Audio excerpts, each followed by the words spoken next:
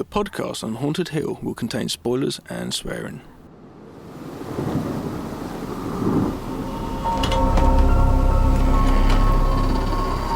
I am the devil, and I am here to do the devil's work. Please help us, Michael. Be one of us. I didn't tell you my name. Hang up. I didn't tell them my name. They're all a part of it. They're all parts of it. Come. It is time to keep your appointment.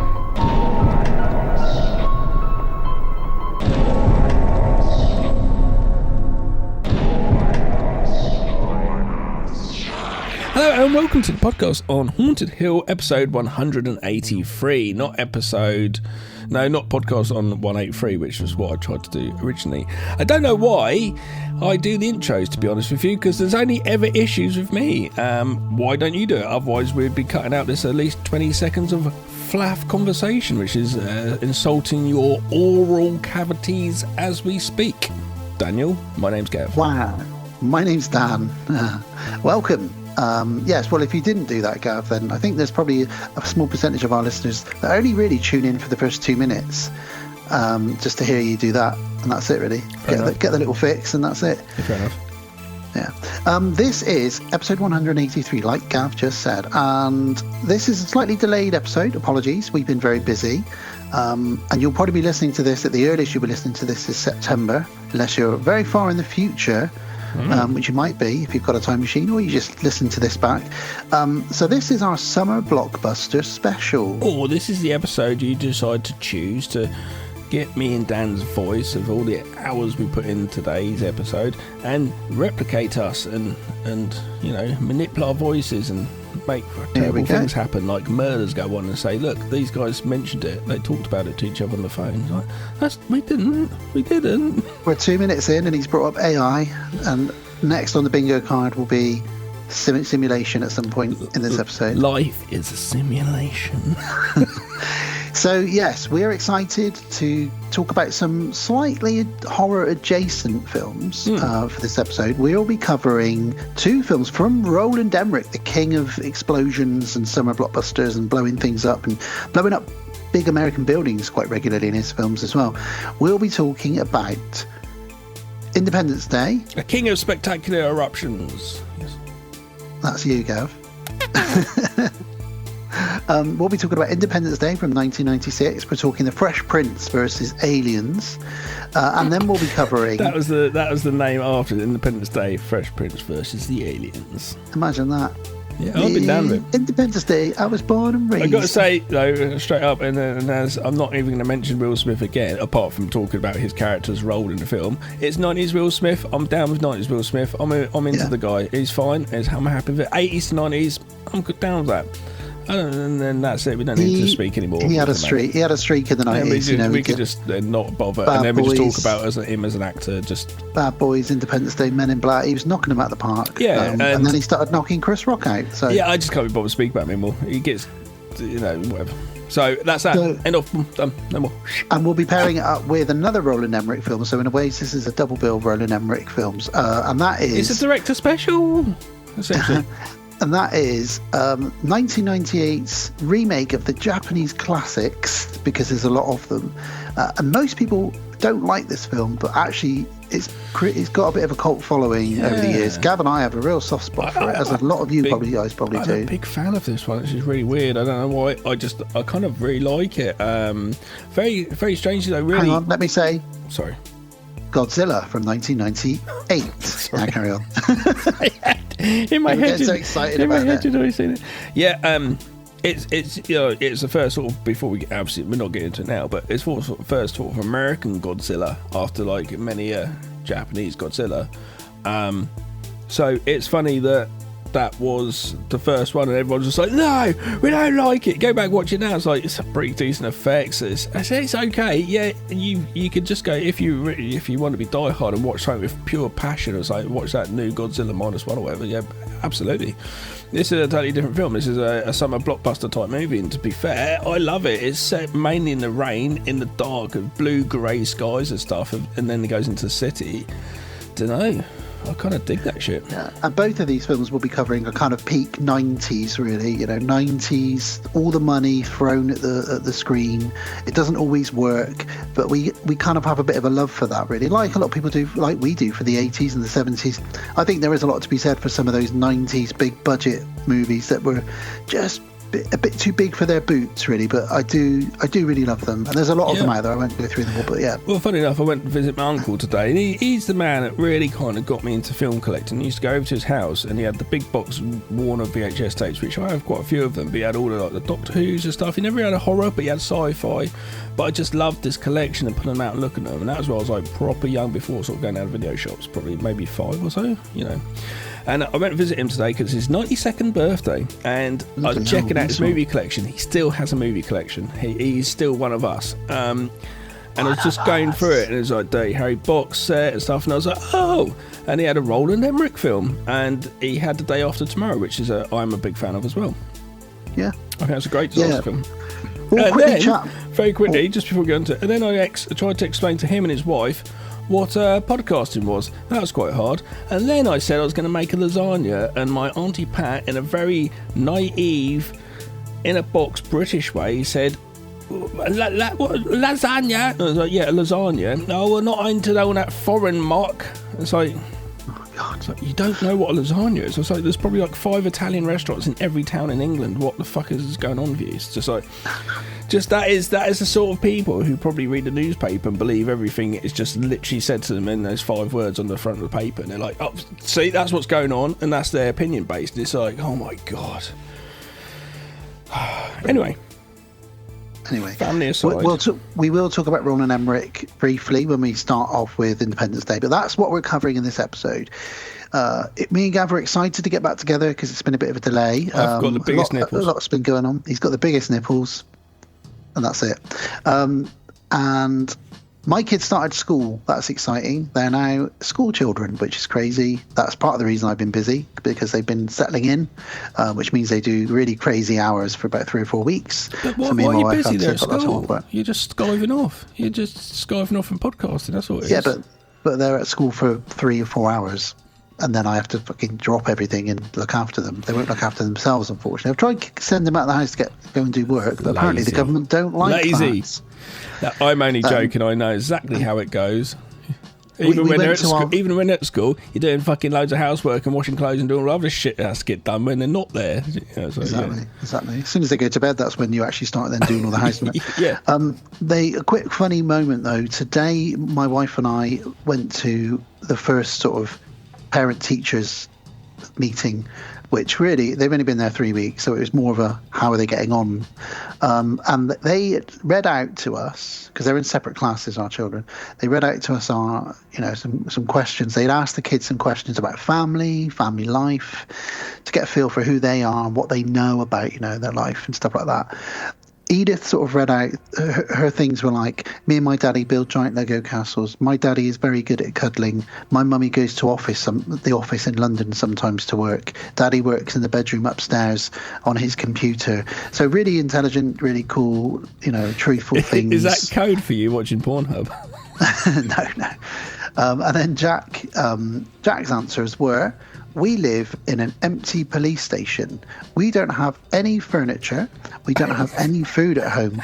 We don't have a TV. My favourite thing to do is watch TV. Yeah. I saw the police station bit. I thought that's amazing. It's like, what the fuck are you talking about?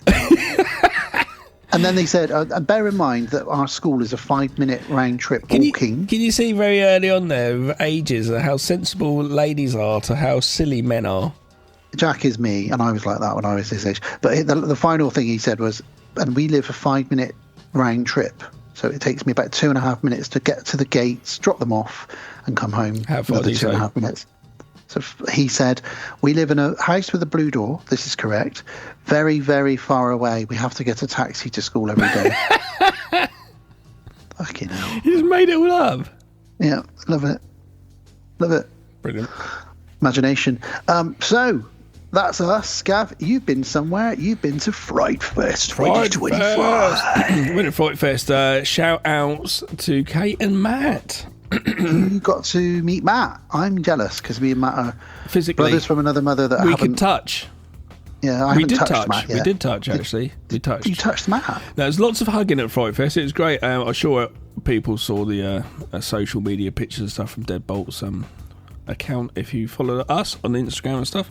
Yeah, it's nice to just hang out all day long. Hanged out with Nick as well, old Teeth Chatterer from Hellraiser. He's been working on some stuff. He's been writing a story for an upcoming comic for us, and obviously he did a little cameo bit in Amanda. But yeah, we're working on some stuff with him, hopefully. It was really great to sit with Matt and chat to him. But it was I wanted to chat to you about skateboarding. So it'd be good to do that at another point. It was just so busy, so many people to talk to, and it's all talking film. But yeah, it's really good. We all sat outside in the sunshine and enjoyed a drink and stuff. It's nice to see Kate. Watched a few films, didn't watch all of them. I missed the first one and I missed the last one. Just because Fright Fest to me, it was like my 22nd or 23rd year there now. I just kind of know a lot of people, so like it's one of those things where you've just got buddies who are into something. Do you know what I mean? Like if you like games or I don't know, you're into something. I know what you mean. Every once a year you just sort of see them, oh, how you doing? And it's really nice to catch up with people, so I kind of missed the movies. It's more about the socialising, isn't it? I like the socialising because sometimes movies, whatever. I do like doing that. I did watch a couple of things. I watched 3 films. Mother of Flies, Adam's Family movie, which was alright. Some nice symbolism in it. It was okay. Watched another movie, Something Bamboo, and it's terrible I don't know the names. I don't really know the name of the next one as well, but I think people will be able to find them if they want to. Pretty decent French movie. Simple fucking idea. It's not really spoiling it. I'll just say the basis of it. Some people tied down in the woods with bamboo. I like it already. Bamboo planted underneath them. Oh, it's going to stab them. It's old Vietnamese torture, apparently. And bamboo goes quite quickly, grows, and it stabs through them. So, yeah, it's all right. It's worth a watch, actually. Bamboo something. It's French. It's called Bamboo. I don't know. There we go. And then I watched another movie, The Rose, or something like that. I'm terrible, aren't I? Our roving reporter, Gav. Fresh off of I didn't even do any podcasting from there this year. I didn't bother. It was a movie just about this kid. The first half an hour had no dialogue at all. It was quite nice. And this kid just being hunted by these 3 guys with like masks on their head, with all sort of tan jackets. The orange tone, there's a lovely orange tone to it all. And they were just with shotguns with white sacks faces, kind of like Jason, Friday the 13th Part 2. It just looking for this girl, and it's not a bad movie. That's okay. The first time director, chatted to the director outside. Tom was fucking pissed out his head. Tom didn't even fucking watch the movie. Outside, I'm going, like, Tom, I'm taking you home now because it's so fucked. So we left the last movie. Tom goes up to the little girl who's in the movie. He's, oh, you're really good. I said to mate, you didn't even watch the movie. It's nice that you complimented her. He said, oh, I saw the trailer. And then he's chatting to the director about writing. I do want to say to the director, he didn't even fucking watch the movie. He was too drunk. He came in at the last minute, just before the credits roll, came up, sat next to John in the aisle, kissed John's knee, then went forward and sat in the lap of the guy in front of us. Rich was funny. But anyway, Fright Fest was alright. It was nice to say hello to all my buddies there and stuff. And yeah, it was alright. And I'll be going there again next year. So, shout out to Martin Unsworth from Starburst magazine. There we go. That's Fright Fest. What have you been doing? Well, just before, I haven't really been doing much other than working and getting the kids settled into school. Just before we get into what I've been watching and what we've both been watching, one other thing I wanted to quickly mention is give a shout out to one of our patrons, Sheila. Thanks for reaching out to us. She was worried about where we were because obviously there's been a bit of delay, but we're back, we're recording. And also, Sheila, I wanted to give you some information. I mentioned a couple of episodes ago that our highest rated episode in about 18 months was the episode that was also a patron pick. It was the Greasy Strangler. However, that has changed now, and we now have Sheila's patron episode, which was the Pope's Exorcist and what did we do? The Pope's Exorcist and Ninth Gate. That is now our highest listened to episode in about 18 months. So our patrons are absolutely smashing it. Whether it's the Greasy Strangler or whether it's, chubby Russell Crowe on a moped, whatever our patrons pick seem to be getting us a lot more listens and a lot more downloads. So thanks for the Patreon picks, people. Yeah, definitely. Yeah, indeed. That's indeed. so funny.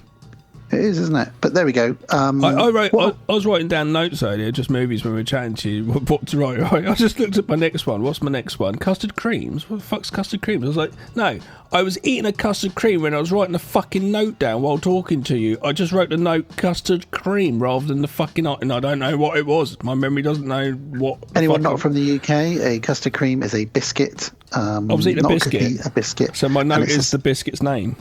It's a little sandwich of biscuit with custard in the middle. My brain would have gone, sweet. That's nice. You've written that down. That's good. That is. All right. Don't think about it anymore. Forget about it. All right. So I don't know what it was. All I know is custard. Right, Dan. So custard cream. There you go. Sounds like a great horror film. Well, I'll kick things off. I am late to the party, but I finally watched Bad Boys 4. Just because we're covering a Will Smith film. Bad Boys.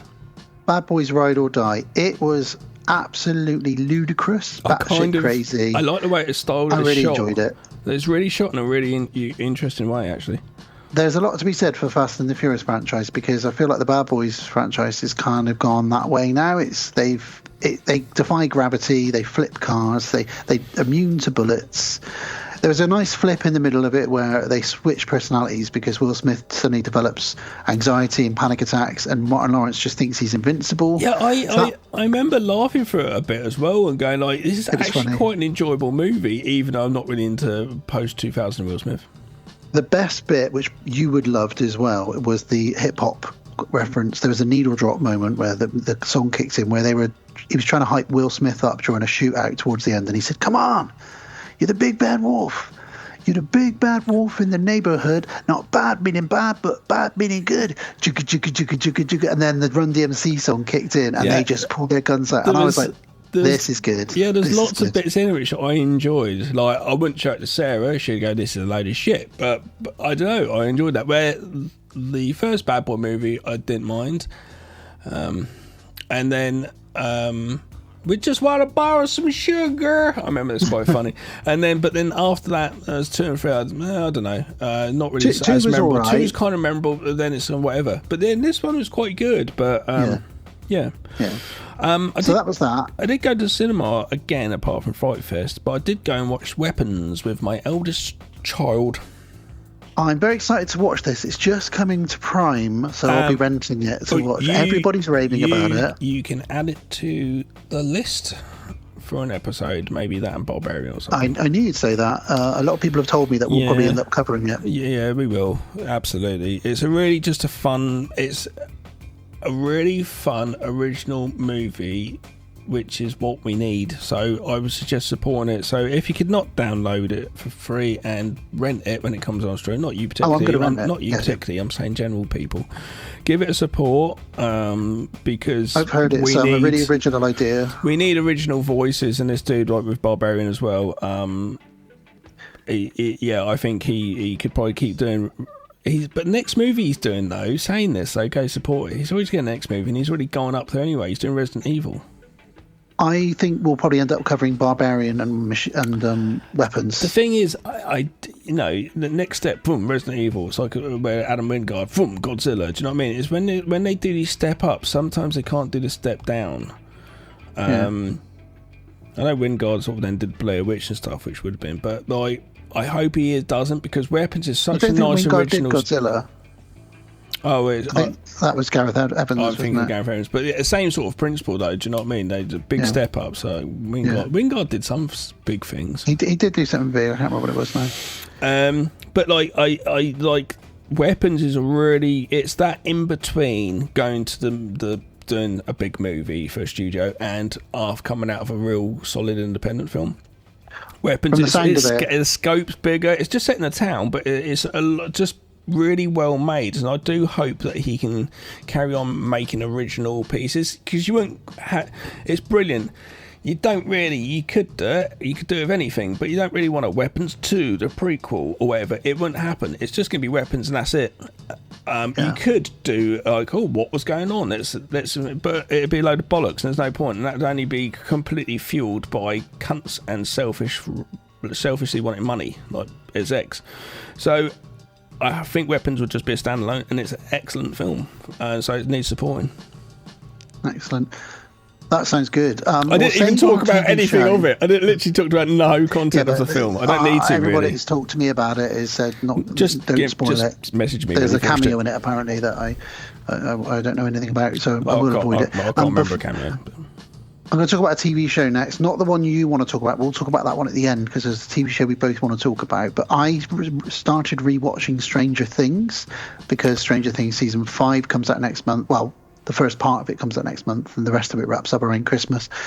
So I wanted to restart that. So I've been very slowly, every now and again, watching 1, maybe 2 episodes on an evening. I'm just finished Season 1. I'm starting Season 2. Great show. Still holds up for me. Does all the nostalgia that I need it to do. But it's also, this time around, I'm really noticing it's actually quite scary. I didn't really, not to me, but I didn't notice how horror it was the first time around. I think I was more interested in the sort of the 80s nostalgia. But this time around, because I'm used to all of that, I think this might be my third watch now of it all. Oh, wow. I'm enjoying just the horror side of it, and actually how they get away with a lot of the stuff they do, considering it's kind of aimed at younger teens. It's got quite a lot of gore and some scares in it, and some great references to horror films for horror fans. So I know you liked Stranger Things. Will you be watching Season 5, the final season, when it comes out? Yeah, I'm looking forward to watching it. I didn't mind it at all. Funny enough, I would probably go back and watch it all again. I know, for example, again, Sarah hasn't watched it, is not interested. She looks at it as like a younger sort of teen type sort of thing, which it is essentially, but it's got other stuff, obviously. So I know it's not for everybody, that sort of thing, and especially now, it's been a long time since that first one came out, so everyone's grown up in a real long time. So I don't know, 2016. I did though enjoy it as a TV show. It was a solid fucking TV show. It had a horror elements, it had mystery, it had a lot of stuff. So I probably would, because I'm such a fucking brainless twat. I forget everything anyway. So for me, it's like watching a new TV show.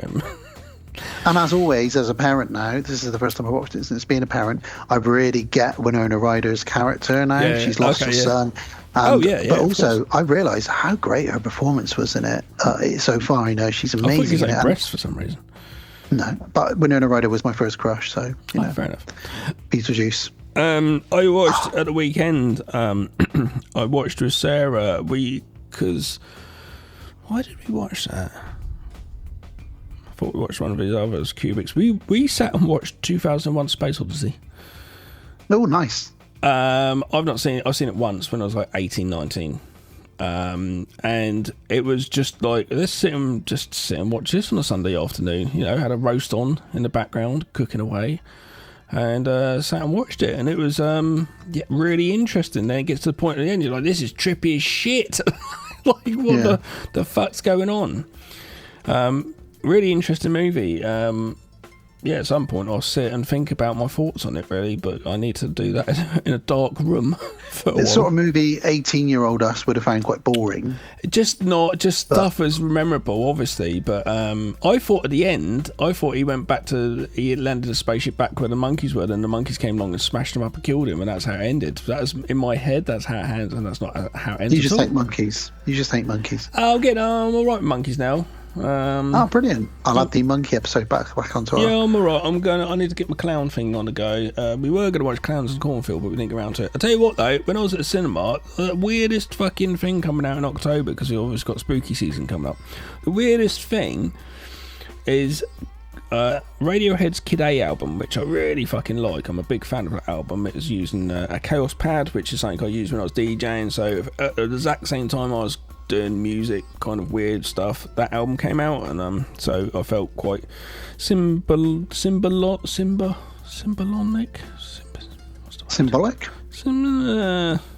Maybe symbolic. Anyway, regardless, I really like the album, and it's coming out in the cinema as a soundtrack combined with Nosferatu. What the fuck? So they're playing Nosferatu. I didn't expect you to say that. Radiohead's Kid A underneath it. So I said to my eldest, I know you don't smoke weed, but that right there is something you'd smoke weed to, because that sounds insane. So I'm a big fan of it. So it looks like I'm probably going by myself to watch Radiohead Kid A, listen to that, because I love the album. and just see a vampire wandering around. Because I once watched Wizard of Oz with The Dark Side of the Moon, Pink Floyd. I've heard. Playing. Yeah, I watched it, and it works. It does work, you know. But it'd been edited together because it doesn't quite work. No, of course. You know, the timing isn't quite there, but it does work. It was just literally some stoner. It was like, yeah, man, let's do this, dude. Yeah, man. But I did watch it, and it put a new spin on it. You know, it's weird and crazy, but yeah. So some fucking acid heads come up with this idea, so I'm going to go cinema and check that out. But yeah, so 2001. You or me? Can I get two? I'll do two. Oh, you slip in two, Daniel. Oh, hello. Only because one of them is. I was disappointed. I watched the Eminem documentary Stands. Oh, yeah, it's not very good. It was like having a wank for about 90 minutes and nothing happening at the end. And the reason I say that is because and I'm unsatisfied. Because what they do is they get about 10 fans, diehard fans, and they basically get them to tell the story of Eminem from their knowledge of him. And, you know, some of them are quite extreme. One of them is the most tattooed Eminem fan in the world. She's got like 25 tattoos of Eminem on her body. Seems quite normal, but she's got all these tattoos. And they chat to them all from all around the world, and, you know, of all colours and ages and, you know, genders. They chat to them all. There's like a trans person on there. There's a couple of black people, white people, French people. They're all on there, and they're all chatting about Eminem, and it's brilliant. And all the way through, you're thinking, oh man, when they meet Eminem at the end of this, it's going to be brilliant. And right at the end, the director says to them all, so what would you do if Eminem walked through the door now? Were you expecting to meet Eminem today? And they're like, yeah, I was. Oh my God, if he walked in the door, I don't know what I'd do. He doesn't walk in the fucking door. That's the end of the documentary. What? Who on earth for that? What producer thought this is a great idea? So are we going to show him? No. There's even, and he's in it, you know, and he does talk, and he talks about his fans. Why doesn't he meet them? Because he's a documentary about his fans. Exactly. I don't know why they did that. But the cruelest thing they do, right? They get this one girl that's been a fan of him. Is Jeremy Beadle set it up? No, but the cruelest thing they do, right, is there's one girl who moved to Detroit, and she got a job in the same sort of McDonald's style fast food restaurant that he worked in for years. And she works there now. She's worked there for 10 years. And at the end of the documentary, she sat in the cafe that she still works in, and they're talking to her about what it'd be like to meet Eminem. And outside, you see a big Hummer drive by, and you think, oh my God. And then they cut to Eminem in a Humvee, chatting. So it's not the same place. This is from a filmmaker's perspective, and I've made documentaries. This is a cheap ass motherfucking documentary. It was enjoyable. Cheap tricks though. Yeah, it was enjoyable, but I dropped it a point for the trick it played. So anyway, not watching it. Watch it, but don't expect much from it. Then the other thing I wanted to mention, and then I'll go back to you, is I thought I'd seen it before, but turns out I haven't. I watched Dracula from 1979. Frank Langella, Laurence Olivier. My God, that was good. I've not seen it. My God, it was so good. It was like if Hammer Studios had been given a really big budget and could hire Oscar-winning actors like Frank Langella, you know, and Laurence Olivier. Laurence Olivier as Van Helsing is amazing. I didn't know that. Yeah, it's really good. It's really sexy, romantic, gothic. It's everything you want a Dracula movie to be. And I thoroughly enjoyed it. And it's now probably in my top 3 Dracula movies of all time. What's the other two? Obviously, Bram Stoker's in there. Bram Stoker's number 1. Thanks to Matthew Godley, one of our patrons, for making me realise when we covered that. Oh, yeah. That is. And then Universal for the second. Probably Universal. What about Horror of Jack, the American titled Hammer? I like some of the Christopher Lee ones. They're all enjoyable, but they're not in the top 3. The Universal one is much better in my opinion, much more atmospheric. I might have to watch some of the Universals again this year because I do like those films. Yeah. So that was my doubler. Speaking of the documentary, that Charlie Sheen documentary came out. It was fucking really good. Yes, I can't wait to watch that. I really enjoyed it. I've always been a Charlie Sheen fan. I really enjoyed the fact that he at one point, there's some crazy shit goes on in that documentary. At one point, he was smoking 7 grams of Coke Rocks in one hit. 7 grams in one hit. How is he still alive? No, fucking Sean Penn's there going, his biology. Sean Penn being all fucking cool, man. His biology's all different, man. You know, he's just fucking no one like Jai. That's what Sean Penn's like. Yeah, it's a really good documentary, well worth a watch. I thought they could bring up the Clint Eastwood stuff a bit more. I only had Clint Eastwood ring them up one time saying to him, "Hey kid, we'll sort it out. We don't want to lose you." That's about it, really. Because obviously he did a film with him. It's on Netflix UK and probably Netflix everywhere now. It's really decent. Getting on to... I've got to watch it. Yeah, definitely. Getting on to something else, though. Sarah and I, Friday night, we're like, right, let's watch a horror movie, and we look at each other like... Normally means we both check out our lists. Do we have anything corresponding, crossed over? We could go, oh, let's watch that movie. Let's see if there's anything new on Netflix. Let's see if there's anything on Disney. Let's see if it's on Prime. Oh, Prime's got fucking thousands of horror movies. Like, right, so we're going to spend next hour. We'll find a movie. We'll put it on. It'll be shit. We won't watch it all. You know, it's that thing. No. Within moments. I was like, The Cave. I've never seen that, and we love caving videos. Well, I quite like people being stuck in... I don't like people being stuck in caves, but I like watching the videos because it's creepy as old shit, and it's just like, oh my god. So I was like, The Cave, I've not seen this, and this was kind of buried. It's like that type of thing when movies come out at the same time. The Descent and The Cave came out around the same time. So Yeah, they did, yeah. So no one thought about The Cave because everyone's like, Descent. You know, Dog Soldiers director. Wah! We watched it. That's a really good film, The Cave. Yeah, it's good. I've not seen it. It's the first time the cinematographer, his first movie that he shot, and it's beautiful, and it must have been in some fucking hardcore conditions. It's an excellent film. The effects are good, the story's good, the acting's good, it's fucking well produced. I recommend watching The Cave if you've not seen it. Yeah, it's definitely good. It's not as good as The Descent. That is just no, up that's there, what Sarah said. But at the same time, it's a pretty decent movie. So and they make a good double bill if you want to watch. It's better than The Descent 2, I'll say that. When I got home from Weapons, I was like, fuck it, I want to watch another movie. I watched Hostel. And then last night with Sarah, I watched Hostel 2 because she's a Hostel 2 fan. And I said, is that just because it's a lady's perspective? She went, no. She likes it gets to it quicker. Then we discussed the fact that I was like, yeah, but you need Hostel 1 to set up the storyline and the characters. And then we're going like, well, if you watch Hostel 2 without that set up and just went into it like that, it would work as a movie. And I said, yeah, it does work. But anyway, Hostel 2 is pretty good as well, so I enjoyed that. Hostel 3 is not good. No, and the director died recently. Hostel 3? Scott Spiegel. Oh, wow. So rest in peace. Speaking of which, Robert go on Redford then. died today, so rest in Yes, peace, Robert he did. Redford. Not really done any horror though, to be fair. No, but he's a very classic actor. Yeah, totally. Yes, gone. I've got one more to talk about before we talk about our one that we both realised we were going to be talking about. Yeah. So very quickly, I watched The Endless as well. The Endless.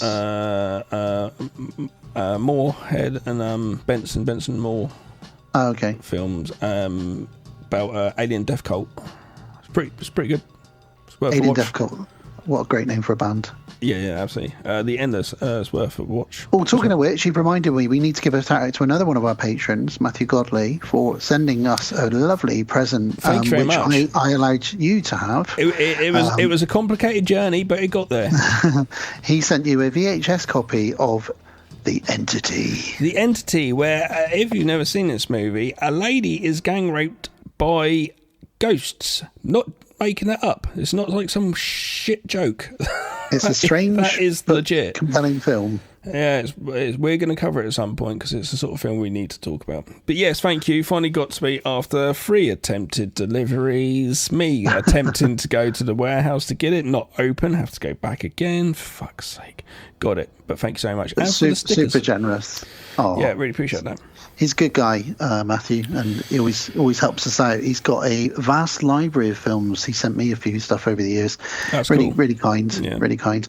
The other one I was going to talk about before we talk about the TV show we've both been watching, I watched a recent movie, The Monkey, Stephen King, directed by Osgood.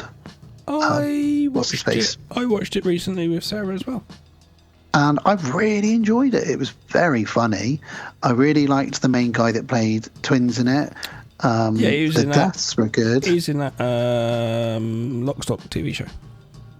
Oh, that's where I've seen him before. Yeah, I didn't mind the film. Towards the end, I got a bit bored of the twin gimmick. But I thought it was a really fun film. Had vibes of sort of Final Destination, but also a few other things in there. The deaths are the way to say it, for sure. Yeah, but it was really enjoyable, and I'll be rewatching it in October because I'll be doing all Stephen King films from my 31 Days of 31, which is creeping up on us. So I'll be rewatching that in October for that. That was the last film. Yeah, I've got no agenda for the 31 yet. So you and I both wanted to talk about a TV show we've both been watching. I have no idea what you think of it. You've no idea what I think of it. But I'm talking about the most recent Disney Plus. Go on. Go on, what were you going to say? I was going to say, I think everyone who watches it is probably going to be, unless you're crazy, is going to probably have a positive opinion. Yeah. Alien Earth. Really good. Which is the TV show that is, so far as we record, there's been 6 episodes, there's 2 more to go. It takes place 2 years before the events of Alien. And I'm really sucked into it. Right from the first 2, they released 2 episodes on the same day, and then it's one a week, and I like that. Are you up to date currently as we speak? Yeah, I haven't watched. Yeah. Obviously, the new episode will be out tomorrow as we record. Yeah, I've got to wait till I'm with Sarah. There's only 2 episodes left. I know. But what I was going to say was, whether you like it or not, I think you would. Episode 5 is one of the best, is probably the best piece of TV horror Without spoiling I've ever it, seen. what episode's that? It's the flashback episode where we find out what happened on the ship. Yeah, to the point when I went back with Sarah, I was like, because I was so enjoying the flashback when we went back to the young kids again, you know, the ones. Yeah. Because I don't spoil it. I was a little bit like, no. But that episode, it's like a standalone movie. It was an hour and 5 minutes long, and I'd happily just watch that episode as a horror film. Yeah, absolutely. The gore is insane. The effects are incredible. They're mostly practical. I think you could do that You're as well. talking xenomorphs, and it's the first time they've ever had practical facehuggers. It's people in xenomorph costumes. You can see it's people in costumes for sure, which is kind of nice in a way, though, because it's kind of like, well, it's there. It's right in front of them. It's sliming actually on their faces, you know? And this is no spoiler, but it's not just about the xenomorph species. It's about 4 or 5 other species of aliens that are equally as nasty, but in very different ways. Particularly my favourite is, and I think everyone's favourite, is the eyeball alien. That eyeball alien is something magical and disgusting all at the same time. It is, without getting in spoiler territory, it is like thing like what's its beef with xenomorphs? Like, what's going on? I know. It's great, and there's 2 episodes left. I'm really glad you're loving it as well. I don't think how you can't. The production of it, just on a visual level, it looks like there's a nice bit of grain in there and stuff. It looks like the colour tone they've got, the palette, the way they've got their costumes, everything looks like a fucking early, mid-70s film. It looks, and I know it's easy to do that. I do that myself. I make the films look certain ways, but there's such an attention to detail. It's been produced so well with someone who fucking loves that shit. Has done it with absolute respect. One thing that might put some people off, and I know online people don't like, is they use contemporary music in it. So they're using much more modern music. Right at the end they have a song. Right at the end of episodes, it's like a thing. It doesn't bother me that much. No, who gives a fuck about that? If you're thinking about that, you're a twat. Simple as that. Oh, I'm glad. So yeah, that's us recommending Alien Earth. It'll be 8 episodes in total, and they're about an hour each. So you've got an 8-hour Alien movie to watch, and if you like the Alien movies, you're going to love that. And I'd happily go through that and watch it again. That TV show. If they could do 1 season as well, it'd be nice. You know, I'll probably binge the whole thing in a couple of years again. Absolutely, because I love waiting for the week by week. Don't get me wrong, but it makes it old school, doesn't it? And Makes it like when X-Files or Twin Peaks was on. Oh, I love those days. Yeah, back in the days. Shall we get on with this motherfucker? Yeah, so we're doing summer blockbusters. So before we go to our first trailer with trailer voice, it will probably be him doing it because he did all the summer blockbusters. I thought we'd have a quick discussion and review of summer blockbusters. No, we'll do that when we get to Independence Day. We're just going to quickly talk about summer blockbusters. What is a summer blockbuster? And just to jog some people's memories, and then talk about some of the biggest selling and blockbusters of all time, that kind of thing. Well, we know straight away off the bat, I know you're going to do this, but straight off the bat, the only knowledge I'm going to give you is that it was coined from the phrase after the first one being Jaws topped everyone's like, oh my god, and it obviously being a summer movie, they went summer blockbuster. That's kind of where it came from. Am I correct? Yes, Jaws is historically known as the first summer blockbuster.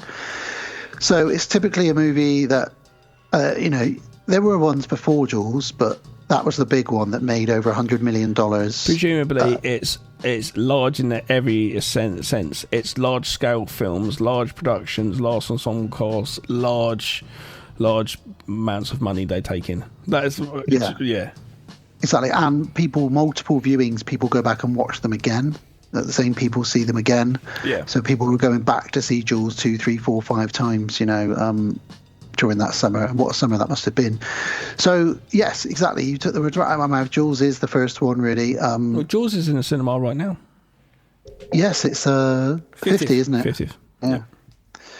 Yeah. So that's Jaws. So I just thought we'd have a quick chat about the 70s, 80s, 90s and what some of the highest grossing movies were of those decades, just to give people an idea of what we're talking here. And obviously Godzilla, when we get to it, is considered a flop, but it still was a summer blockbuster of sorts. That's the reason I'm going on this tangent. The thing really. is, though, watching very quickly, sorry to interrupt you, but watching Godzilla now, like you watch it and you go, the movie's got such scope and stuff to it. There's a lot of films come out now and it's not very good.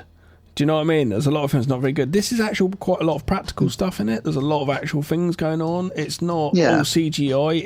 It's really a lot of attention to detail. So to look at it then, I think we were all blinded by the fact, especially in the 80s, blinded by all these amazing movies coming out at the same time. When another movie, which is just a bit under the level of that amazing movie we were into at the time, we go, whatever. Like The Cave and Descent, and come back to it and go, that's actually a pretty decent film. And you watch it now compared to films that are coming out now, you go, if this film came out now, you'd be like, it's fucking well good, The reason I'm only really taking a look at the 70s, 80s and 90s is they're quite prolific years, but also after the 90s is where the CGI really started coming in. So unfortunately, and I love them, but a lot of superhero movies are going to be blockbusters now, those Transformer movies, those kind of stuff that people don't necessarily all like, because they're all CGI and they're easier to make, although they still cost a hell of a lot of money. But yeah, so let's get into that then. So 70s. So the highest grossing movie of the 70s wasn't Jaws. Jaws was number 2. It was actually Star Wars. The original Star Wars from 1977 was the highest grossing film of the 70s. But again, off the back of, Jaws, George Lucas was like, right, I'm going to make myself a summer blockbuster, because he's buddies with Spielberg, so he would have wanted to get in on that. Quite surprising, though, with some of the ones after that. The third highest grossing film of the 70s was The Exorcist for us horror fans. Okay. Because of the controversy around that, and people wanted to go back and see it, and then the hype, and people were being sick in the cinema, and all this stuff, rubbish that you read about, it's a cursed film and all that kind of stuff. So people wanted to go and see it. Sucking cocks in hell. Number 4 was Enter the Dragon. Because Kung Fu was fucking big in the 70s, man. People loved Kung Fu. Bruce Lee in the 70s. I fucking love it when these things come in like that. So you got a certain period, you can watch a TV show, and all of a sudden it'll just be like, in Colombo, there's someone doing Kung Fu. It's like, why is there someone doing Kung Fu in Colombo? Oh, it was popular at the time. Yeah, and when you've just reached the 80s, because there'll be a ninja. The 80s came around in the... the ninjas came around in the early 80s. So if you're watching Magnum or the A-Team and they have to suddenly fight a bunch of ninjas, you're in the 80s. I've started shooting our fake ninja trailer for the ninja movie that me and my son Elijah are making. We went out and filmed a couple of shots the other day, and we call it Ninjid. So it's like Ninja Kid, Ninjid. Nice. That's what it's called. Like injured, I suppose. Ninjid. Yeah. Love it. Yeah. And then after that, weirdly, Grease was number 5. So, it's a big movie. Everyone knows of it. Close Encounters of the Third Kind was number 6. Let's have a triple bill, shall we? Exorcist, Grease, and Enter the Dragon. That would be a crazy one, wouldn't it? Superman, of course, it had to be on there, but really surprisingly, at number 7. Not sure why that was so low down when it's considered the biggest, or one of the biggest and first superhero films of all time. Smokey and the Bandit at number 8. Burt Reynolds gets in there. And then we've got The Godfather, the Rocky Horror Picture Smokey Show. and the Bandit next to the exit. Yeah, I love it. Next to the exit. So I'm sure William Friedkin would love to be in this list amongst these movies. Rocky, Alien was the 18th highest grossing film of the 70s, which is still decent, Yeah. So that's the 70s. So that was where they were born, really, the summer blockbuster. So onto the 80s then. I'd love to be in the cinema at first when people knew nothing about Geiger, nothing about aliens, nothing at all, and they watched that first movie and like, what the shit? That John Hurt scene would have blown everyone away, wouldn't it? You have xenomorphs in the first Alien, yeah? Yeah, of course. Yeah, of course. Okay, sorry. I was just thinking, did they Only one. just come out in Only Aliens? one. Okay, so Aliens was multiples, yes. The alien is hunting them down, and the facehugger's gets on Kane's face. Must have shit people up. Yeah. So on to the 80s then. Now you'll notice that Mr. Spielberg is all over this, and Mr. Lucas. So number one highest grossing movie of all time is obviously E.T. in the 80s. Everybody knows that. It was at one point one of the highest grossing movies of all time ever. That's been punched down way down the list now since we've had all the superhero movies and Avatar and all that come out. And I will get to the all-time list later. But E.T. was number one. Number two was The Empire Strikes Back. And number three was Return of the Jedi. I saw The Empire Strikes Back as a kid in the cinema, so I paid my way. Well, my parents did. Number four was Indiana Jones and the Last Crusade, so the third one. I watched that again a couple weeks ago.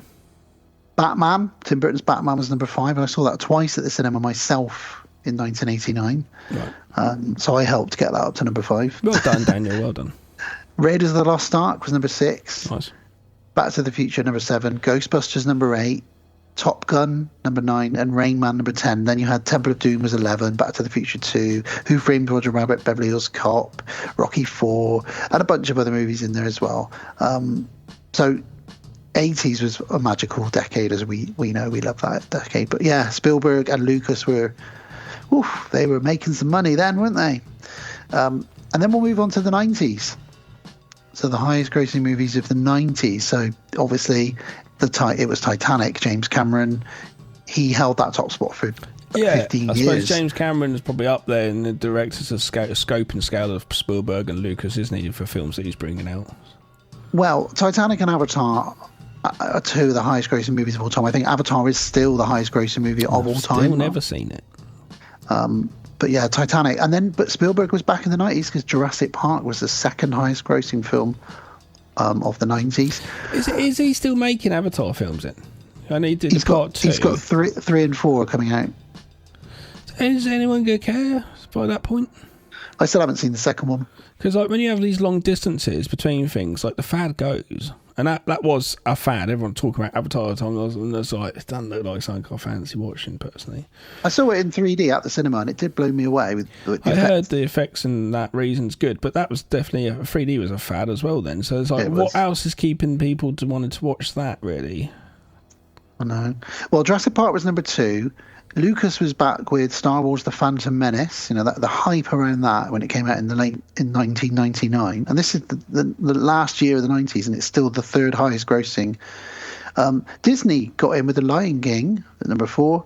Independence Day was the 5th highest grossing movie of the 90s. It made big money. It was an event movie. I bought it on VHS from a shop that gave you a free T-shirt of Independence Day when you bought it. Back then, you remember those days? You used to get a T-shirt when you bought it from like Woolworths or whatever. Forrest Gump, 6. Sixth Sense, number 7. Jurassic Park 2, The Lost World was number 8. Men in Black, Will Smith was in at number 9 as well. Armageddon, Terminator 2, Ghost, and then it just goes on, to a few others like Home Alone and a few other ones. Like The Matrix is way down now. I thought Home that Alone was should really definitely not be a summer blockbuster. It's set in the fucking winter. I don't know why. But that is the 90s for you. No sign of Godzilla. That is one thing. The summer blockbuster is definitely one thing with Jaws set present. Really, it's set in the fucking summer as well. So like, you could probably go through that list you just had and have movies which are not that. Which I feel like in a way you kind of need that. It gives it that, it's set in the summer. It's coming out then. It's a summer blockbuster. Do you know what I mean? I know it doesn't. There's no rules, but. Well, I now have the definitive summer blockbuster top 10. So these are films that are considered summer blockbusters the year they came out, and they came out in the summer. So, Jaws, number 1. The Omen, number 2. Star Wars, the original, number 3. Grease, number 4. It's lightning. Rocky 2. Rocky 2. Which is, I prefer it to the first one. The Empire Strikes Back. I've seen it once when I was a kid. Raiders of the Lost Ark, E.T., Return of the Jedi, and Temple of Doom. So that's your top 10 of all-time summer blockbusters. Because finally, I'm going to talk about the highest grossing films of all time. And this is where you'll see CGI come in and kind of like change the game, and make films like E.T. and that are way down the list now because of these films. And you'll see a trend here, Gav. Also, you say CGI coming in, also high grossing because it still costs money, but I know computer graphic engineers get paid peanuts to work slave hours to make these graphics for these films with like the CGI. So that's why they're getting more of a profit on it, and that's why they're probably coming in better because their overheads are lower because they're not actually doing prosthetics. And ticket prices are more expensive. And ticket prices more, so those things. So it might not be that the content is actually mainly better. You know what I'm saying? So, highest grossing movie of all time is indeed James Cameron's Avatar. Very cheeky because it was overtaken by Avengers Endgame. And then he re-released Avatar in the cinema to mark its like 5th year or whatever, or 10 years, and then pipped it back to the top spot. Cheeky boy, Mr. Cameron. Because it's just adding back on to what he already had. Yeah. Okay. So number 2. He wasn't going out to do that on purpose. He was just releasing it because people, want to see it. So, but yes, in this context, it looks like he's like, hey, I'm going to do that. But obviously, that's not the case. It's very minuscule because that was 2.9 billion worldwide gross.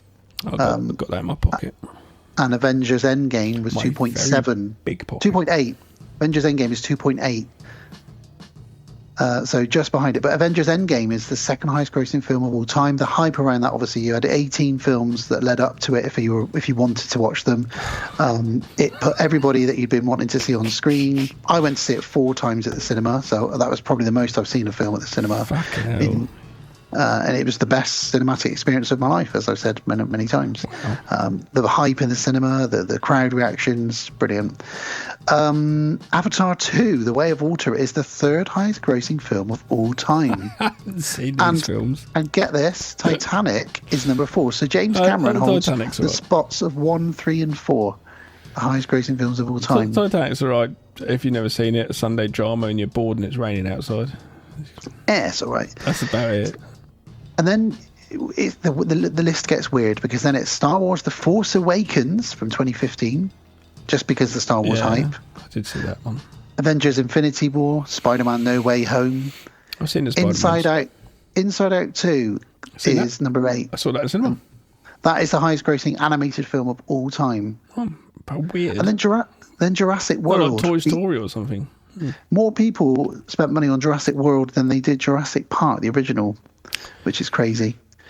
And then the rest of the list I won't bother because it's all superhero movies and Fast and Furious movies and Pixar movies. But very quickly, they just with like Inside Out 2, it's because the first one didn't, because people didn't know what it was, and it got on such a big thing.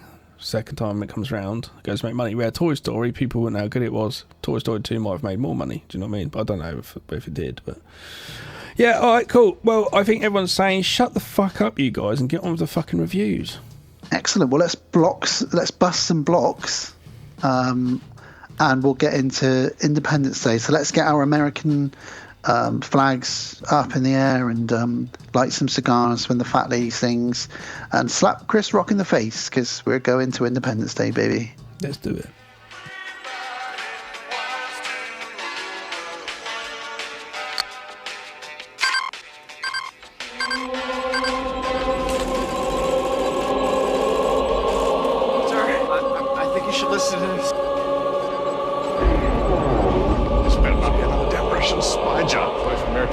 Say the skies are clear.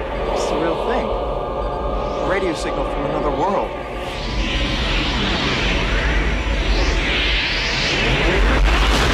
Mr. President, our intelligence Intelligence tells us the object is settled into a stationary orbit. Part of it is broken off into nearly 3 dozen other pieces, smaller than the whole, sir. Yet over 15 miles in width themselves. Where are they heading? They should be entering our atmosphere within the next 25 minutes.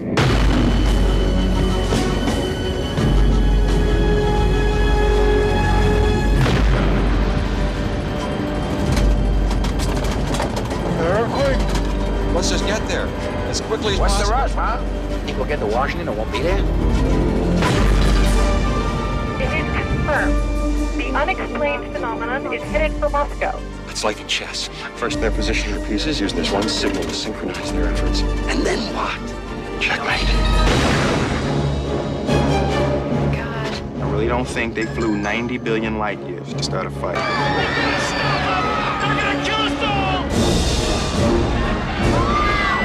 God, I hope they bring back Elvis. There's gonna be a lot of frightened people out there. Yeah. I'm one of them.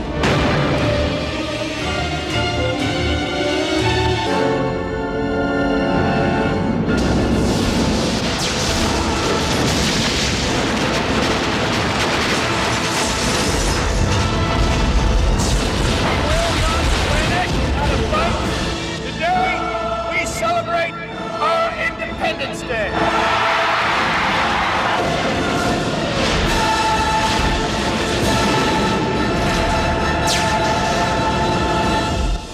Something you want to add to this briefing, Captain Hiller? No, sir. I'm just a little anxious to get up there and whoop E.T.'s ass, that's all. Independence Day from 1996, rated PG-13 or 12A in the UK. 2 hours and 25 minutes. Oof, it's a big one. The aliens are coming. No, the aliens are coming, and their goal is to invade and destroy Earth. Fighting superior technology, mankind's best weapon is the will to survive. The Will Smith to survive. Oh, baby. Oh, baby, like raw. Now, it's directed by Roland Emmerich. So before we get into our thoughts, initial thoughts of this and when we saw it and that kind of stuff, we'll just quickly have a quick chat about Roland Emmerich. An interesting German director who has definitely made a name for himself doing sort of big disaster type movies, explosions and whatever.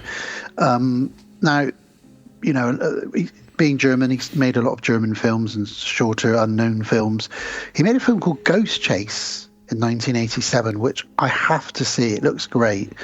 1987. It's also called The Hollywood Monster, I think in the US title, but it's also the international title is Ghost Chase. Looks great. It looks cheesy. It's got 4.3 on IMDb. Might check it out at some point. He then made a Moon movie, Moon 44. Then he made... You keep talking. Just go grab my notes. Just keep talking. Then he made Universal Soldier, starring obviously JCVD, Jean-Claude Van Damme, and Dolph Lundgren.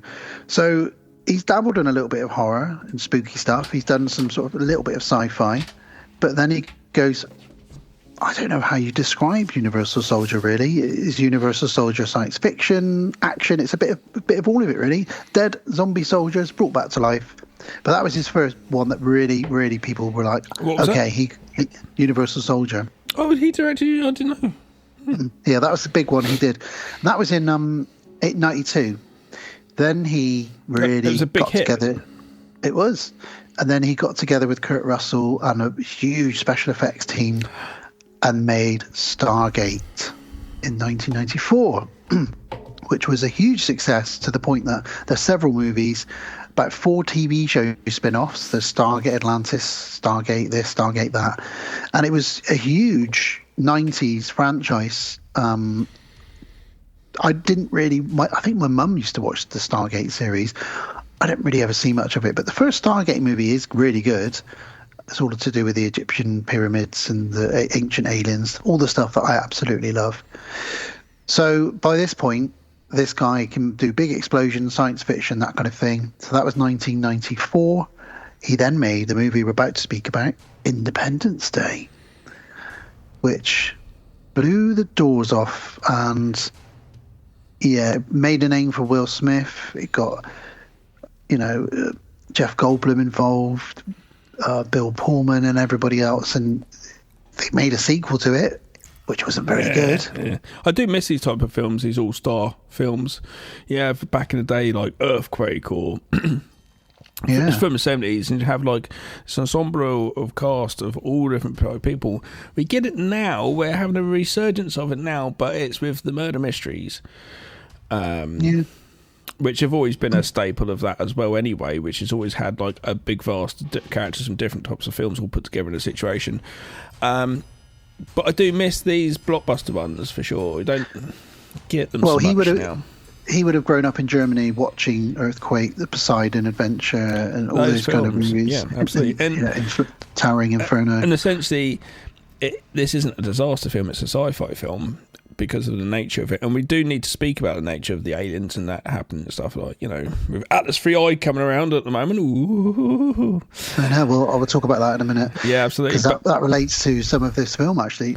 I thought it was Atlas 31. Atlas 3i. No, because it's a third interstellar I've been object. calling it 31. No, it's 3i, third interstellar object. Because I was in the science museum with the kids on the weekend, and we were talking to the lady about comets and meteorites, and she said, "Do your kids want to touch a real meteorite?" And I was like, "Do they? I do." So she got a box out. I want to be the Stephen King in Creepshow.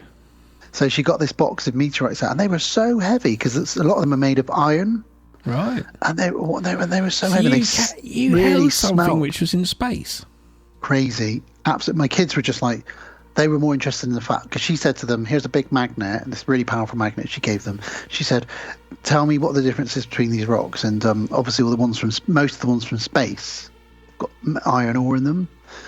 And she was just like telling me about these different rocks, and I was just holding all these different rocks and thinking, this has been like millions of years away, It's crazy that I'm holding this. But yeah, anyway, I started talking to her about Atlas 3i. I was calling it Atlas 31, so she probably thought I was stupid. But we'll get onto that because there's some parallels to Independence Day. Yeah, I agree. Then after Independence Day, 96, he took a rest while he started post-production on Godzilla. So that was his next movie, which he regrets. He really regrets. Spielberg phoned him up and said, "Do not make this film." Spielberg. No. Sound like he's Spielberg. Is that Spielberg's fucking whack cousin? I made a new movie. Bob Spielberg's my name. He phoned him and said, "Don't do this. It's the Japanese originals are so beloved." And he was right. He probably shouldn't have done it, but he said he now appreciates the cult following it's got, but he still wishes he hadn't made it in some ways. He steps away from the big blockbuster movies in a way for his next movie in 2000, which was The Patriot with Mel Gibson. It did do well, but it wasn't your kind of typical... Yeah. It was more of a historic Braveheart style movie. But yeah, I love this film. It's very good. Which film? Independence Day. Yeah. Oh, sorry. Did you not want me to finish? Well, you can do. What else are you talking? What else are you doing? But only because they relate to the films we're watching. In my head, we started going into Independence Day. Then he did The Day After Tomorrow, so another big bang explosion, end of the world style movie. Yep. That was in 2004. I like. He made that 10,000 BC movie, which I didn't really like very much. Have you seen that? All about the caveman. No, I saw the picture. The Japanese are planning something bigger. Then he did 2012, which I really liked. Just a minute ago, so the Japanese are playing with something really bigger, cutting on you. But it's gone again now, so don't worry about it. What? Sorry? IMDb just wanted to throw something at me. Don't worry. It's on the recording. Okay. It's on the podcast. Yeah, so then he did 2012, which came out in 2009, confusingly, which I quite liked. 2012, The End of the World. For no reason at all, the world just begins to end. I think John Cusack's in that as a limo driver. I remember liking Day After Tomorrow better. But yes, but same director doing it. So he does... If the thing is, though, he knows how to, in scope to... do it with all these because Day After Tomorrow is very worldwidely with adventures to it and stuff. Then he did White House Down, which is another Michael Bay style big explosions. It's kind of a disaster movie because it's about terrorists.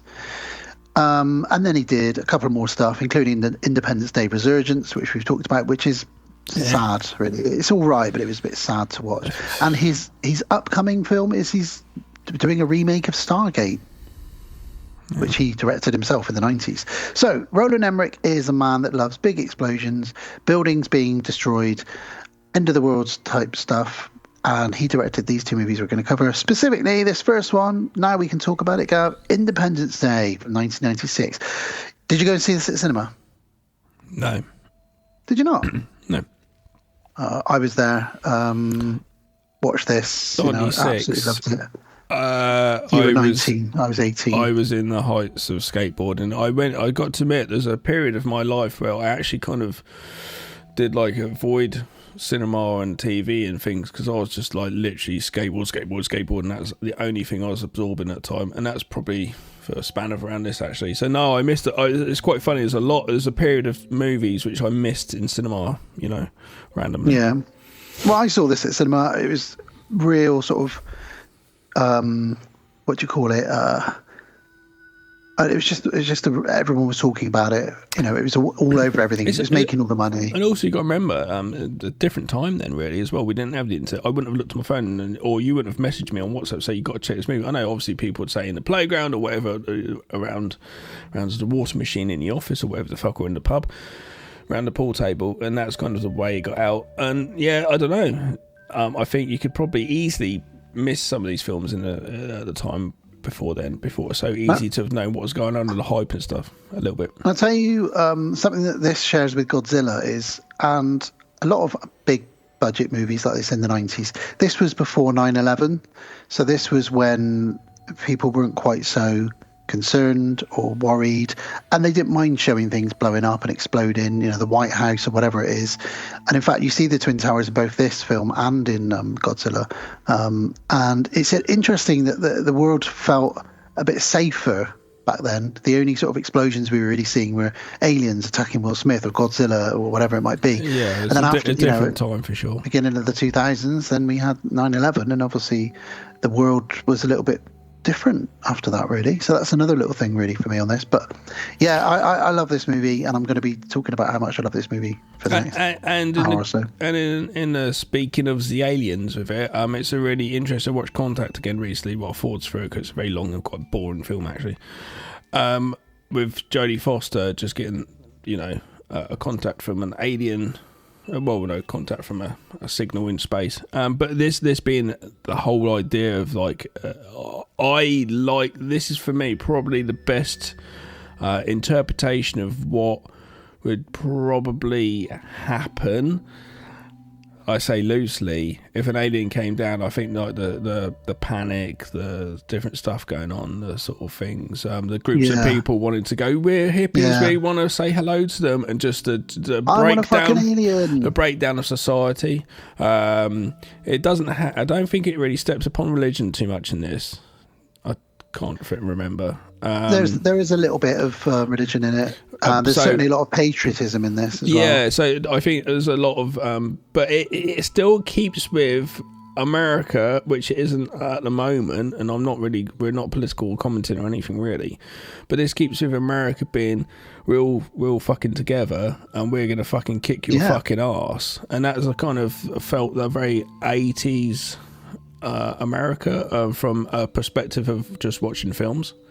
Yeah, I know what you mean. As a kid, you wouldn't fuck with America, and I feel like this is still one of those last films, which is they all come together to fight fucking spaceships and they get the best pilots. And in some ways, that's quite a positive, because it shows that a country or the world, everyone comes together regardless, can pull together, regardless of what you are, who you are. I was actually listening to a podcast yesterday about the government's secret sort of zombie apocalypse protocols they've got. They just in case they've got these alien invasion, they have to write these things, governments, and they were basically saying the takeaway from it was there are two types of people when it's the end of the world. They're the people that they'll just see it for themselves, the looters, those kind of guys. And then there's the people that will go above and beyond for their fellow man. And there'll be more of those, they think, than there will be the looters and the people who are in it for themselves. The looters and the people who are in it for themselves will slowly start to wean itself out because of their nature of their selfish ways. People won't stand for it. And it would go where the groups of people who are in communal, which are more positive, would strive, for sure. Totally. This movie stars. So what I'm saying very quickly, names. finish that very quickly. What I'm saying is that maybe we need a spaceship to come down to bring everyone together. And we've got Atlas 3I coming down. Well, we don't know what it is. There's speculation it could be a ship. It's slowing down. It's changing orbit. Apparently, it's released some frequency of sound, which is strange, and it's also maybe heading towards Mars. So, who knows? Well, we won't know until November what is really going on, because it's going behind the sun for almost the whole of October, and then November we'll know a bit more about it. But it's exciting. I do read up on it every couple of days. I like it, but yeah. Rabbit hole. Don't get scared, people. You get on a dangerous rabbit hole with it. So, top 3 actors in this, obviously Will Smith. Bill Pullman is probably my favourite in this. I've never liked Bill Pullman. Oh, what? I don't know why. I just don't like the guy. He just feels so safe. I don't know. I just don't know. In my opinion, he's phenomenal in this. That's why he's the president in this, but I've never really been a fan myself. Jeff Goldblum, hot off of Jurassic Park, is love in this. Jeff Goldblum. You can't not love Jeff Goldblum. He's brilliant. And a couple of other people to mention. Randy Quaid. Yeah, Randy Quaid is insanely good in this. Playing a fairly crazy person in this. And in real life, him and his wife are conspiracy theorists and believe that aliens are coming to take us away, and he's going through loads of crazy stuff in real life. We've also got Data from Star Trek The Next Generation shows up. Is Brent Spiner, his name is. He plays a crazy doctor in this. Yeah, to be honest, looking at it... Sorry. Okay. No, that's... and then we've got Vivica Fox. Adam Baldwin shows up briefly, one of the lesser known of the Baldwins. Yeah, I was going to say, looking at this now, I was like this big ensemble cast. You look at it, you're like, well, not really. The money went on the effects, really, because Will Smith wasn't really that big at this point. Jeff Goldblum. No, but he's leading it. Yeah. They got on it James Duval, who was he was the rabbit in Donnie Darko. He was. And you've also got... And he was in a movie where in the background he's listening to hip-hop with his other gangster friend who's in Half Baked, and in the background the song they're listening to is mine. Ah, there we go. That's my claim to fame. And you've also got Robert Loggia in this as well, who is an old school actor. And he is, my favourite role of his ever was as Tom Hanks' boss in Big, when Tom Hanks suddenly becomes a human, an adult, and gets a job in a toy office.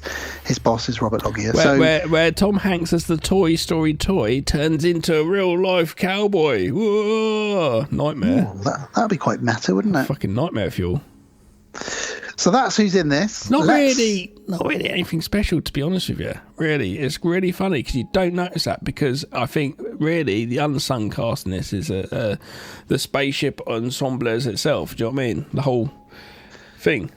Yeah, people who come to this to watch the explosions and see the spaceships. And it's great. This film just has fucking scope. You messaged me after watching this going, that's a fucking great summer blockbuster. And I watched it almost twice in the same week, because I was just like, first time writing notes is very hard for a movie like this. You need to just sit and watch the film, because it's got everything you want as an enjoyable. It's got the cliched storylines, the 3 acts, everything which the human body resonates with perfectly to enjoy the thematic story of the movie.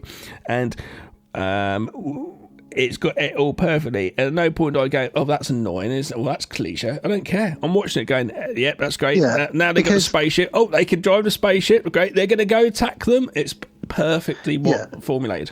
Well, let's get this out of the way. There's a couple of faults with it. Of course, it's cheesy. The script is clunky and cheesy at times. There's some really big plot holes involving just coincidences where characters find other characters in the middle of nowhere, and you're like, well, how would you just find them there? And also the people that survive the biggest explosions you've ever seen, and the one character whose name is on 10th on the cast list happens to survive. You're like, what? But because of everything else in it, it works and it pulls it all together. Yeah. So let's get into it. We start with some epic transforming credits. We just cut the bullshit. It just goes straight to Independence Day, like straight away. There's no sort of starring Robert Downey Jr. and Chris Evans and da-da-da-da-da-da until it says the title. It's just straight in there with Independence Day. And both of these films we're doing today are fairly hefty. This is 2.5 hours, so I'm going to say, like, we probably don't linger too long on everything, otherwise we'll be all night. All right, that's me getting told off. Oh, no. I'm just saying we need to, like, keep this one going because it's a lot goes on. It's boom, boom, boom, boom, which is quite impressive. And you say straight away the title comes up, and they're like, we don't need to fuck around with this. There's so much story we can put in. Sometimes when you're writing a film, you get to like the third act in, it's where it goes a bit limp because all your great ideas have already come up, and you're just trying to get to that end point, which is always quite hard, you know. And it comes a bit boring. This fucking just rolls, roll. That's why I was like trying to take notes, going, oh my god. So this film takes place over about 4 days. It starts on July 2nd. We get a title card each time it's a new day, and obviously July 4th is a significant day for America. So and the film was actually known as ID4 Independence Day in production because they didn't think that the title Independence Day would work. Doomsday was the title they were going to go with for quite a long time, but they ended up calling it Independence Day. Doomsday, I think Doomsday would probably still work, still be popular, I think. Well, the next Avengers movie is called Avengers Doomsday because it's Doctor Doom, so there we go. So we start off on the moon, and we see the US flag on the moon, and then we see an Empire Strikes Back style shadow of something large over the moon. The sands of the moon vibrate, and there's something big happening. The thing is, though, we all pretty much, like dinosaurs, fucking love shit about space. We do. I was up the other night in a fucking park and like when it's getting dark trying to look for some big bloody red moon with the kids in the freezing cold because we just love space. We just all love it. We really do. It's such a mystery. It's such a confusing thing, and there's so many scales of people and religion and non-religion and so many different things. We all love it so much. Just so watching this, I was just like, yeah, there's a moon, a big spaceship shadow. That's so fucking cool, you know. And as always, with spoilers, you know, we are going to spoil this. But what I like as well is they keep the aliens are like those Russian dolls because we don't get to see the real alien for quite a long time. So we see a shadow, then we see a cloud, then we see a ship. But then there's small ships within that ship. And then there's smaller ships within those ships. And then within those ships is an alien, but then there's an alien within that alien because that turns out to be a biosuit. So they keep revealing you the true alien all the way through. And it does hide it quite nicely using that Jules less is more sort of thing. You know, so we do wait a while before we actually see what is happening. You know, I do like that they've done that. And then we cut to REM's The End of the World as We Know It playing while somebody who works for SETI, the Search for Extraterrestrial Intelligence, which is a real government facility, is sort of mucking around in his offices. It's nice though when you write the script and you go, and then on the radio playing, what should I have song playing? It's the end of the world, REM. But it's like just little touches, and that's when watching that. It's a lovely little just audible thing, which doesn't. It's a throwaway, like, oh, that's kind of funny, but makes you go like, oh, why are they saying that the end of the world's coming? Like, and it's almost like a really good info dump to a story, and it's just literally a song playing. But also quite like tongue-in-cheek and quite fun as well. Yeah, absolutely, yeah. It works on many levels. I'm stealing that. Not that song. Well, the big alarm goes off. And the guy's like, oh, my God. He picks up the phone, calls his boss. We've got a radio signal from space. We've got it's one. Coming. He says, where's it coming from? And they check, and the girl says, it's actually not coming from that far away. It's coming from the moon. We're getting a signal from the moon. What the fuck? Dun, dun, dun. Then we get a military briefing, and they're discussing this thing that we can track, this thing that's near the moon. The size of this thing is phenomenal. Is it a meteorite? I don't know. And this is like the Atlas 3I thing. Atlas. Yeah, because they're all saying, what do we do? Do we blast it out of space? Do we wait until it gets closer and see what it is? Is it going to be a comet, a meteorite, or is it a ship?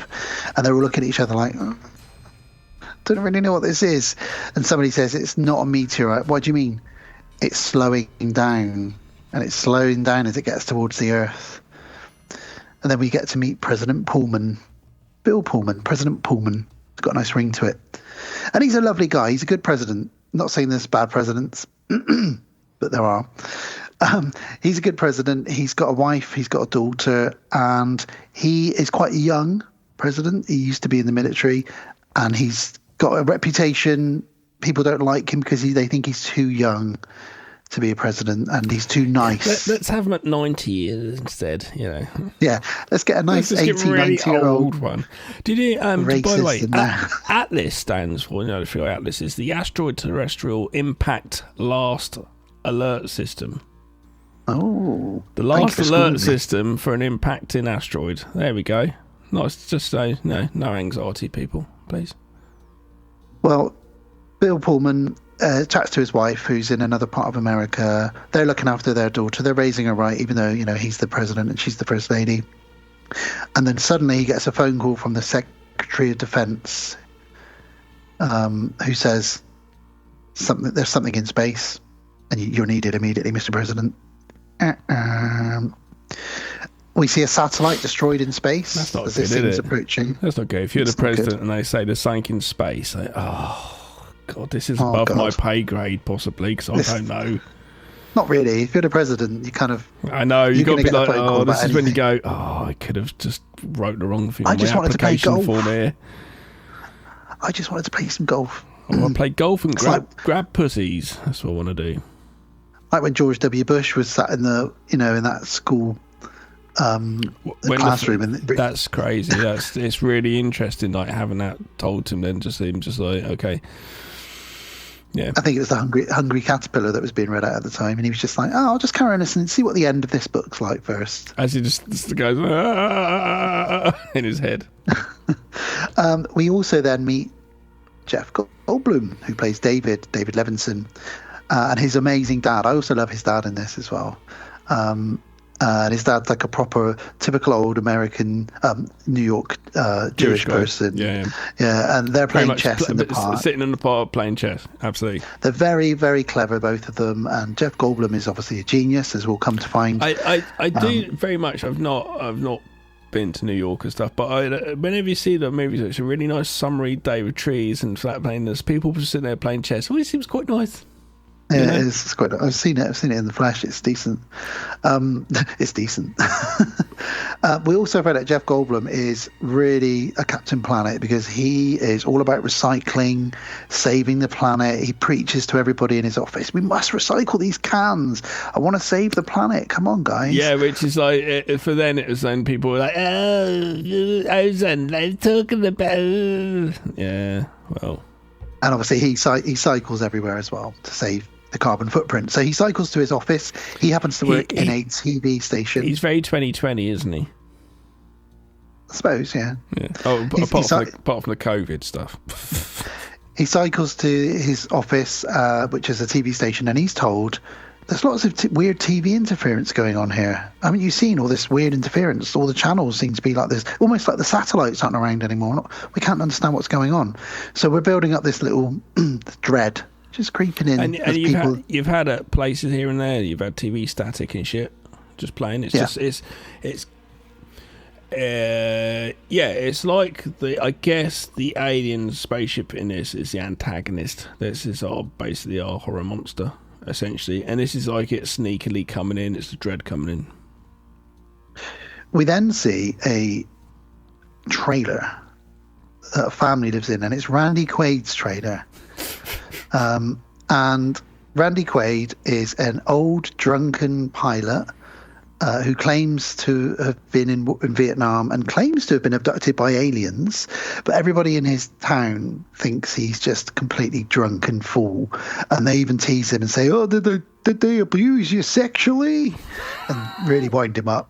He's got a couple of kids and a few people that live with him in the trailer. The best thing is this, with this character, he's the cliched character. He is the I can't remember the Walton guy. There's just so many abductees that have said that I was abducted, and people obviously have always poo-pooed them and laughed at them most of the time. Do you know what I mean? That always has been done. But I love in this, we don't even have that build up to it at all, which would have been nice for him to build up to this a little bit longer for him. Then all of a sudden the spaceship come down and everyone that does it just like mouth just open. It doesn't play out like that, but I do like the fact fairly early on in the movie everyone that had dissed him would have been like, oh fuck.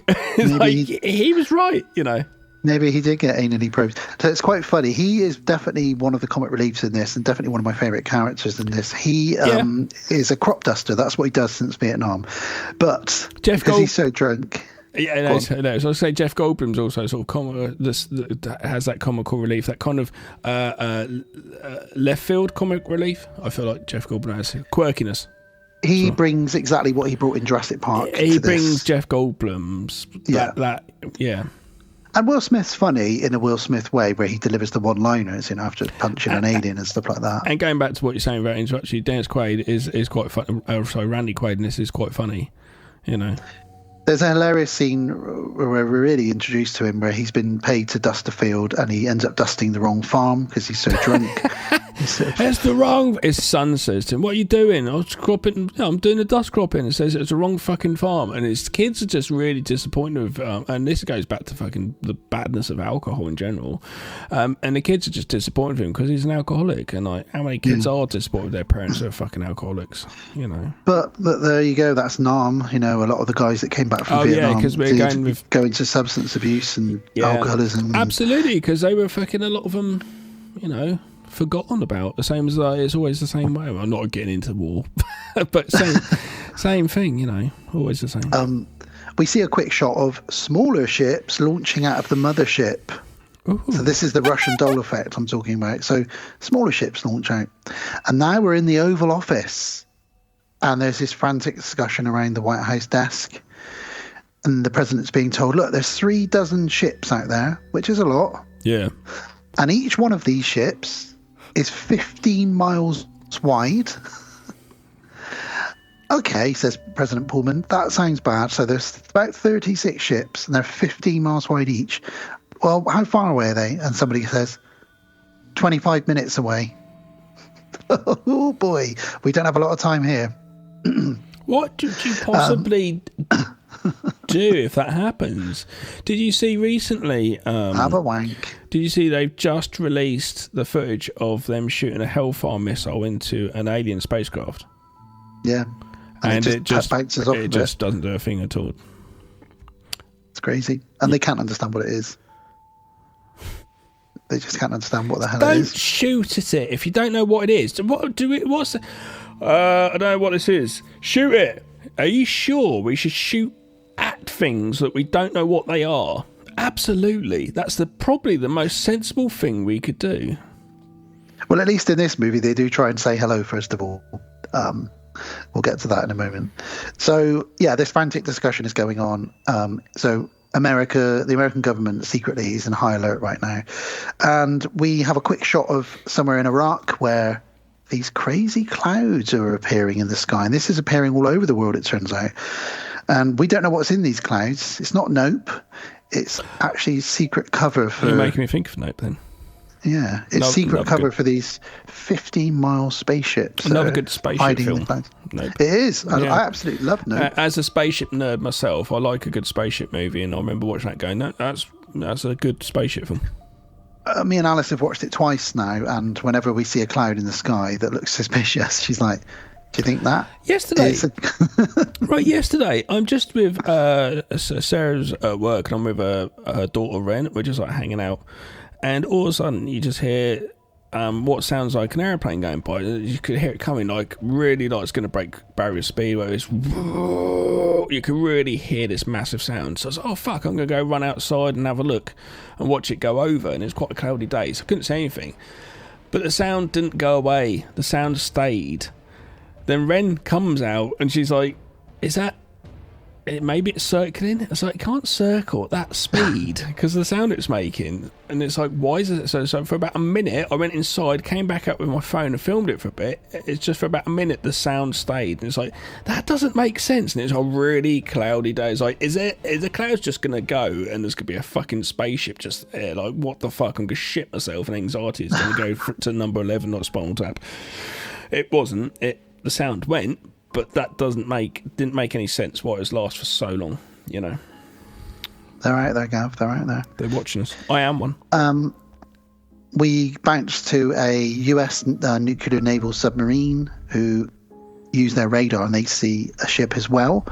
So these news reports are coming in now from everywhere, and it's all over the news now. And the worst thing for the president is like, right, need to tell the public something, don't we? The same with anything that happens. We've got to tell the public something. Yeah, something. Doesn't have to be the truth. Can't tell them the truth because they shit themselves. Because they don't even know what it is yet. So the clouds are now being reported on the various news stations all around the world, and everybody's starting to become aware of this now. Also, just to state, we kind of need to, it's a film set in the late 90s. Internet was very early stages. People had internet, yeah, but it was a dial-up connection, meaning you couldn't use the phone on the same phone line while it's going, and people didn't have mobile phones like you do now. So communication was a little bit slower. It's the old school method, so just keeping that in mind while discussing this. This was even earlier, because this would have been made in 95, came out in 96, so there weren't even mobile phones. Not many people had even mobile phones. Well, there was mobile phones, but not many people had them, and there was the internet, but not many people had it. A few people. That's why Jeff Goldblum at one point says, I'll call her on a portable phone, because they didn't even call them cell phones or mobile phones, because not many people had them. Only people in really high jobs had them. I set up my email address in 97, I think. Bloody hell. Yeah. What was it? Gav69. It's the same. It's the same email address I use now. I've never changed it. Mine is the same as well. Luckily, I didn't come up with a fucking stupid name. You know. I know. I have to deal with customers Big sometimes, or whatever. I have to deal with customers sometimes who've got names they set up when they were 16, and I think, "Can you confirm your email address to me?" And they're like, Sarah Big Tits 52 and you're like, yeah. And they always say, I set it up when I was 50. You think, yeah, maybe get a new one. Yeah. So what do they do, the army? Let's fly some of the Air Force planes into the cloud and see what's in there. Good idea. Let's do that. It's like shooting a Hellfire missile into a spaceship. So they fly in and they get torched. Literally, they fly in, and as the clouds part, I don't think that was a good idea, everybody. There's just a wall of flames that hit them, and they're just absolutely torched. Totally. So they like, oh, this is no good. So they're right. We need to probably evacuate you, get you somewhere safe, President. He's like, no, I'm not going. I'm Bill Pullman. I'm gonna stay. He says, we'll send out the emergency public warning, and he asks one of his advisors, do you think they could be hostile? And his advisor says, who knows? Oh, shit. Well, exactly. Who does know? Nobody has any fucking knowledge of actual extraterrestrial activities or what it is, because we don't know. So the White House gives a speech saying, look, we're aware of this, obviously. It's in all the skies around the world. Everybody stay safe. You might want to think about evacuating. We're not sure what this is. And obviously Jeff Goldblum's seeing that on TV. So he's like, oh, it's interesting. Randy's in his cafe, Randy Quaid. And this is where they're really goosing him about the alien abductions, asking him if they sexually molested him. And these are the guys I was thinking about. Aren't they going to be eating their hats? Hey? Yeah, they're really mean to him, and obviously he's just a lonely little old drunk sat in the corner, and they're really teasing him about it. And the fact that he is pissed as well, I don't think it's just the fact that he's getting PTSD from Vietnam. It's PTSD from being taken up and having a finger put up your ass from an alien. Well, maybe more than a finger, you don't know. You can have all sorts up his ass. An alien fist. A cat, and E.T.'s got very long fingers. All sorts. It's alien technology. They could have somehow figured out how to make that circumference huge. I could get an elephant in there. I don't know. But we do in this scene, the ship does arrive outside, and those guys suddenly look at him like, oh shit, maybe he wasn't talking crazy after all. And the shadow is being cast over loads of cities now. And Will Smith wakes up, butt naked in bed with his girl. Real face slapping motherfucking Smith. Will sort of doesn't really see what's happening. It is quite amusing that he's just really fucking half asleep, going to the toilet, and just doesn't know what's going on. Goes to the toilet. He grabs a newspaper off the lawn. This connection's bollocks. He's just literally going out of this girl. Like they've probably been together for a little bit, but it seems like right fast. Why didn't they just make him the husband? Yeah, well, he was going to propose to her, wasn't he? So there's that kind of connection of, rather than just be a husband, but he's going to propose to her and become a good stepdad for the kid. I guess it's trying to make him look a good role model for the kid, but I'd thought it'd just B, he should have just been husband and be done with it. You know, it seemed a bit silly. So he sees all the neighbours packing up their cars, and he says to his soon-to-be fiancée, "Hey, all your neighbours are leaving." And then he suddenly sees what's on the TV, and then when he sees what's outside, directly outside of his window. He kind of he doesn't really notice the TV. He goes wandering outside. He picks up the newspaper and looking around and what the fuck's going on. And he just looks up forward to him. And he's like, "What the fuck?" And there's a spaceship in the horizon. And President Pullman says, "Okay, I need to address the nation right now." Honestly, you know, I tell you, the only time I've ever experienced it, I'm grateful to say, to be honest with you, and I was fortunate for some people, and I hope none of our listeners have.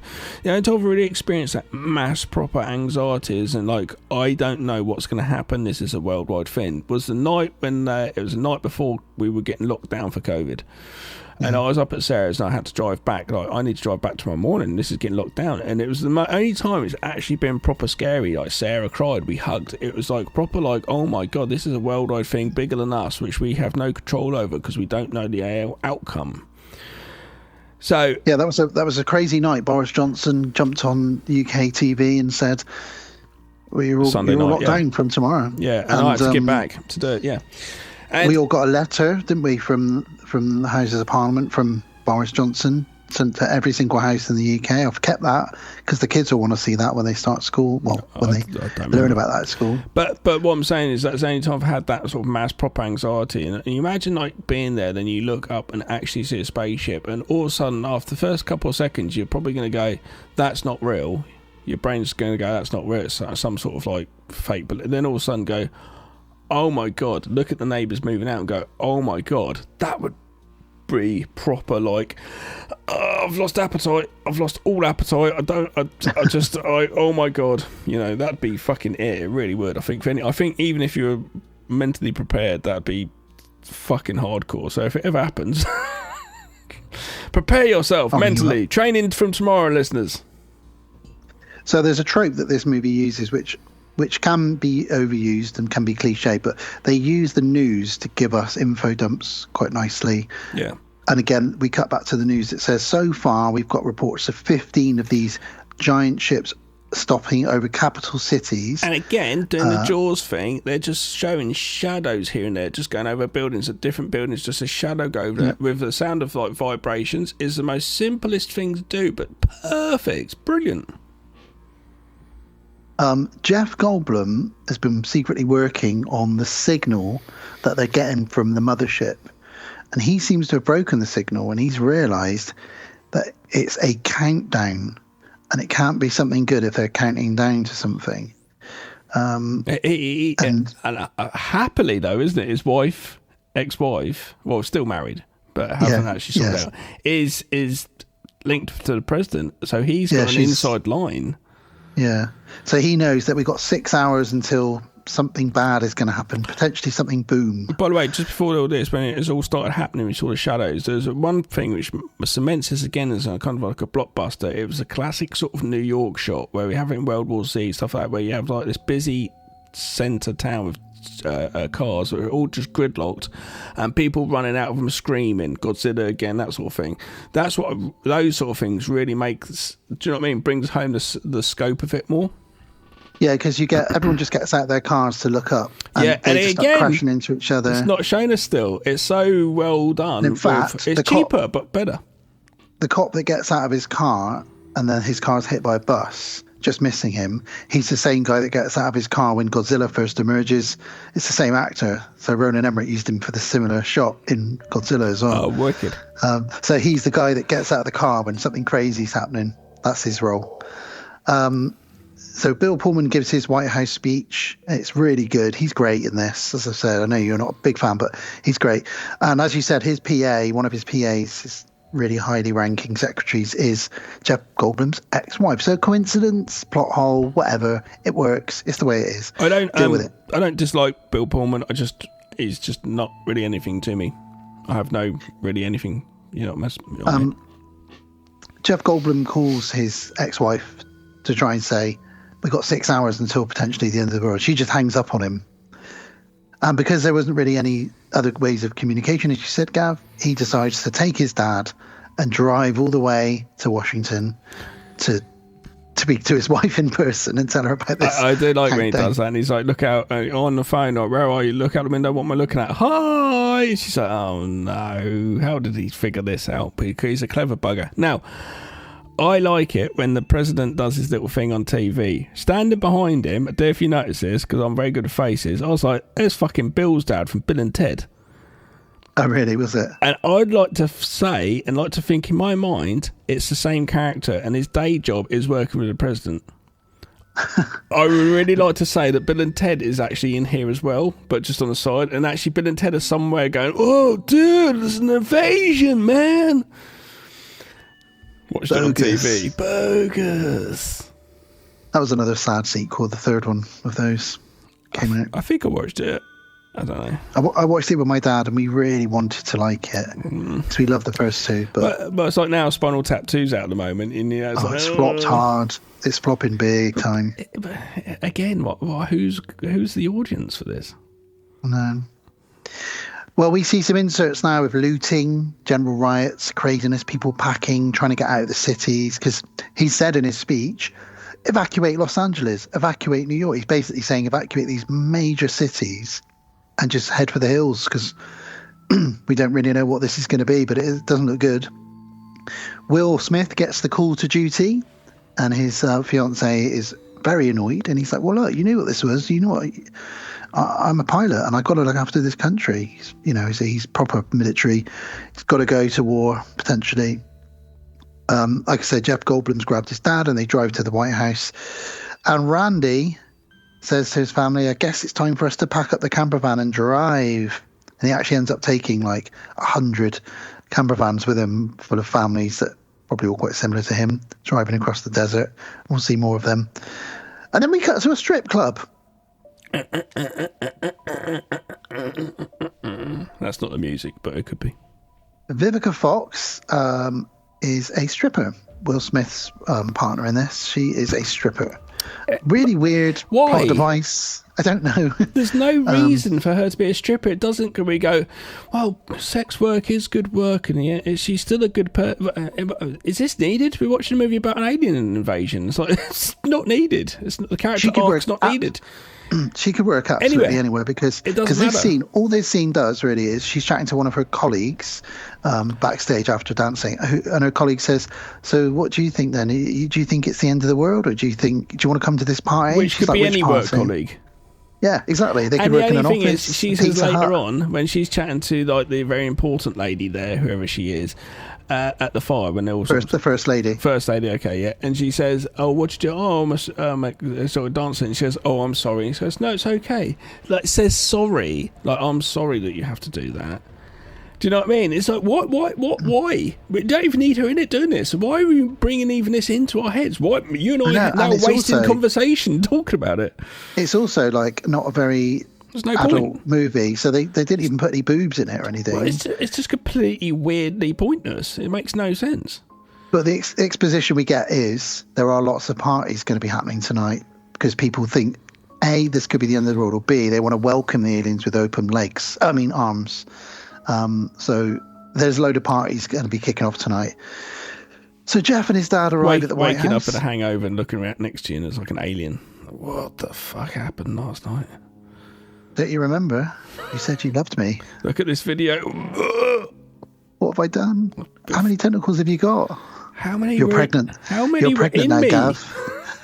Gav, you're pregnant now, and you'll be laying eggs soon of my babies. You can have bum babies.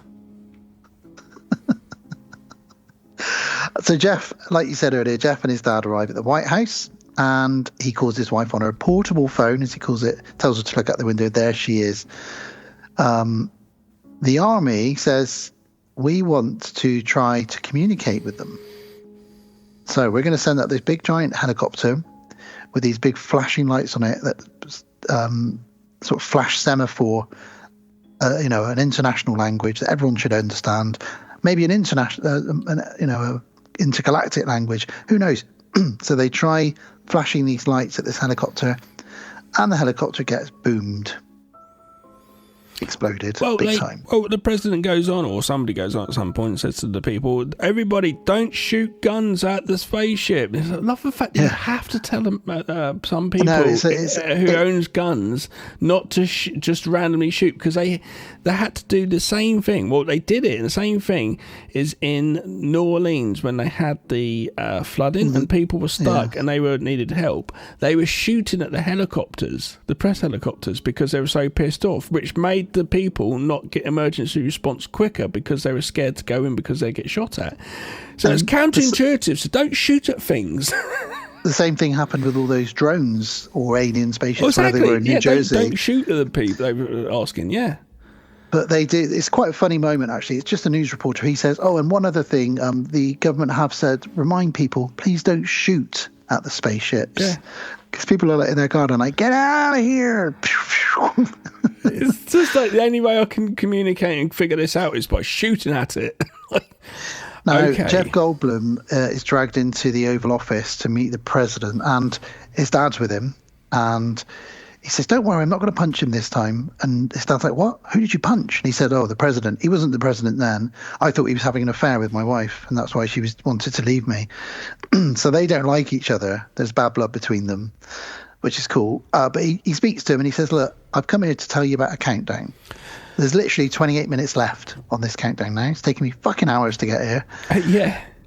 And this is where the president says, evacuate the world, basically. Everybody evacuate. Essentially, Jeff Goldblum's figured out that they're using our satellites, which are up there, which we planted up in space, to relay a signal back and forwards to base. It's a clock ticking away, and the satellites are, Surely if that was the case, though, could they not just... I know it'd fuck a lot of things up, but surely they could probably take out some of the key satellites, possibly, or move them. Or something, fuck it up. But they got 28 minutes to do it, though. Oh, God, yeah. It's going to take fate. No, okay, forget that. So in 28 minutes, simultaneously using our satellites, these spaceships are going to do something, and it probably isn't going to be very good. And like I say, that chopper has been exploded. So we know they definitely aren't here to do something nice, because every time we've interacted with them so far, they've exploded our army. So, not great. 9 minutes to go. The White House itself is finally evacuated. The whole city is in a frenzy. The ship opens up, and this is your trailer shot now. This was the shot on the T-shirt that I got given when I bought it as well, of that beam of light coming down to the White House and just completely annihilating it. And this happens all over the world. Every capital city in the world seems to have a ship above it, and you can imagine the destruction. And the destruction is big, because it doesn't just blow up the building, it blows up like a mile radius around that building as well, killing thousands of people. What's interesting, though, like, when it comes down to it, why the spaceships obviously got such intelligence that they know that these buildings are particular ones that we need to take out. But surely at the end of the day, it doesn't matter. We're all just ants. It doesn't matter who's the queen ant or not. It literally doesn't matter, surely, Yeah. Anyway, there's a really funny moment. It's fun where for the action movie. One of those parties that's welcoming the aliens with open arms is on top of a giant skyscraper, and they're like, yes, the ship's opening, and they're all like, whoa, I'm gonna fuck an alien, come to Earth, welcome to Earth. And they obviously just completely, including Vivica Fox's stripper friend, gets completely annihilated along with everything in about a mile radius. It's quite funny, because they thought they were all going to get something cool, and they just got burnt to a single crisp. So that's your money shots, that's your trader shots there. And we get these incredible tidal waves. The Empire State Building gets destroyed. Air Force One manages to just about avoid it, because it's, a movie, and there's the coincidence, and the flame of the explosion is just behind it. But Air Force One escapes. Vivica and her heroic dog and child also narrowly escape. I have to mention the dog, because he gets this epic Michael Bay style moment where they're in a tunnel. It's so an explosion. Bad. Please don't. The CGI fire and explosion comes, and this dog just goes. It's like, what? It's the equivalent of like Chow Yun-fat jumping through the air in slow motion, or Will Smith in Bad Boys. That should be cut. There's no need for that shot. Gives nothing to the movie. It makes you go, this is bad. I think the dog's called Boomer, and he avoids the flames. And weirdly, out of everybody in the mile vicinity, everybody else is dead apart from Vivica Fox and her son and the dog. Again, plot hole, coincidence, cliche, whatever. I'm here for it. It's great. So yeah, they managed to survive, and then we get our next title card, July 3rd. So we get all the aftermath scenes. There's multiple casualties and deaths. Just explosions, destruction. Most of LA is gone. Most of New York has been taken out. Randy is in his wagon and he listens. It's a funny name, Randy, isn't it? It's a weird one. Isn't it a funny name? Randy, it's not his character's name, but Randy Quaid is in his wagon listening to the radio, and he can hear all about, all the destruction around the world, and whether or not he was abducted by aliens. And on a tangent, do you think his character really was, or what do you think? Do you think his character was making that up, or do you think this is solidifying that he did actually get anally probed, or has he just got loads of PTSD, NARM stuff going on? No. I think it actually happened. Absolutely. I think that's what happened, and he's always been deemed that fucking nut job who has got PTSD from the war. But this goes to prove that he was probably probed because they come down to attack. So the president and his close allies are sort of feeling guilty that they didn't do anything sooner. They couldn't have known, of course, until Jeff Goldblum showed up with just 28 minutes to spare, but that's that. It is one of those things when a massive disaster goes and the president or whoever's leading all of a sudden has to make decisions a split second. No one really knows the right decision to make. Like, they always get blamed. You should have done that. And it's like, yeah, I should have done. But at the same time, like, it's like, right, go. We don't know what to do. Okay, deal with it. Go for it. Do you know what I mean? So sometimes you don't know what is the correct thing to do. You're just going by... Well, that's why they've got these advisors, multiple advisors, haven't they? Yeah. But I don't know. Yeah. He also gets the confirmation that, unfortunately, the area that your wife was in no longer exists. So your wife is probably dead. He thinks she's dead, yeah. So it gives Big Willie Smith a more fucking bite, more fucking fire in his arse to get up there and shoot them. Vivica Fox crawls out of the wreckage with her son and the dog, and LA is completely gone. It looks like Escape from LA. And they wonder what they're going to do. Well, we're going to do a counterattack. So here we go, Gav. Let's fight back. Fight up Will Smith. So Will Smith and Harry Connick Jr., who we didn't mention. The worst. I wasn't sure, and I messaged you saying, "My God, this guy is the most boringest shit fucking double person to be with." Make him more interesting. You're like Harry Connick Jr. I think it is, but he's so nothing he says is funny, nothing he says is good or interesting. He's completely forgetful. Yeah. Douche. He's all right. I think he's all right. He does some funny impressions. Does nothing good. But they are, they're put in the team that are going to go and try and attack. And the president observes all of the attacks happening on screen, of course, because he's in his bunker now. And like I say, fire at Will, not Will Smith, like I said, but it's a cheap joke.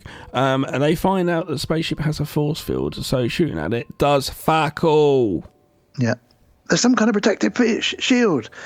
And then they also find out that this isn't the smallest ship, because suddenly thousands of tiny ships fly out of this ship. Yeah, now you've pissed us off. Start absolutely tearing the US Army apart. Now, at one point, I think someone says watch the deck, but I'm not sure. It did sound like he said wash the dick. Seemed weird thing to say, but maybe. I should have washed my dick before I left this morning. Oh, wash the dick. And then just goes into I don't want attack. to die with a dirty dick. I guess. But then the aliens are also, they know us, and they start bombing the US military bases as well, which is terrifying. This all looks really good. The spaceship looks really good still. Like, you look at these effects and you're like, that looks really decent, better than some shit that comes out now. Yeah, and there's a good sound effect with the ship, isn't there? Like a whistle as it flies by. It just looks great. It's an extremely well-produced movie. What studio was it? I'll have a look. Will Smith is really annoyed that most of his crew have been taken out, so even his douchebag friend. He ejects from his ship and floats down into the desert after taking out a really good dogfight, actually, with this ship that he sort of lures into a canyon. It's very sort of Tatooine type stuff, but he manages to take out a ship which crashes nearby. He opens the ship and there's an alien in there. 20th century folks. There we go. He opens the ship, and there's an alien in there. He punches it, and he says, "Welcome to Earth." And then he says, "That's what I call a close encounter." It's like so cheesy, but you know what you're in for with these sort of films. There's some really beautiful scenery here of him walking through this pale desert, pulling along this massive parachute with the alien in it. It's just a really cool looking scene, you know. Yeah, it was a dried out salt lake. And apparently the line of him saying, "And what the hell is that smell?" He ad-libbed that because there was a terrible smell, because apparently there's these little crustaceans that all live in the ground, and they stink, like really fishy, stinky smell. And apparently everybody got really bad sunburn during this set of scenes set out there. I'm not surprised. It was the really sun hot. Bouncing off the fucking ground. People were covered up and still got sunburned up their trousers because the sun was reflecting up their trousers. Yeah, it's crazy. So sunburnt legs. It does look good for, like, I'm looking at a picture now. It does look good for like silhouettes, and just the fact you got him all going along this massive scope of field, this really wide shot, and it's just him. And then all of a sudden it cuts, and it's just loads of RVs coming towards him, tons and tons, which just makes it look really cool. And as they start shooting past him, yeah. That's right. But before that, Air Force One, Jeff is on Air Force One with his dad. Jeff Goldblum's airsick. And they say, "Well, what can we do about what's our plan B? Nuclear? Yeah, let's use some nukes." And Jeff Goldblum's like, whoa, you can't just use nukes on this. Because if you do that, then all the other countries are going to do that, and then we're going to just wipe out the whole wide world. it's so fucking dumb. And then his dad says, "This is all, you guys knew about this because you knew about this in the 50s with Roswell." And they're like, "That was all," Bill Pullman's like, "That was all nonsense, sir. None of that ever happened." And he's like, "No, it's all real. And Area 51. And he says, "There is no such thing as Area 51. And then his advisor says, "Well, that's not exactly correct, sir. What do you mean?" I love this moment. I absolutely love this moment. Quickly, Vivica Fox grabs a big truck, and she becomes like Rambo and saves a bunch of people driving along. She's on her way somewhere with her son and dog, and she's got a truck full of survivors in the back, and she finds the First Lady, the president's wife, who is the only person who survived the entire White House explosion. God knows how, but she is dying. She's got a lot of blood loss, so it's not looking good for her. Yeah, we talked about wheel dragging the alien. We had that Indian plane crash recently where there was one survivor and everyone else died, and he didn't have really nothing wrong, just kind of walked away from it. So, what the fuck? It's like Unbreakable, isn't it? Yeah. It's totally like that. So, yeah, here we are. Randy Quaid and his convoy turn up, and they take Will Smith. And he's like, well, why should we take you? And he goes, "Because I've seen the aliens." And they're like, "Well, how?" And he shows them he's got an alien in his parachute. And they're like, "All right, come with us, son." And then we're at Area 51. The president is completely shocked that it exists. He can't believe it. And he's shown around.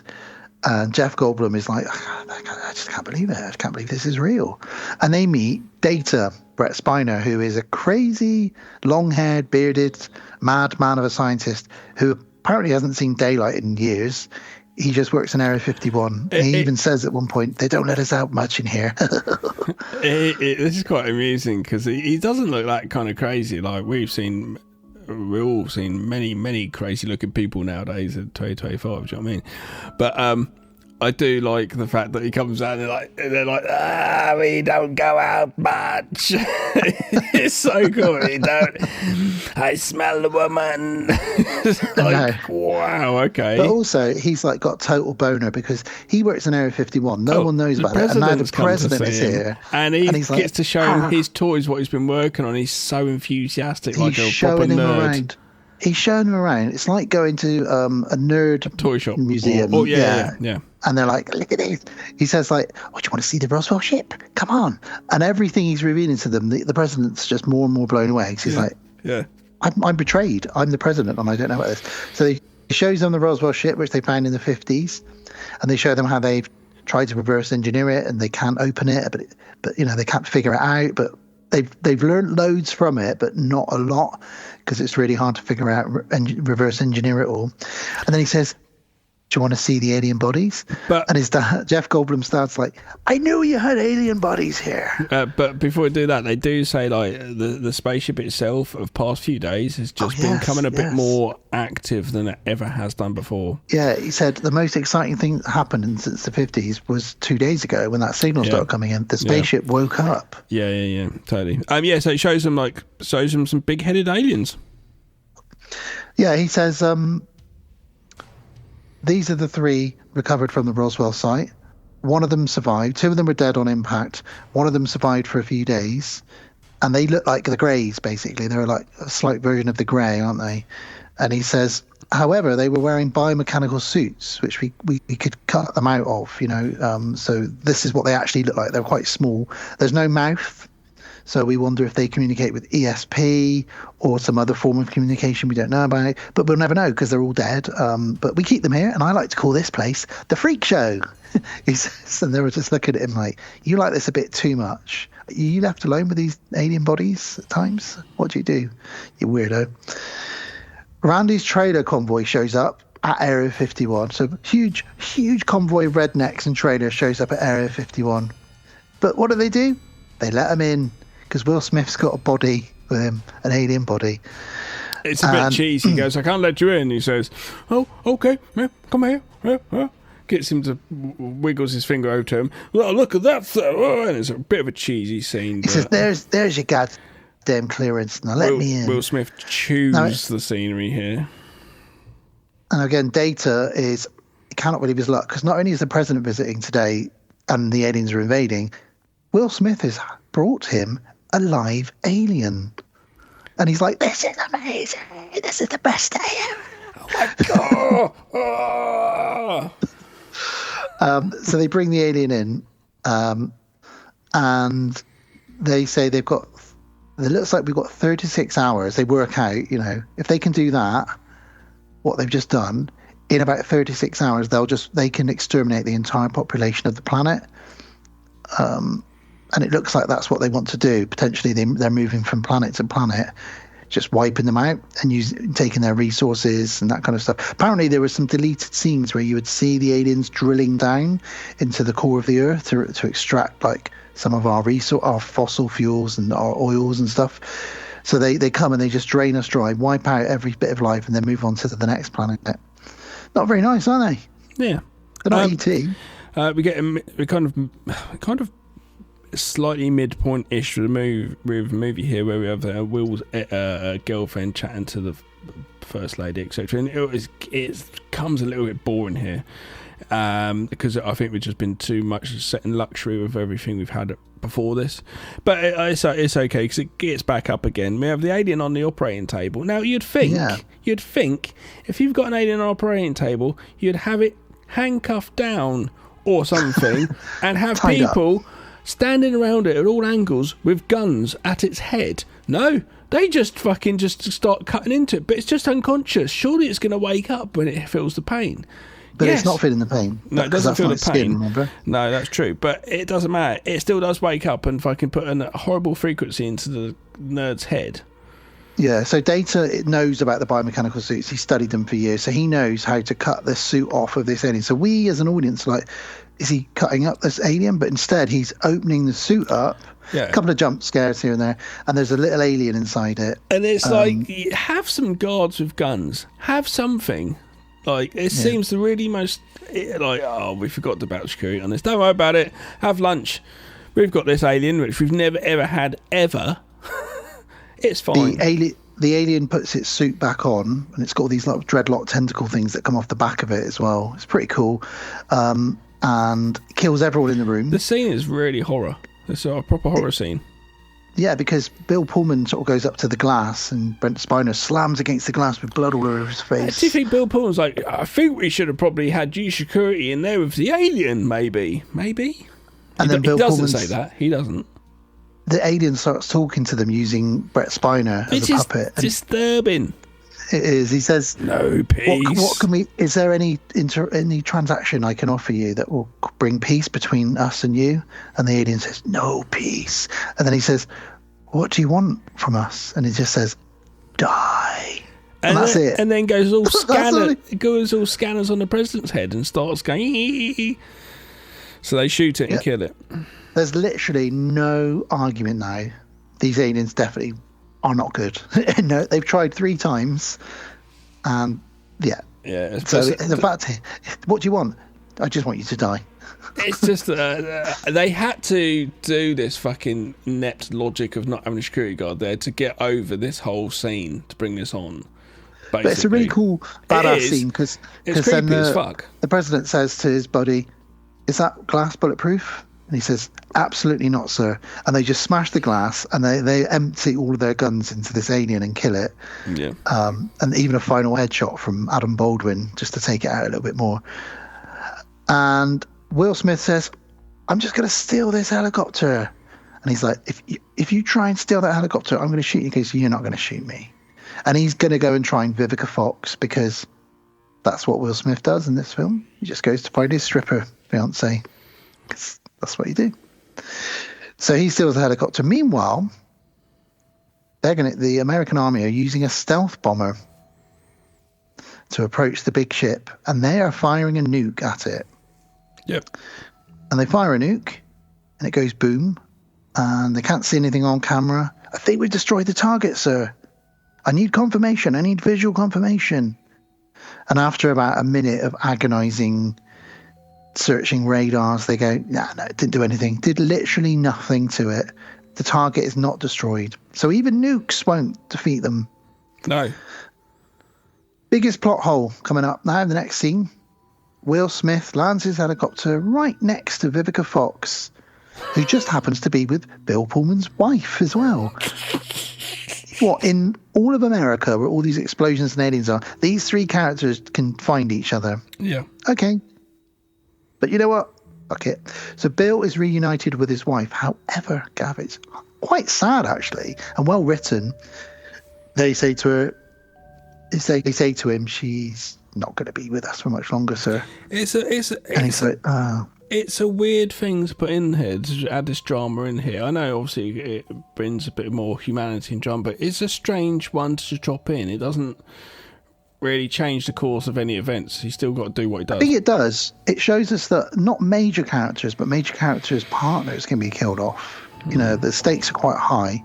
Okay. So the president's daughter goes in and hugs Mummy, and then they go outside, and then there's this really sad moment where he says, "Is Mummy okay?" And he's like, "I think Mummy's going to be sleeping now." And she's like, "Yeah, Mummy's going to sleep now." And it's like, oh my God, this is horrible. Like, the poor little girl's now only got one parent, and these goddamn aliens, more fuel for Will Smith's fire. Yeah, that's what it is. Yeah.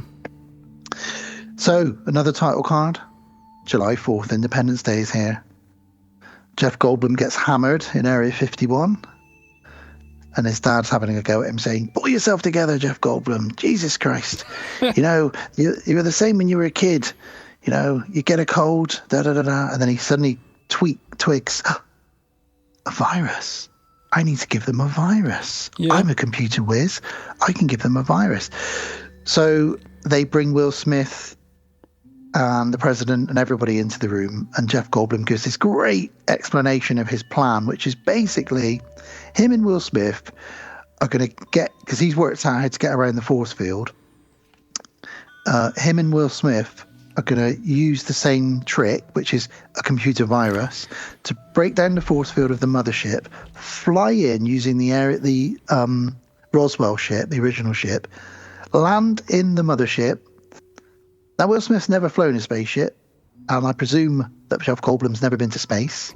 However, they're going to fly this spaceship into the mothership, then upload a computer virus. And you kind of think like the computers might be more advanced, but then again, computer code is something which has been going on for many years. Apparently, if you take DMT and shine a laser pointer at a wall and go up close to it, you can see code. Like the Matrix? Yeah. Apparently. I'm not taking DMT. Yeah, just saying. I'm not going to take it. But yeah, I love the fact that they're just winging this. But then again, I guess. So the plan is to do that. I guess that's what you got to do. Then what happens? He says, well, then we'll have about 30 seconds to get back out of the mothership before the US Army completely annihilates the mothership and all the other ships. Okay, let's do it. So that's your plan. And so we Will got volunteers to go up. We got the weirdest buddy cop movie going on. Will Smith and Jeff Goldblum.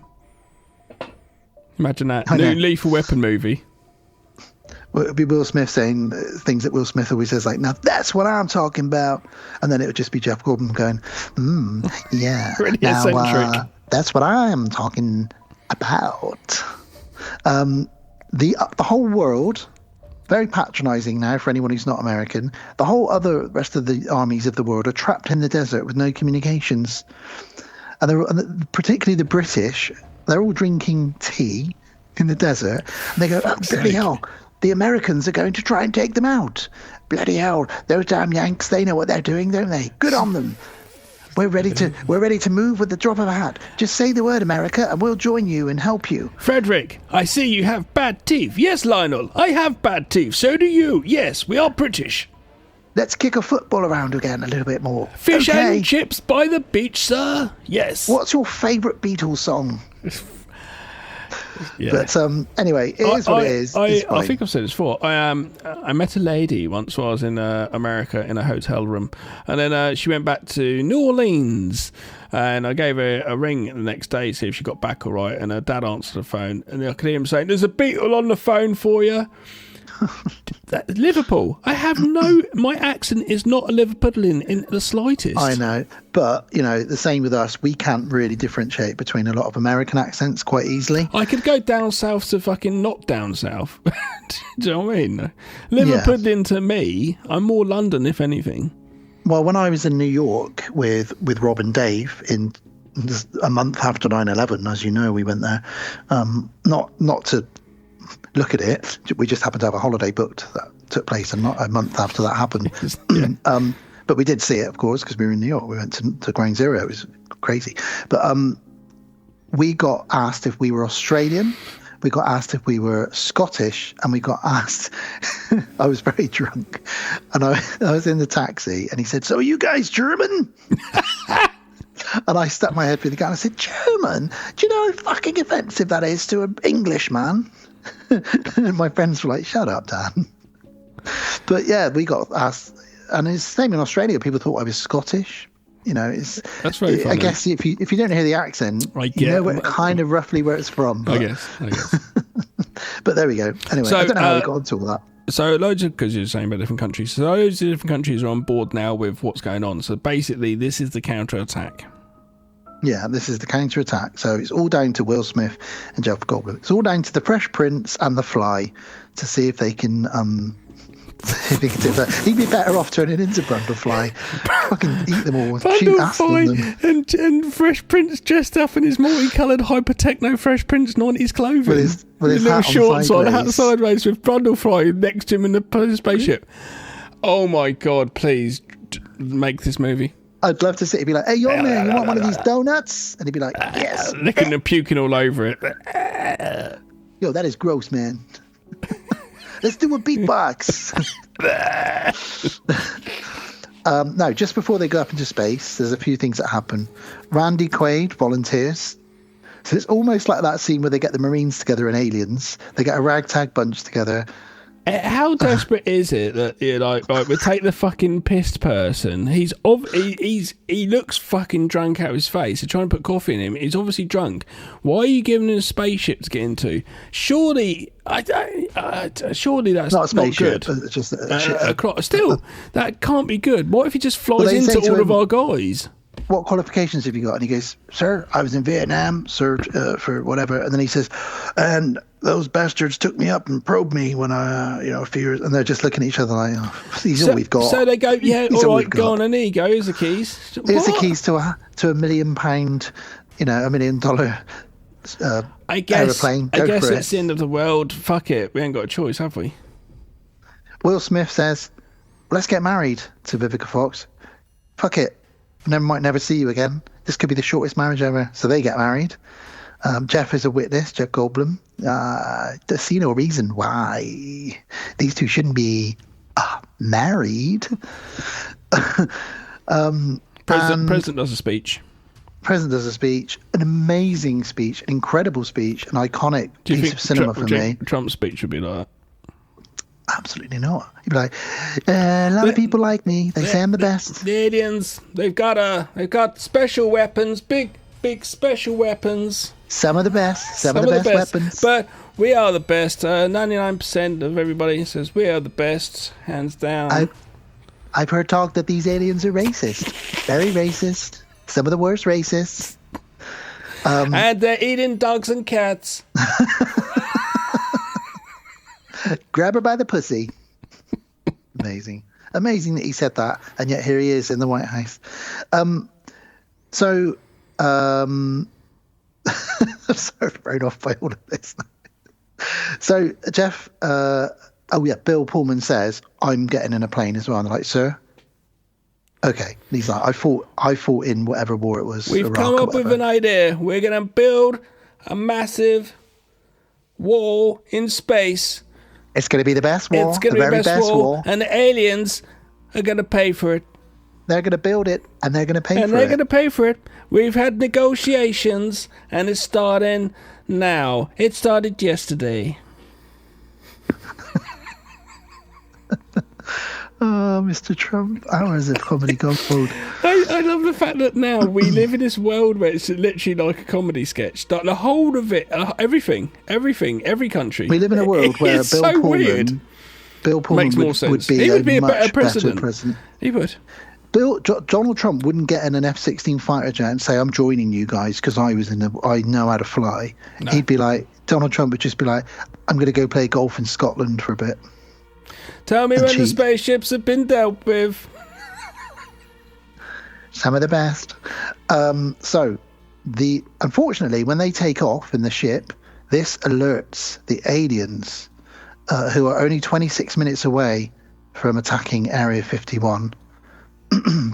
So we've got a time limit now. Will Smith struggles to fly the ship. Obviously, he puts it in reverse comically. And then he goes forward, and there's some comedy moments between him and Jeff Goldblum. Like you said, it's a bit of a buddy cop thing. And as they get closer to the mothership, the controls turn off. And Jeff Goldblum says, I thought this might happen. And he's like, what might happen? God damn. And he says, they're pulling us in with a tractor beam. So they pull them in. It's like, automatic parking. Star Wars. Yeah. So they pull them into the ship. And as they enter the ship, it's like another planet inside. It's huge because it's the mothership. And inside this mothership are like 15-mile spaceships, wide ships. So it's huge. And they go inside, and there's millions of aliens ready to go to war, millions of ships. Jeff's like, right, we need to shut this window.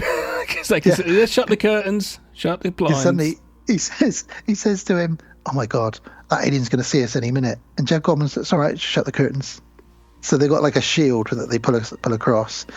And they dock. They land in there, and Jeff says, right, I'm going to upload the virus now. So he starts uploading the virus using his really old school laptop.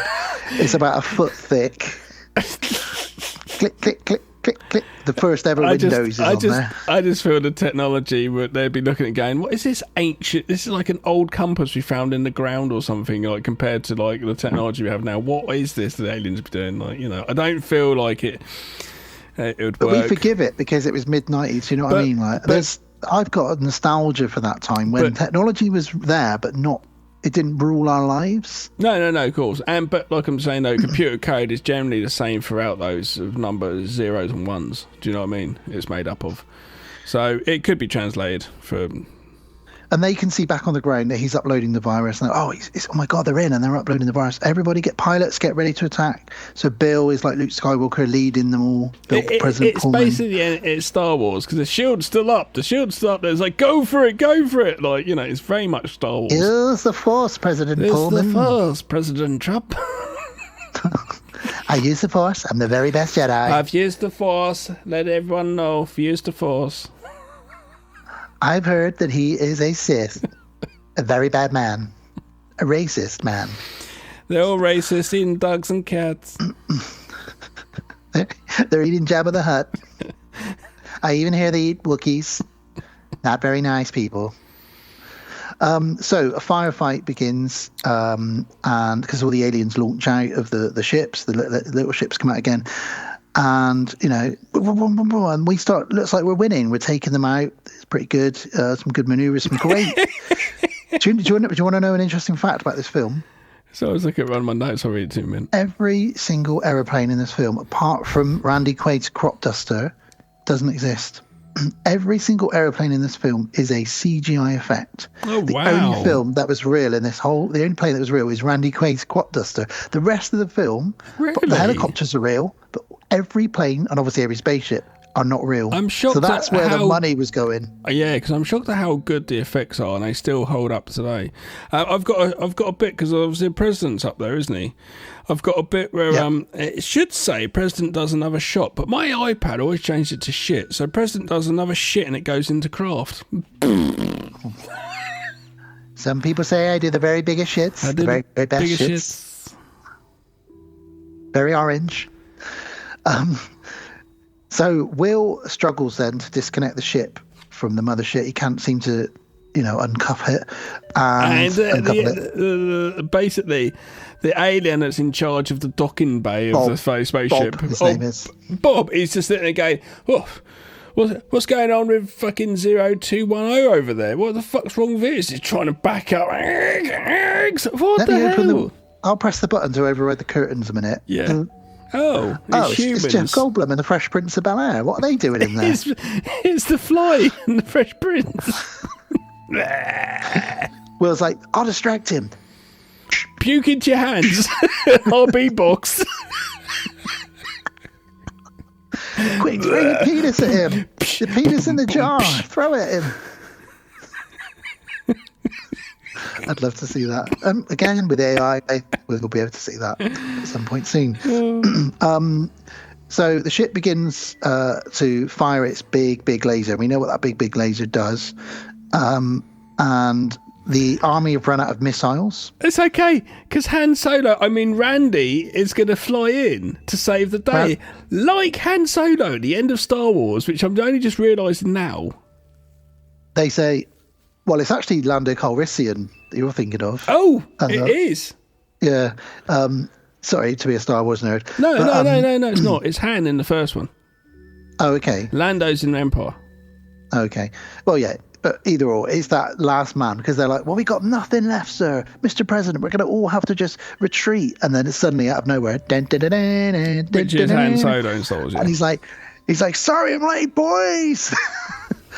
I had a few things going on. And then he can't disengage his missile, but he's got the only remaining missile. So he realizes he's going to have to kamikaze this and fly into the mothership to explode his missile. He looks at his picture of his kids. Side note, a complete different tangent very quickly, because I was thinking about super edits just then that. Hostel 2 works well better with my Taken idea and doing a mega movie mix. Now I'm thinking if I could take some parts from Taken 2 and Taken 3, just certain scenes, to make it a bit more grimy, I reckon I could get Hostel 2 and Taken as a edited film together with Liam Neeson going after his daughter. I think it would work. You could do so many of these. You could do like John Matrix and his daughter's the one in the hostel. But it works though, because Liam Neeson goes over to Europe and he catches a plane over there, so it would work. You could do it. This is your challenge, Gav. I know. I want to make this by movie. 2027. This edit. I want you to have edited that together by 2027. Oh, I'll write a note. Because I'll be watching this. I don't know what it'd be called. I'll come up with a good title for it. Taken to the Hostel. Oh, that sounds like an album. Is that by Alien Cult Worshippers or whatever it was you said? Sex Cult. Death Cult. Alien Death Cult. Alien Death Cult's new album. What's it called? Taken to the Hostel. Taken to the Hostel. Sounds like a rave song from the 90s. Taken to the Hostel. It's terrible. I'll make the movie a lot better than the name. Carry on. Anyway, Randy Quaid looks at the picture of his kids on his cockpit shelf and thinks, I'm going to have to say goodbye. So he says to the radio, tell my children I love them. And they're like, oh my God. And his son's down there listening to all of this happen. And his son's like proud, but also, oh my God, I'm losing my dad now. And he flies into the ship and he says, "Hi, boys, I'm back." You went up my ass. I'm going to go right up yours. In an Al Pacino voice. If he'd have said that instead, that would make this even better. "This is what I call a probe." Now Something I'm like probing you. Again in Al Pacino voice. And he explodes the ship. The massive explosion, obviously. And Will and Jeff just manage to get out of there just in time. They land in the desert. They have a cigar. Oh no, they start lighting the cigars on the ship because they think they're going to die. But they manage to get free, and they got 30 seconds to get out of the explosion before they're toast. They manage to. They race to the exit, and there's just a huge bunch of explosions. He says it's Jurassic Park. I never, ever clocked it before. But when they're trying to escape the ship, he says to Will Smith, "Must go faster, which is exactly what he says when the T-Rex is chasing him. And then everyone cheers. They think that Will Smith and Jeff Goldblum are dead. Everyone on Earth is excited. It's almost like the Ewok celebrations. There's a lot of Star Wars references here, because all around the world we've got all these different people chanting and shouting and singing, and it's like all the Ewoks celebrating when the final Death Star got taken out. But there's no Ewoks. And there's down ships everywhere crashing into the planet. So this is going to be a bit of a tidy up job, isn't it, when this is all done and dusted? Fuck if these spaceships are 15 miles wide, if they land in the sea, that's quite a big tsunami. Yeah. But anyway, there's no word from the Fresh Prince and Brundlefly, but we see them in the desert with cigars walking along. Will Smith says, "We did it." And he says, "Yeah, I always wanted to save the world, and I guess I finally did." And they walk heroically through the desert. Now, Will Smith is 6'2". Jeff Goldblum is 6'7", I think. Fucking hell. So they had to get Will Smith to stand 2 paces in front of. So when you see that shot of them walking heroically, Will Smith's actually 2 paces in front of Jeff Goldblum to make it look like they're the same height. But clever use of camera angles. And everyone sees them, everyone finds them. It's a very feel-good ending. And at the end, the little girl says to the president, her dad, "Happy 4th of July, Daddy." Even though my mum died today. "Happy 4th of July, Daddy."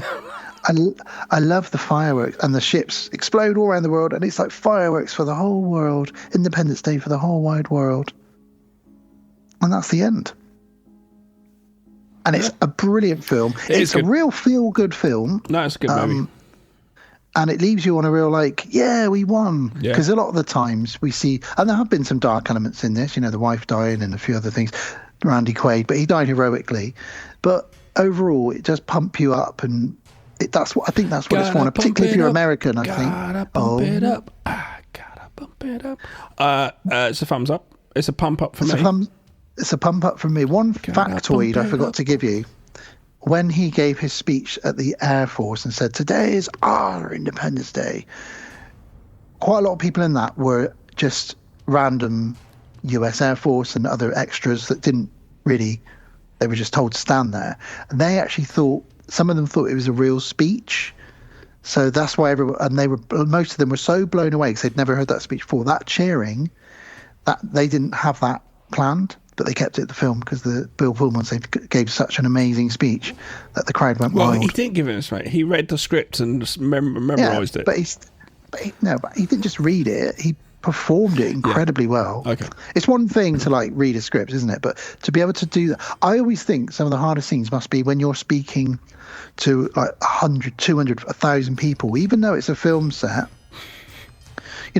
Think of DiCaprio when he's in the office in Wolf of Wall Street. He's shouting to 100, 200 people in an office. The confidence must be insane that you've got, and the cocaine, But yeah, it's a thumbs up, guys. Independence Day. It's an old school 1996 classic. It's a thumbs up. It's a good science fiction disaster feature type sort of thing. Not disaster, but science fiction drama action thriller. On a side note, I saw the other day a producer saying that the most coked out film set that they've ever been on, ever, back in the day when it was like a thing, was apparently Popeye the Sailor Man. Robin Williams. I've never seen the movie. Apparently it's the most coked up film, and I was thinking maybe we should cover it just for the hell of it because it's supposed to be the most coked up film ever. Well, you'd have to do that with Maximum Overdrive, wouldn't you? Right. Because I should imagine cocaine. that set was... both fueled with cocaine. Wasn't Charlie Sheen in that, or was it Emilio Estevez? Emilio. Still cocaine. Right, we obviously need to, Stephen King. because this is going to be a long one, we need to get on to... Yeah, World of the Strange, that's right. Yeah. Bill Murray's come in and you he's... knew what that was? Well, of course, Bill Murray's over here translating it. So Bill Murray's in his E.T. outfit, and I think he's got one of the wrong fingers in the wrong place. That's literally what I'm about to say. That should not be there, Bill. Even though the end is lighting up and red, and it does look very inviting. I feel like a bug going towards a bright light. Yeah. But I don't want Will? to. Oh, I called him Will then. It'd be great if Will Smith was doing World of the Strange, but Bill, William Murray, take us into World of the Strange, you sexy alien. Hi, welcome back to World of the Strange.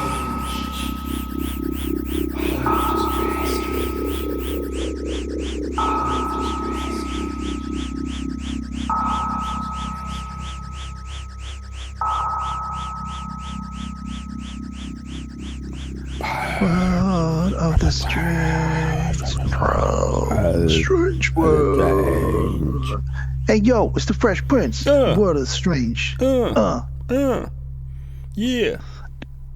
So, our next movie we're going to cover is obviously Godzilla, which is a radioactively mutated creature that grows to an enormous size and destroys things. So I figured, what better thing to do for World of the Strange than to talk about some real-life mutations in animals? So everyone loves that. We've all seen the three-eyed fish in The Simpsons. It's probably got a name. You know it, Gav, I expect. Blinky, is it? Something? Actually, I think Lisa had it as a goldfish for a bit in a pot, maybe. I don't know, I can't remember. Of course she did. So I'll start off quite nice and fluffy. In fact, it doesn't get too horrible, this World of the Strange. It's quite nice. But here's some strange... I'll start off with mutations, and then I'll move on to something called gigantism in animals, which is more in line with Godzilla. So animals have evolved over many, many, many generations, many, many, multiple millions of years, and there's mutations along the way in some of their DNA. So I'll start off by talking about some of those strange mutations. And they're all quite nice and fluffy, a lot of these. So first of all, I'll start off with a strange animal called the axolotl, which I'm sure everybody has seen or heard of. My son loves axolotls. I was going to say, didn't one of your children want one as a pet once? My son wants one as a pet. No. Yeah, I knew somebody did. There we go. So it's kind of like a little salamander type thing. But over the last few thousand years, they've mutated to be able to regenerate any of their limbs, their heart, Gav. They can regenerate their organs, their heart, their brain, parts of their brain, an eye. Wow. And obviously scientists are now like, well, firstly, when did this mutation start? And secondly, we need to replicate this in humans. Because if we can start injecting ourselves with axolotl DNA, I could lose an arm and grow one back in a few weeks, like Deadpool. Weird. So it's really weird, and scientists, a lot of these ones I'll be going through, they don't have an answer for. They're just weird mutations. But yeah, that isn't a new thing. That isn't an old thing. I didn't know. Sorry, that isn't. Yeah, that's a relatively new thing for the axolotl to be able to. They can even regenerate their spinal cord. Fuck. So imagine if we could do that. Yeah. There's been a mutation in cats over the last 100 or so years. Some cats are being born polydactyl. What's that? That means they've got a sixth toe. Really? Yeah. If you type in polydactyl cats, in fact, I know someone who's got a polydactyl cat, someone I work with, and it looks like almost like a hand. Very strange. So maybe cats are sort of mutating so that in time they'll be able to have, opposable thumbs, and they'll be able to really fuck us up a bit. Because cats like fucking us up anyway, don't they? And I love cats. Yeah, but if cats are big enough, they'd just eat us, wouldn't they? If a cat could use a keyboard or, open a door. Play songs, yeah. That's where your mind went. Meow, meow, meow, meow, meow, meow. Be famous on YouTube. Yeah. Some cats have even got 7 toes on each foot. But the scientists don't know where this weird mutation has come from. And I guess, humans have evolved and mutated over the years, and obviously millions of years. So maybe we're just witnessing some of these types of mutation. Potentially. Because we're studying animals so much. We weren't studying animals 500 years ago as much as we are now. No. An interesting fact that I didn't know about was around a mule, M-U-L-E, the type of horse. So a mule is a male donkey and a female horse. Their baby is called a mule. And mules have a weird mutation, which means they take all of the best bits of a donkey and a horse. And that means they've got a horse's speed, a horse's endurance, but the strength of a donkey. That's weird, isn't it? So it's only ever when it's the male donkey and the female horse. And that's where you get a mule. But they are born sterile. So nature stops them from being able to have any further children themselves. But it means that mules are really strong, can work really hard for really long hours, and are really fast as well. Isn't that weird? I don't know why. That just sort of really interested me when I read that. Yeah, strange. The best of both worlds. Throw a zebra in there as well. Yeah, throw a zebra in there. What would a zebra do? Just look good. Just got the stripes. It's style. Zebra's the most stylish of the kind of horse world, isn't it? Well, let's incorporate a zebra now. Why? We want a stylish animal. Okay. Maybe chuck a bit of rhino in there to get a horn, and you've got yourself a unicorn. Yeah. Unicorn. Unicorn. Okay. Anything else? No. I went to a Pride thing the other day where we were making flags. I was sitting there with some people making the Pride flag because my kids were going to Pride the weekend just gone, and I was like, yeah, I'll come down. I was like, I don't know what to draw, so I drew a unicorn and a rainbow. I'll send it to you. I might even get it printed off on a t-shirt. My daughter has literally what you sent me in that picture. Pretty much has that on her. Oh, I pajamas. sent the picture to you, didn't I? Yeah. She's for Christmas. Santa got her pajamas with the rainbows and unicorns all over them, and it's pretty much like your drawing, really. I think though, because it's my drawing, it's a little bit special. I think that looked good on a t-shirt. Yeah, I want one. Right. Podcast on Haunted Hill t-shirts, and that's our fucking hell. That's to show our unison with the LGBTQA plus community. Love it. And it's got to be a pink t-shirt. Love it. My ex-wife's like, right, well, you only design it on paper, now you got to put it actually on a flag. I said, I'm not fucking doing this again on the flag. That's it. That's done. Well, another mutation, moving back to that, is monarch butterflies. Now, the monarch butterfly is a very pretty, you'd know it if you saw it. It's red with like black markings on it. One of the most common butterflies you see in the UK. However, over the years, monarch butterflies have become, or some of them have become poisonous. Oh, really? Yes. So some of them are developing the ability to have a high level of poison in their bodies, which makes them incredibly toxic to predators. So it wouldn't really affect us, but, something that would eat them, like a spider might try and eat one. Firstly, the reason they're brightly coloured is to try and warn off predators. But secondly, if someone tries to have a munch on them, they're going to die because there's toxins in them, which will sort of melt the stomach of the things that want to eat a butterfly. And that's a new thing. That's a mutation in butterflies. So next time you see a lovely monarch butterfly fluttering past you, don't touch it. No. Last one on this list. Try and jump on the back and go for a fly with it. Actually got a couple more on this list. One of them is a new species of mushroom, a mutation has been discovered called a foxfire mushroom. Heard of them? No, but I do love mushrooms and the power of mushrooms. Now, this type of mushroom, its mutation means it glows in the dark. What happens when you take it? Fuck me. I don't know. When you go for a poop at night time, you don't need to turn the light on. Maybe you can see in the dark. You look like what's his name from Ghostbusters 2, and his eyes light up. And he goes, "The child." Yeah. But yeah, they've developed a mutation in their chemical composition, which means that they now glow in the dark. They're bioluminescent, and they call them the foxfire mushroom. And again, scientists are trying to understand how this organism has done this, because apparently mushrooms are quite closely related to us. Yeah. It's strange, the origin of mushrooms and where they come from if you look into the history of it. And I now, take lion's mane mushroom supplement every day, and I have to take it because I found out when I don't take it, the chemicals in my brain don't make me very happy. I myself have been taking it for about 6 months every day. Yeah. It's a fantastic thing. Yeah, it's really good. Yeah. Jellyfish, which are scary at the best of times.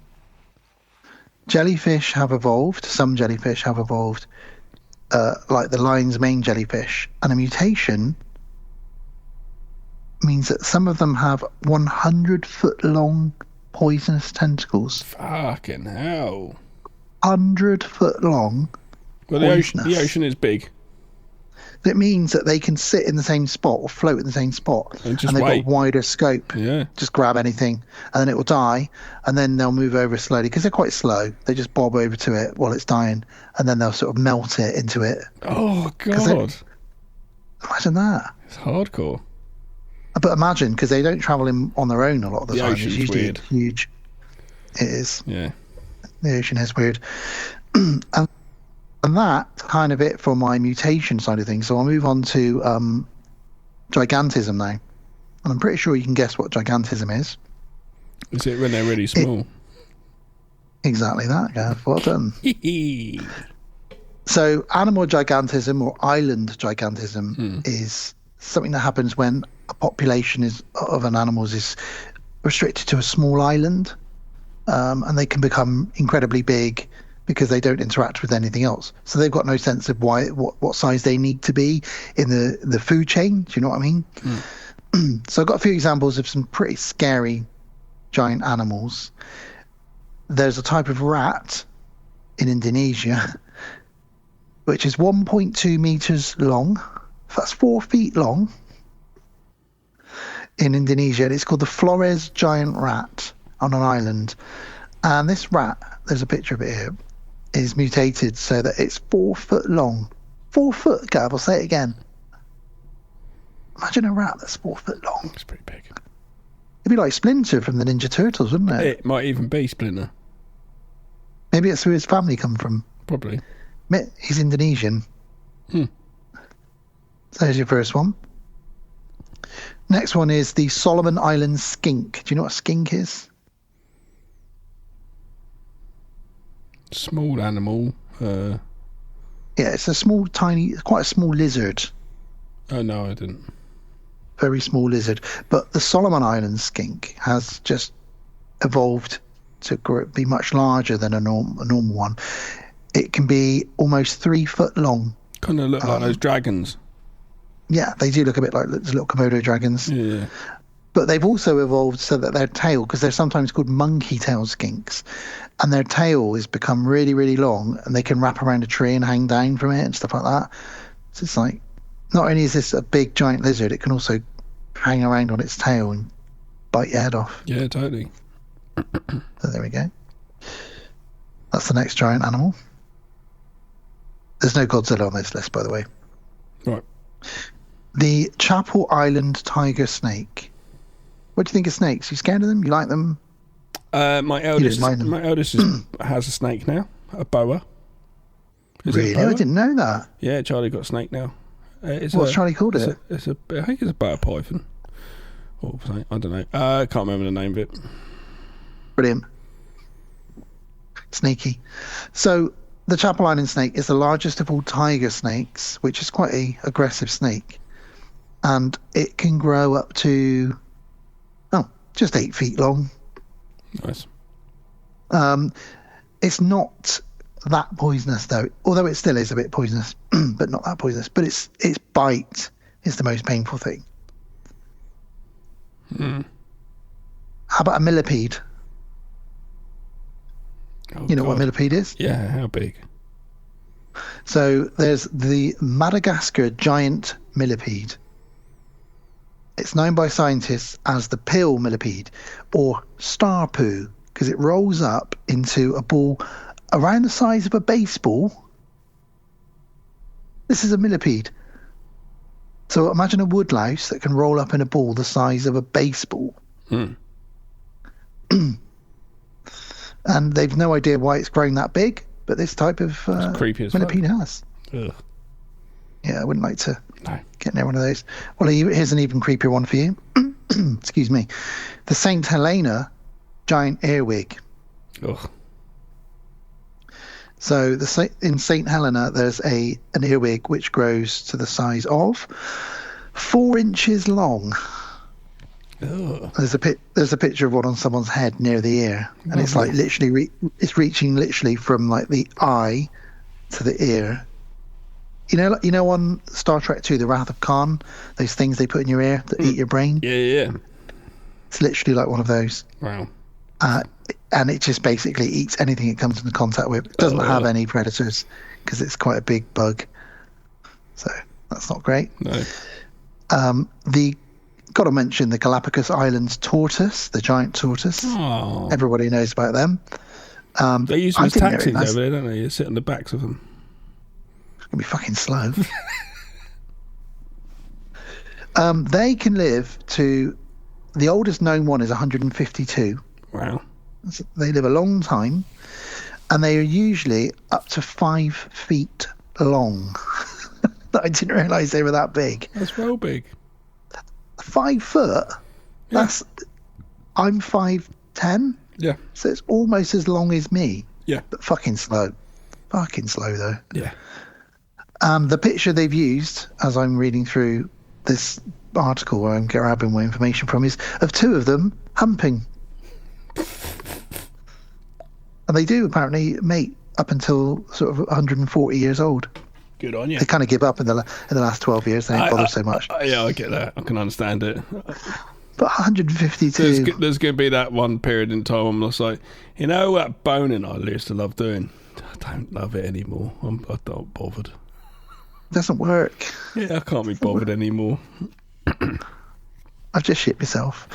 The biggest beetle known to man is the giant Fijian longhorned beetle. So it looks like a stag beetle. It's got really spiky things on the front of it. I don't know what you call them, mandibles. Yeah. And it grows to 7 inches long. Nice. So just over half a foot of beetle coming at you there. And its horns are really, really sharp. But it doesn't really attack you. But if you're a bug that's smaller than it, you're fucked. I mean, these things, that's why they grow big. Yeah. Not to fuck up us, I hope. And then finally, it's now extinct, but it's worth mentioning the elephant bird. Oh, yeah? This was a bird that lived in Madagascar. Now, it was about 3 meters tall, which is 10 feet tall. It weighed 900 pounds or 400 kilograms. So imagine an emu. They're about 6 foot tall normally. And then add another 4 feet to that height. It died out a long time ago, but they found all these sort of fossils and relics of it. And here's the most painful fact. Their eggs, now imagine it having to lay this, were 3 foot in circumference. 3 foot around. The poor female elephant bird that laid a 3 foot round. That's probably why they die. I can't do it anymore. I'm not letting it out. But we're dying out. We need you to lay the eggs. There's only a few of us left. No. Have you seen them? But yeah, that's the elephant bird. Yeah. I didn't even know that existed. It died out in the late 17th, early 18th century. Wow. So a couple of 100 years ago. Well, that was very interesting. Yeah, it wasn't so strange as... No, but it's factual, but it's just a bit creepy though, isn't it? Yeah, my least favourite out of those is probably either the earwig or the bug, the millipede. Yeah. I don't want to see a giant bug. No, not really. All right, Bill. Well, Bill, put your ET finger away. Stop trying to probe me, and take us out of World of the Strange, because we need to go and see what Matthew Broderick's up to. Let's see what little wormy man is up to. The worm guy. I'm the worm guy. Here we go. That's all the time we've got for this week on World of Strange. Next week, though, gimme Ira. Hairless pets. Weird.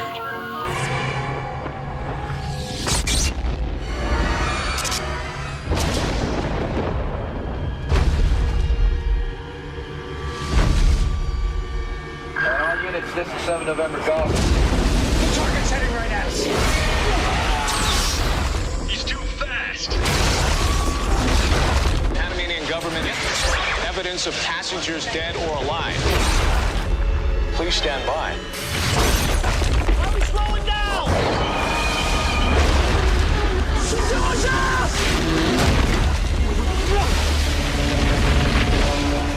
Thing's only 200 miles off the eastern American seaboard. We don't even know what the hell it is.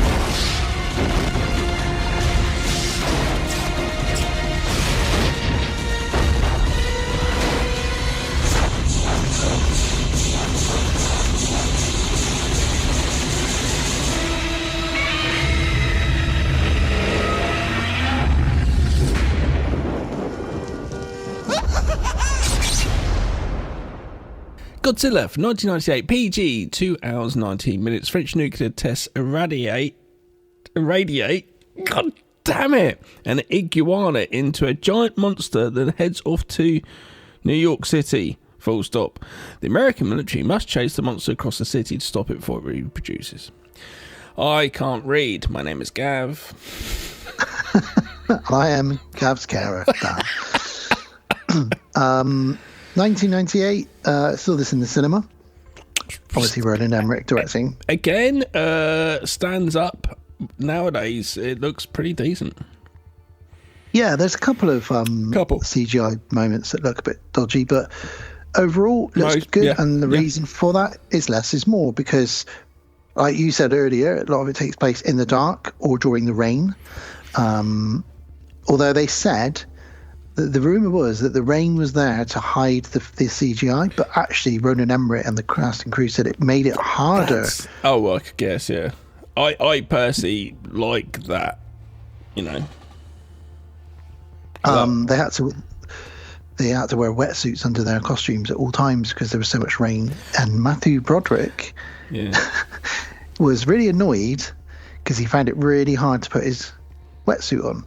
And one day he saw Jean Reno with just his wetsuit on, and he said, "Oh man, you've got a front zip-up one. Mine's a back zipper, and I cannot do it up on my own. And where do I get a front zipper?" Did you turn it around? Jean Reno said every single scuba one is a front zipper. You've been wearing it backwards for 3 weeks. So he'd been wearing it backwards for the first 3 weeks of shooting. Has he not? I've never been scuba diving. But I could figure it out. I would look around at other people and be like, "There's a zip at the front." It'd be the first thing I'd do to go, "Oh fuck, I'm ready to swing it around." Yeah, come on. Every time you need a piss, it must be a nightmare. Come on. And surely the person's going behind me going laughing as they're doing the zip up because they're like, he thinks it goes from the back. Because they must be like, you're wearing it wrong. This movie, before we get into the cast, this movie was an event movie again. You know, everyone wanted to go see Godzilla. The trailer showed him stomping on things. It was coming on hot on the heels of Jurassic Park 5 or 6 years after, and it was saying the same principle in it. Yeah, even the poster said, you know, size does matter. We all like big monsters in the cinema. That's the way it is. There was even a trailer where you saw it stomping on a T-Rex skeleton to try and sort of get one over on Jurassic Park. And the other reason it was an event film, was because it had a soundtrack that everybody wanted to buy. It was a really good soundtrack. P. Diddy was on there, unfortunately. I released a skate video the past couple of days, an old video I made not that long ago, but I think it just got, people just didn't see it because of the I couldn't put it up on YouTube because of song copyrights. My Instagram, and then it shares on Facebook, I can have it up, so it's got all the songs that I just, pay for it because I wasn't selling the skate video, but you just try and make it real fun. At the end of it, there's a bloody P. Diddy song on there. I didn't even realise. There's nothing I could do about it. I can't cut it again now. Yeah. It's like, oh, well, it's got P. Diddy, it had Jamiroquai on there. It's a really good soundtrack overall. I think Batman Forever was around about this time, and that had a really good soundtrack. So I was buying movie soundtracks. So it was a big thing, wasn't it? Yeah, because you'd like the film, and then you'd buy the soundtrack. Same around with Bad the same Boys, time, Beavis and Butthead Do America. That soundtrack was banging. Yeah. So I was watching a film, and if I liked it, I'd show how much I liked it by then listening to the soundtrack. And obviously, you just don't do that anymore. And obviously, I could do two things. You could buy the soundtrack, then buy also the score. Yeah. Totally different albums. Some shops would do a package for you where you'd get like two for whatever, the soundtrack and the film. Great stuff. And, and the Jamiroquai, just quickly, the Jamiroquai song is it's all good. Still incredible in this. I'm going deeper underground. That one, yeah. This is essentially a monster movie because they're putting Godzilla out as a bad antagonist in this. Essentially, as a monster, really. They're putting across him as. I disagree. I see this as a Frankenstein remake. No, but what they're saying, I feel like they're putting across that he is the bad monster. Yeah, I feel like he's a misunderstood monster. He is. They. We don't really have a sex for it, we discover.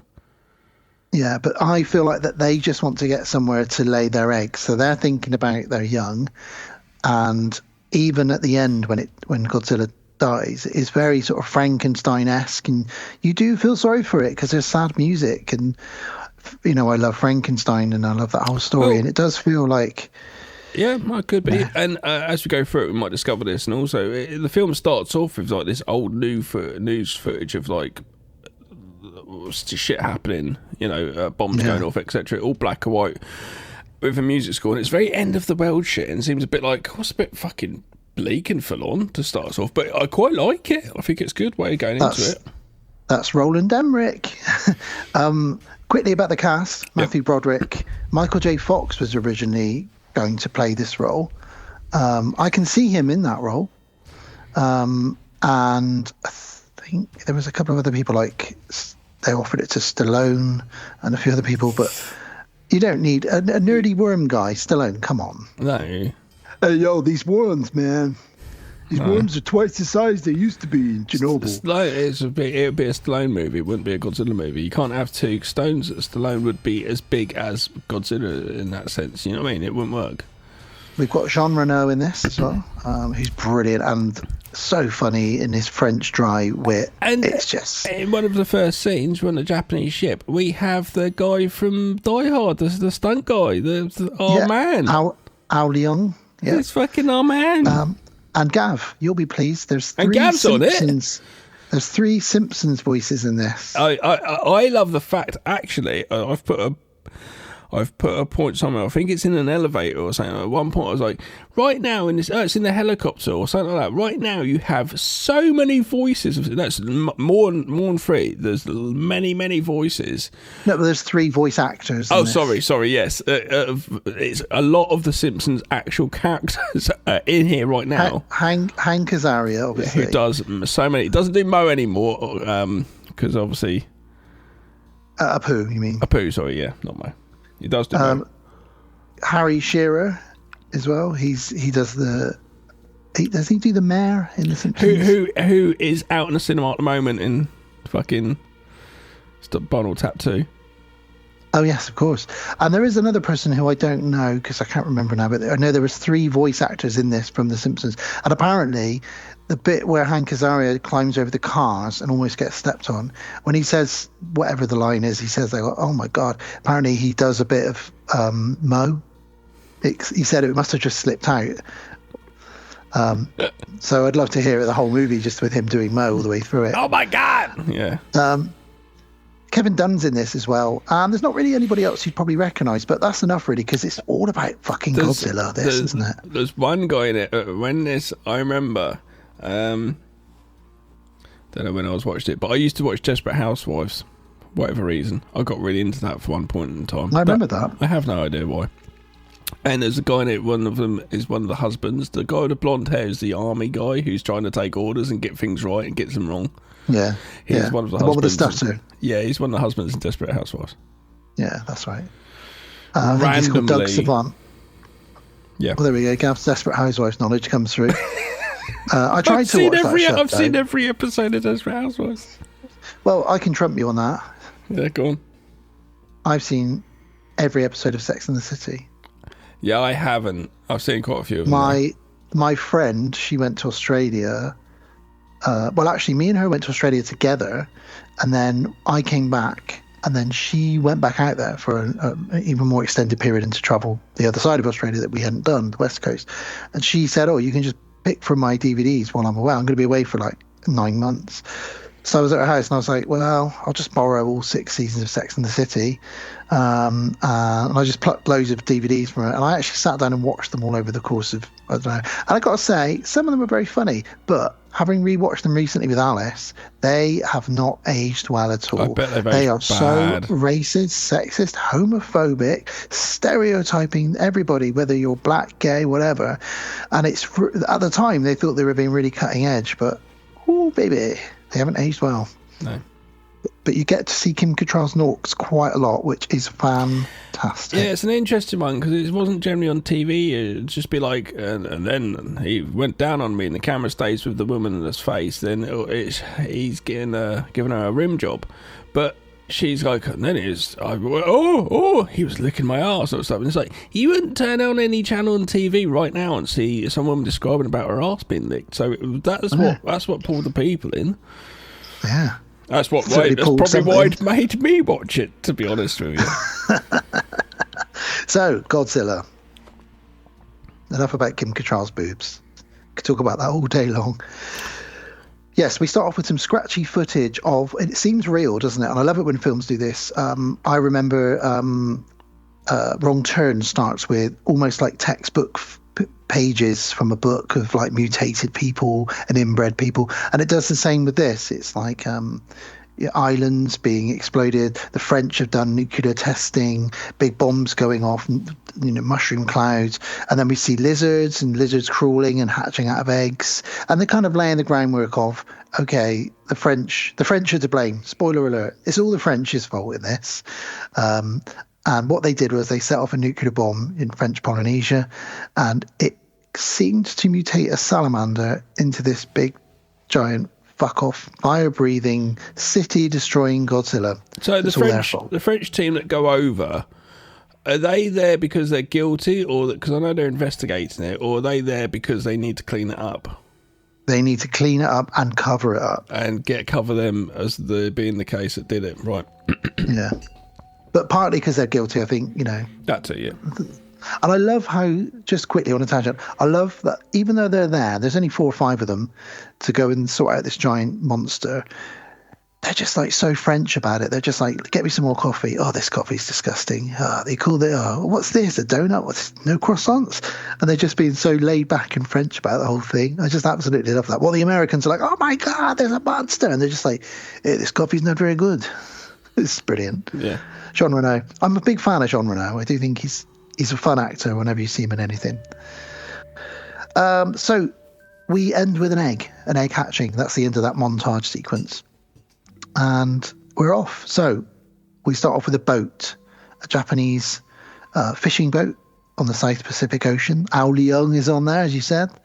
The candy bar stealer. I was about to say eating candy bars. But he was also in Big Trouble in Little China. You can name a billion movies he was in, but Al Young is on there.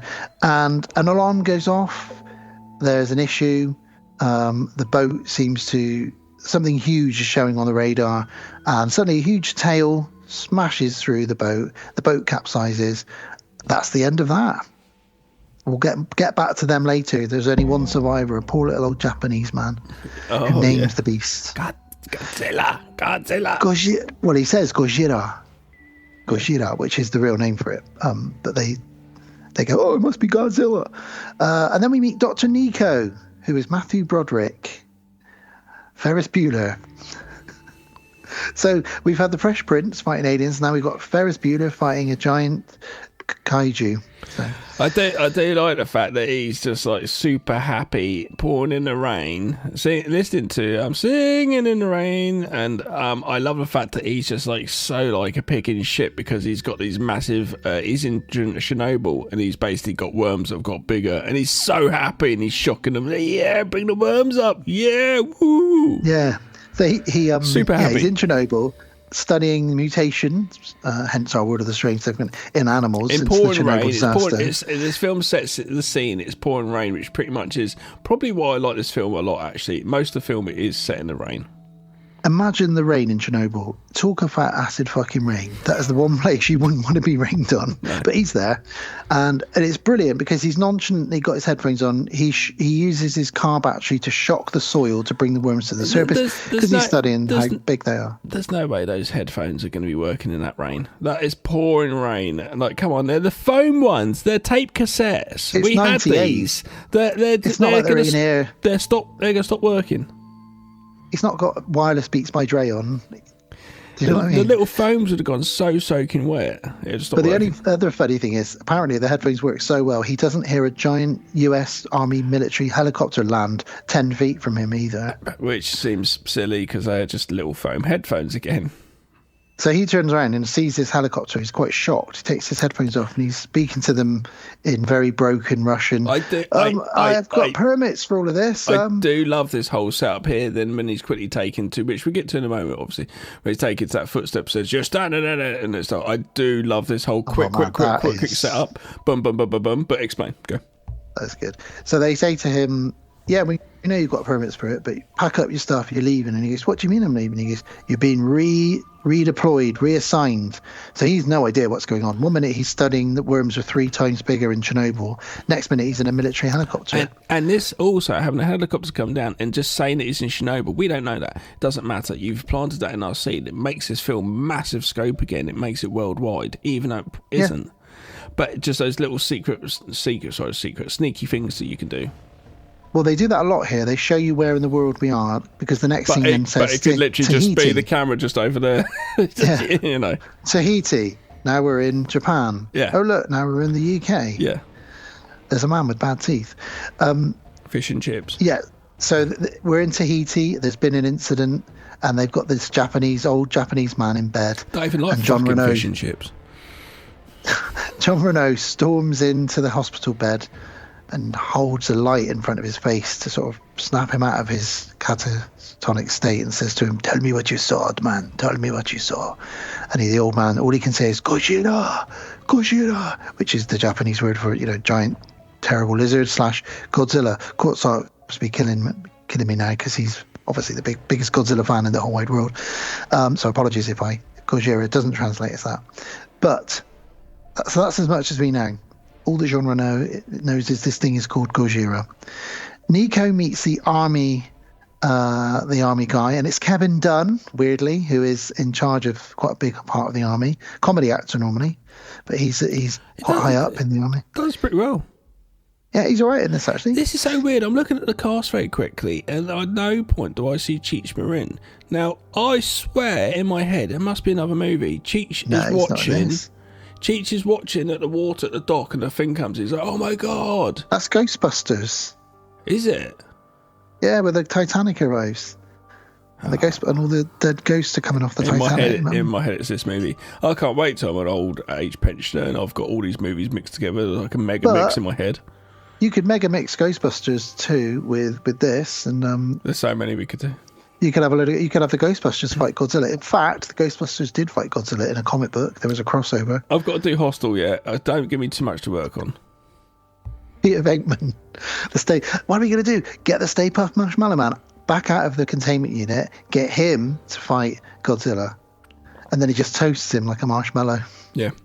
I wonder if I'll do that. I wonder if I could put it, I don't know, if the guys will let me put it on Deadbolt. I don't know if I can get away with it doing a Mega Mix. I'm not sure how it works, because it's not really copyright. If it's a fan edit, I think you could probably get away with it like we did the Star Wars movie, maybe. Maybe.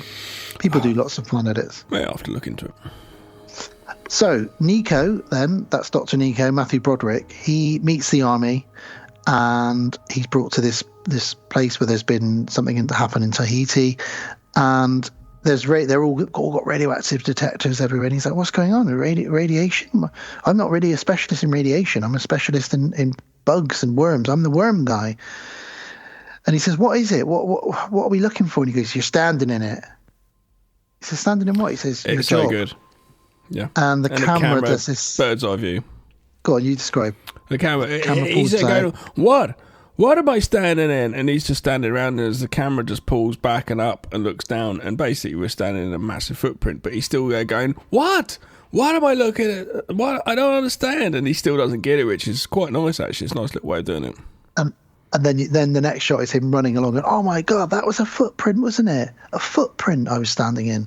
And he says, no creature on this earth could, make a footprint that big. What the hell's going on? And he meets Elsie, the sex pest. She wants a bit of Ferris Bueller. She wants his day off. It's weird. And his day on. What's going on with this? She's like, wow, you're kind of cute, huh, Mr. Worm Guy? She hasn't had it for a while, I think. No. She fills him in on what's been going on. And they talk about what type of animal it could be. And no one can figure this out. And again, we're not seeing Godzilla yet. We've seen a footprint. We've seen a bit of a tail on that Japanese boat at the beginning. Yeah, but we don't really see a lot to begin with. No, Emmerich knows what he's doing. He's basically been brought up on Jaws, as far as I could assume. Yeah. Agreed. Yeah. They tell him about the Japanese boat, and they take him to see it. And it's obviously got these giant claw marks, like a giant Wolverine has scraped down it 3 times, or a giant Freddy Krueger. Back to New York, we meet Audrey. Now, Audrey, played by Maria Pitillo, she used to date. So again, we've got a tenuous link here, like in Independence Day. She used to date Matthew Broderick back in college, and she dumped him because he was a bit too full on, and he loved her and he wanted to marry her. So she dumped him. So there's a tenuous link. Worm Guy used to date this Audrey girl. But she works with Harry Shearer. That's her boss. Simpsons voice. Hank Azaria is one of her best friends. He's dating her best friend. His name's Animal in this. Brilliant.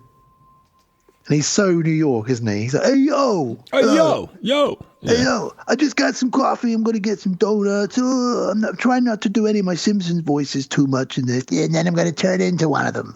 He's just so totally like, there's a couple of times where he does turn Simpsons. But if you do that many voices, you are accidentally going to do it. Oh, fuck yeah.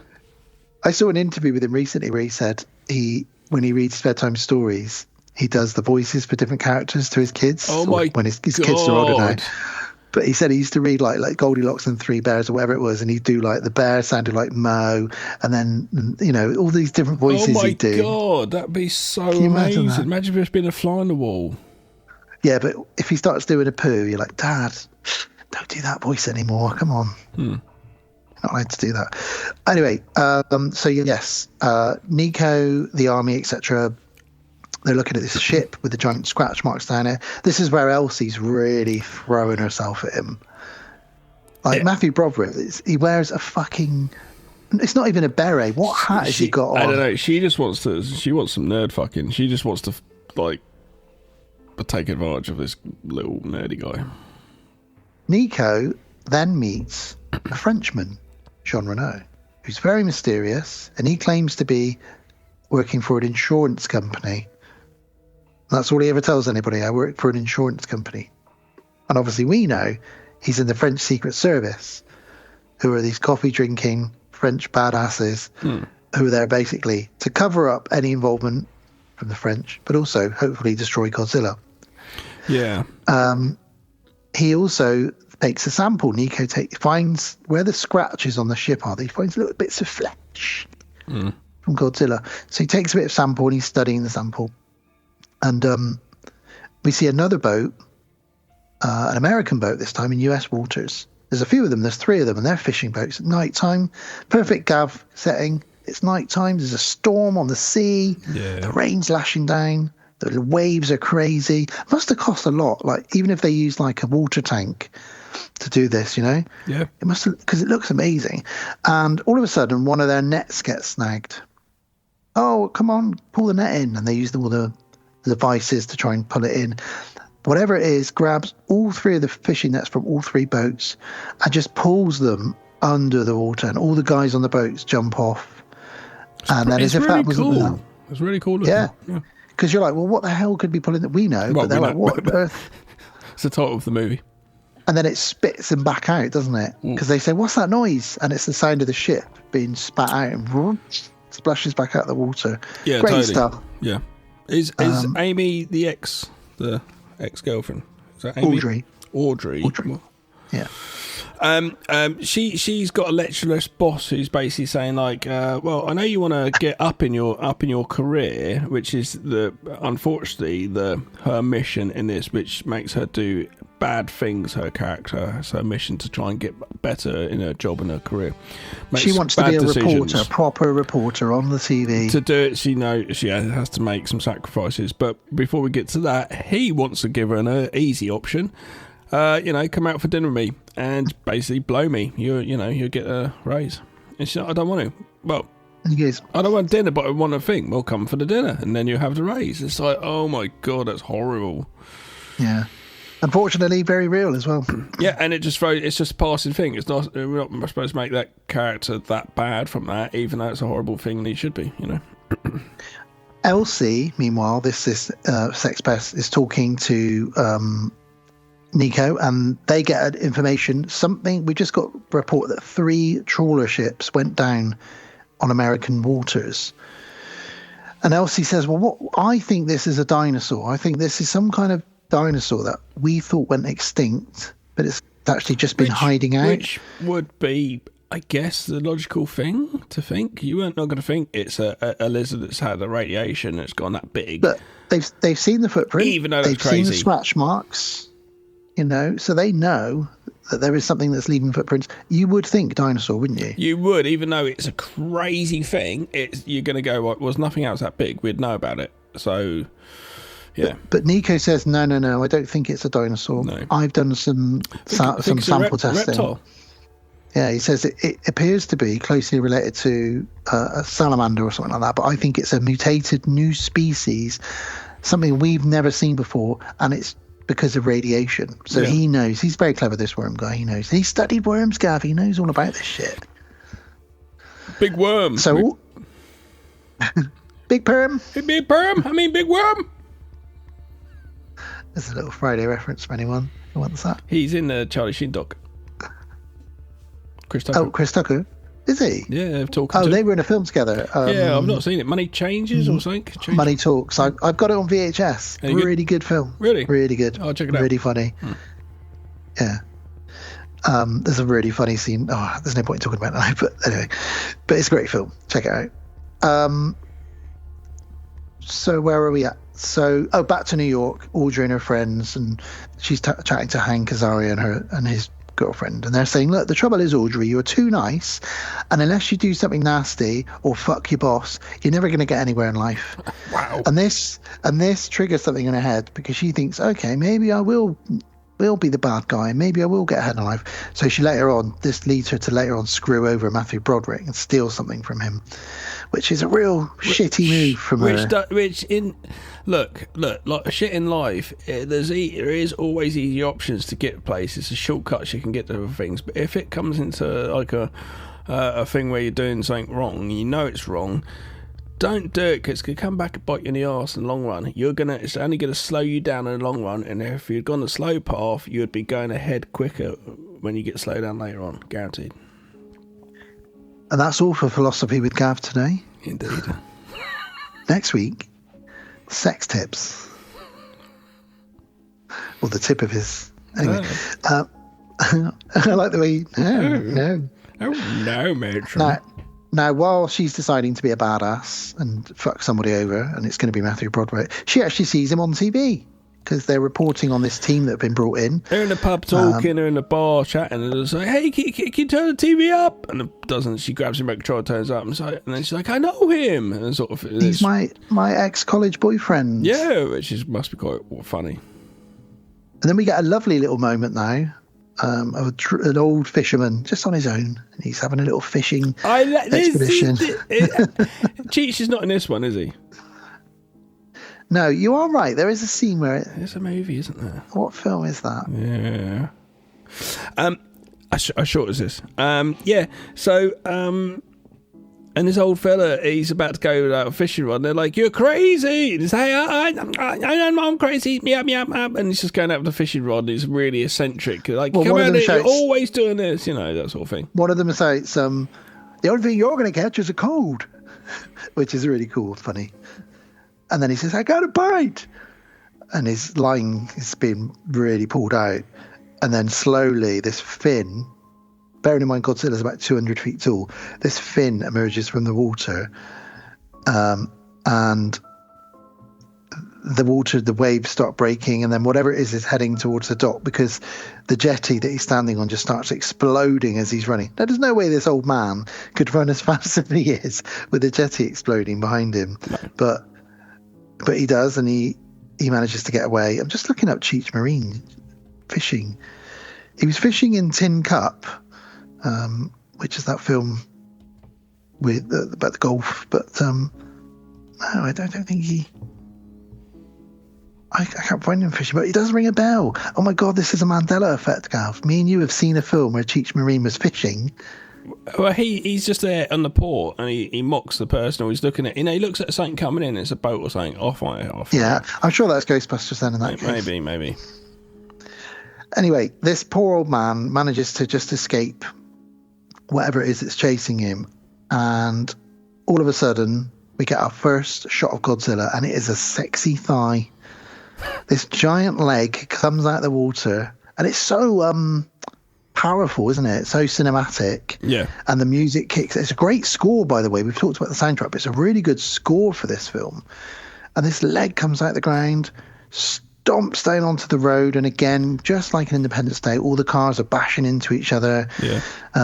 We get that same guy, in fact, same actor from Independence Day, and then boats are falling on the ground in the middle of the street because they were on the back of Godzilla as he stepped out of the water. It's what you want, though, isn't it? Really? Yeah, it's total chaos. Yeah.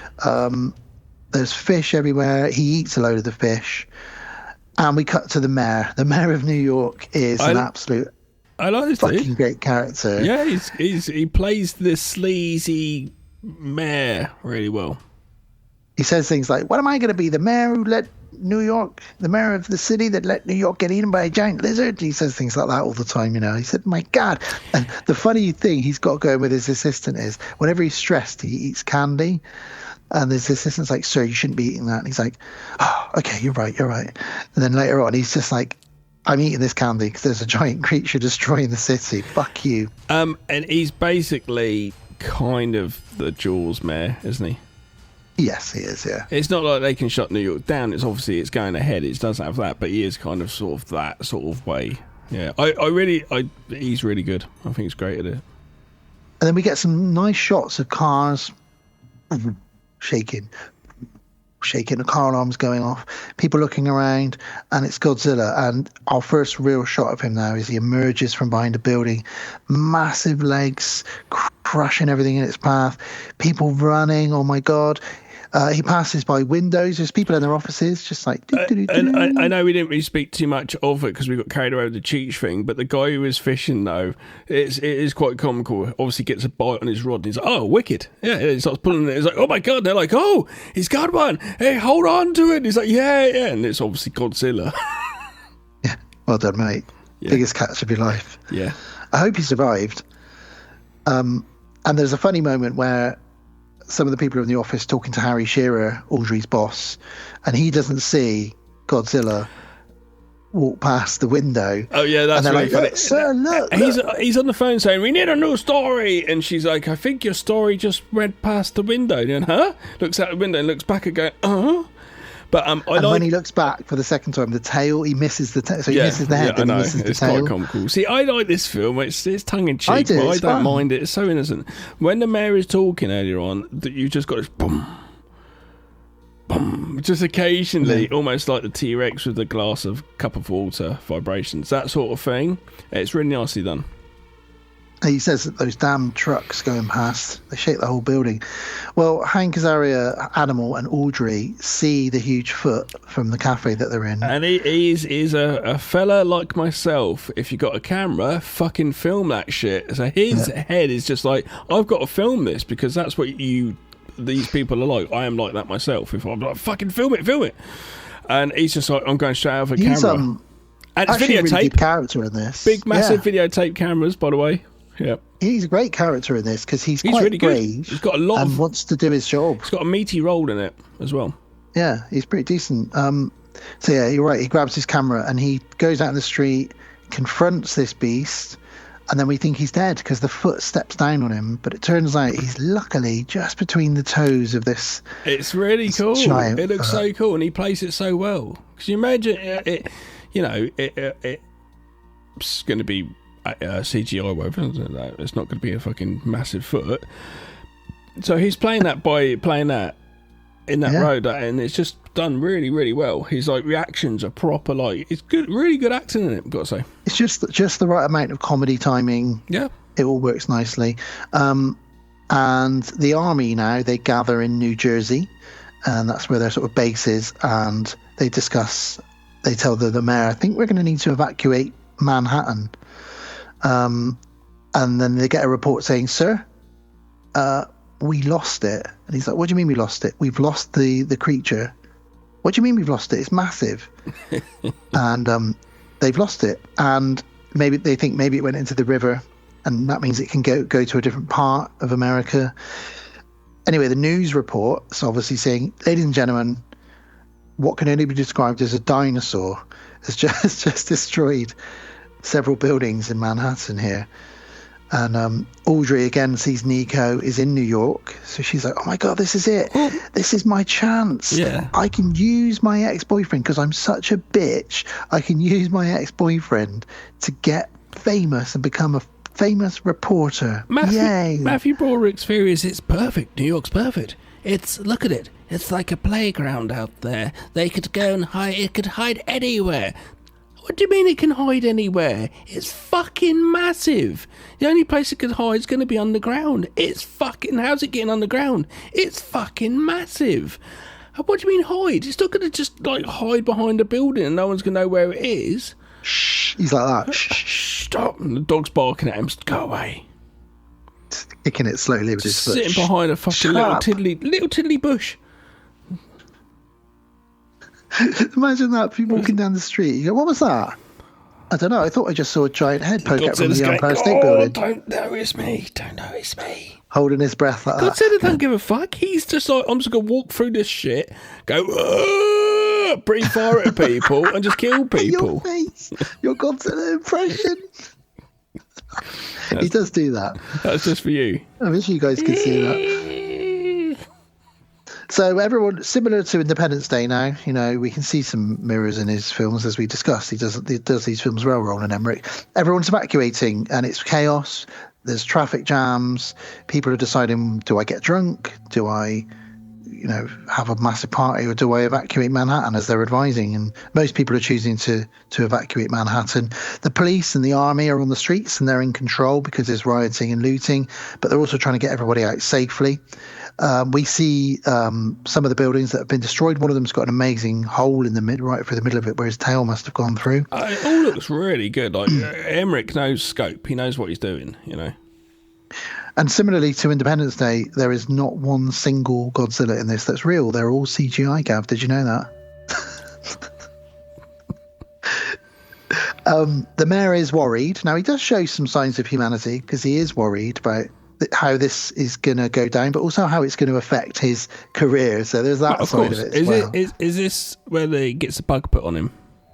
Yeah, Jean Reno goes over and says to him, just to let you know, anything you need, my insurance company will deal with it. And then he puts the bug on the mayor. And he's just like, huh? What? And yeah, he's basically got bugged on his collar so you can listen in and see what's going on. Now, Audrey steals her boss Harry Shearer's press ID, and she's going to use that to sneak into the army base later to steal something from not just his heart, but steal something else from Matthew Broderick as well. Now, the French guys, we get to find out who they are at this point. And they're all sat around drinking terrible American coffee, and one of them says, well, it says French roast on it. You know, how coffee's marketed as French roast or Colombian roast. It's never quite... Like, if you go to Colombia, drink proper Colombian coffee, it's probably got cocaine in it, to be honest. Yeah. You know? Why not? That'll wake you up in the mornings. Charlie Sheen.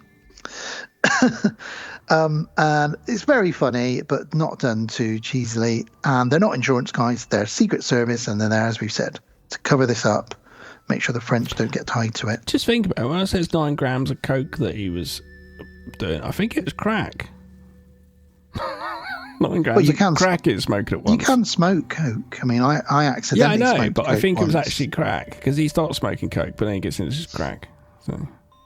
I know I always say I accidentally, like the time I accidentally smoked crack once, because I didn't know someone was passing me something that wasn't a spliff. But I did also accidentally smoke coke once as well. I was at a party, and a girl thought it'd be really funny to lace the spliff with coke. I felt mental. Oh, drugs. I love sharing these little nuggets with our listeners, Gav, don't you? Yeah. The mayor speaks to the army, and this is where Jean Reno can get all the information about what their plans are, what they know about this creature, and this is how the French guys get all the sort of scoop, really. The mayor says to the army that he thinks the evacuation was a mistake, and he says, I don't think we should have done this. But the army are saying, look, we've got this under control. We're going to search every single building in Manhattan for Godzilla. Like you said, you're not going to have to look very far, surely. What do you mean? Look, the building's the size of him. What building what door has he snuck into in the building that gets him inside that they're not going to know he's in there? I don't understand the theory in this. He's knocked the Statue of Liberty into the water, and he sort of stood there with a crown on, standing still, like, oh, they won't know it's me. I don't know how they think, oh, it's perfect, he can hide anywhere. No, someone's going to see him. He's pretty fucking big. It's huge. Now, while they're searching, they do find a tunnel underground. They do. Deeper underground. And they think Godzilla might have got off the island, which is worrying because they were hoping to contain this to just Manhattan. And this is where Nico says, look, he's just an animal. Okay? What do animals want? Food. Warmth. We need to draw him out.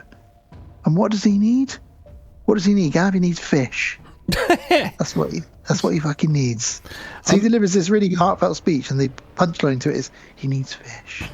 I'm looking at a set photo, and it's they've made a miniature of the street, which I presume they must have made these everywhere. But when I say miniature, like there's a guy in there just adjusting a balcony with the steps coming down. You know, the whole balcony with steps coming down outside the building. He's adjusting. Yeah. He's bent down, adjusting 1, 2, 3, 4, 5. The 7th floor balcony. He's bent down. So him standing up is probably about, you know, the buildings, and they still go taller than this person, this guy. So if you're averaging them out, they're probably like 9 or 10 foot miniature building streets height. So that's so impressive. And they got like the tanks are like the size of his feet, his shoes. So it's really impressive. Miniatures right, yeah, that's what sells it. You know, the Lord of the Rings movies from Peter Jackson, they used so many miniatures. Yeah, to make stuff look. You can do it really well, you know, and obviously it's going to be a bit cheaper, and it's not CGI than blowing up buildings, which you can't do.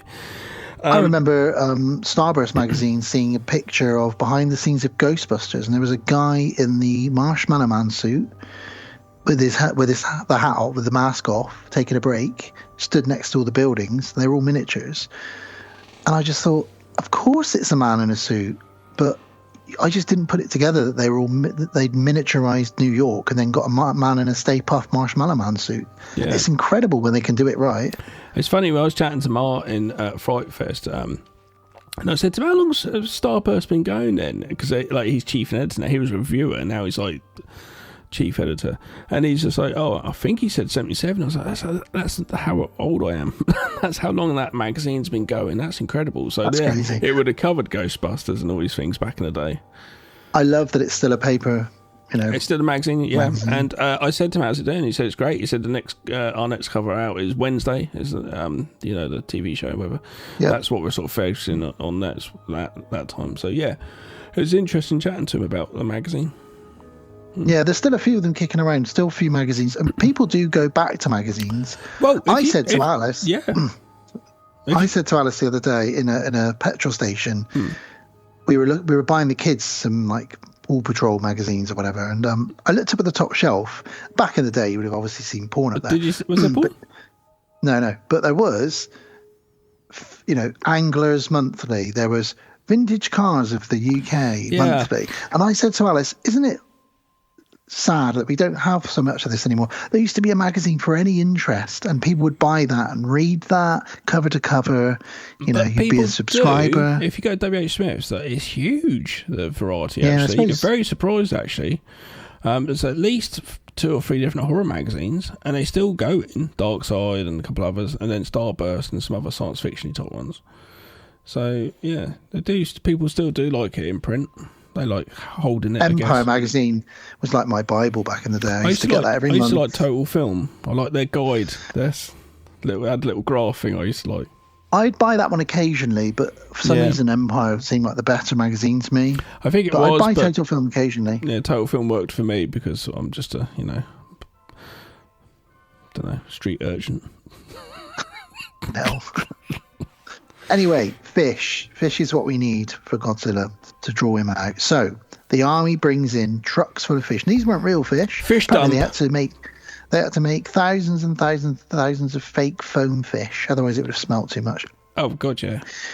And the French are obviously spying on them while they're doing this. And everybody waits. They dump all this fish and they wait. This is the thing with these things, though, because this is what I come to realise when I spent all day, I've said this before, waiting to be called on set of Bourne Ultimatum, and I'm at Waterloo train station all day long with fucking about 200 extras in a pub, waiting all day long. Then we get called up, and I'm like, well, there's loads of public up here, though. And they're like, oh, no, I was chatting to the guy, and like, oh, no, we can't shut it down. So you just mixed in with the public. It's like, so why are you paying us? We're all just down there. You're just throwing money away because it doesn't really matter. You could you could probably just pay 5 of us or 10 of us and have those sort of guys in the front of the cage. Just, and like, for example, someone was there going, that fish has to be fucking, make the fish again, and shouting at all these young 10-year-olds in sweat camps, just building these fish, making them look fucking perfect. And the camera doesn't even see it. The camera sees the first 10 fish at the front. Do you know what I'm saying? It's that sort of shit that drives me crazy with movie making. I love where your mind goes. I know. I love it. So everyone waits. This is a perfect Gav setting again. Heavy rain. It's nighttime. And we're waiting in the rain. I love this bit when they're all like backed up and it's dark and they're like, let's just wait. And they've got their night vision goggles because they're waiting. They're all gone quiet, waiting for this massive, basically gigantic sound and physical thing come into shot. So the quietness of that is like such a great build-up of tension without anything going on. It's almost like the T-Rex coming in Jurassic Park.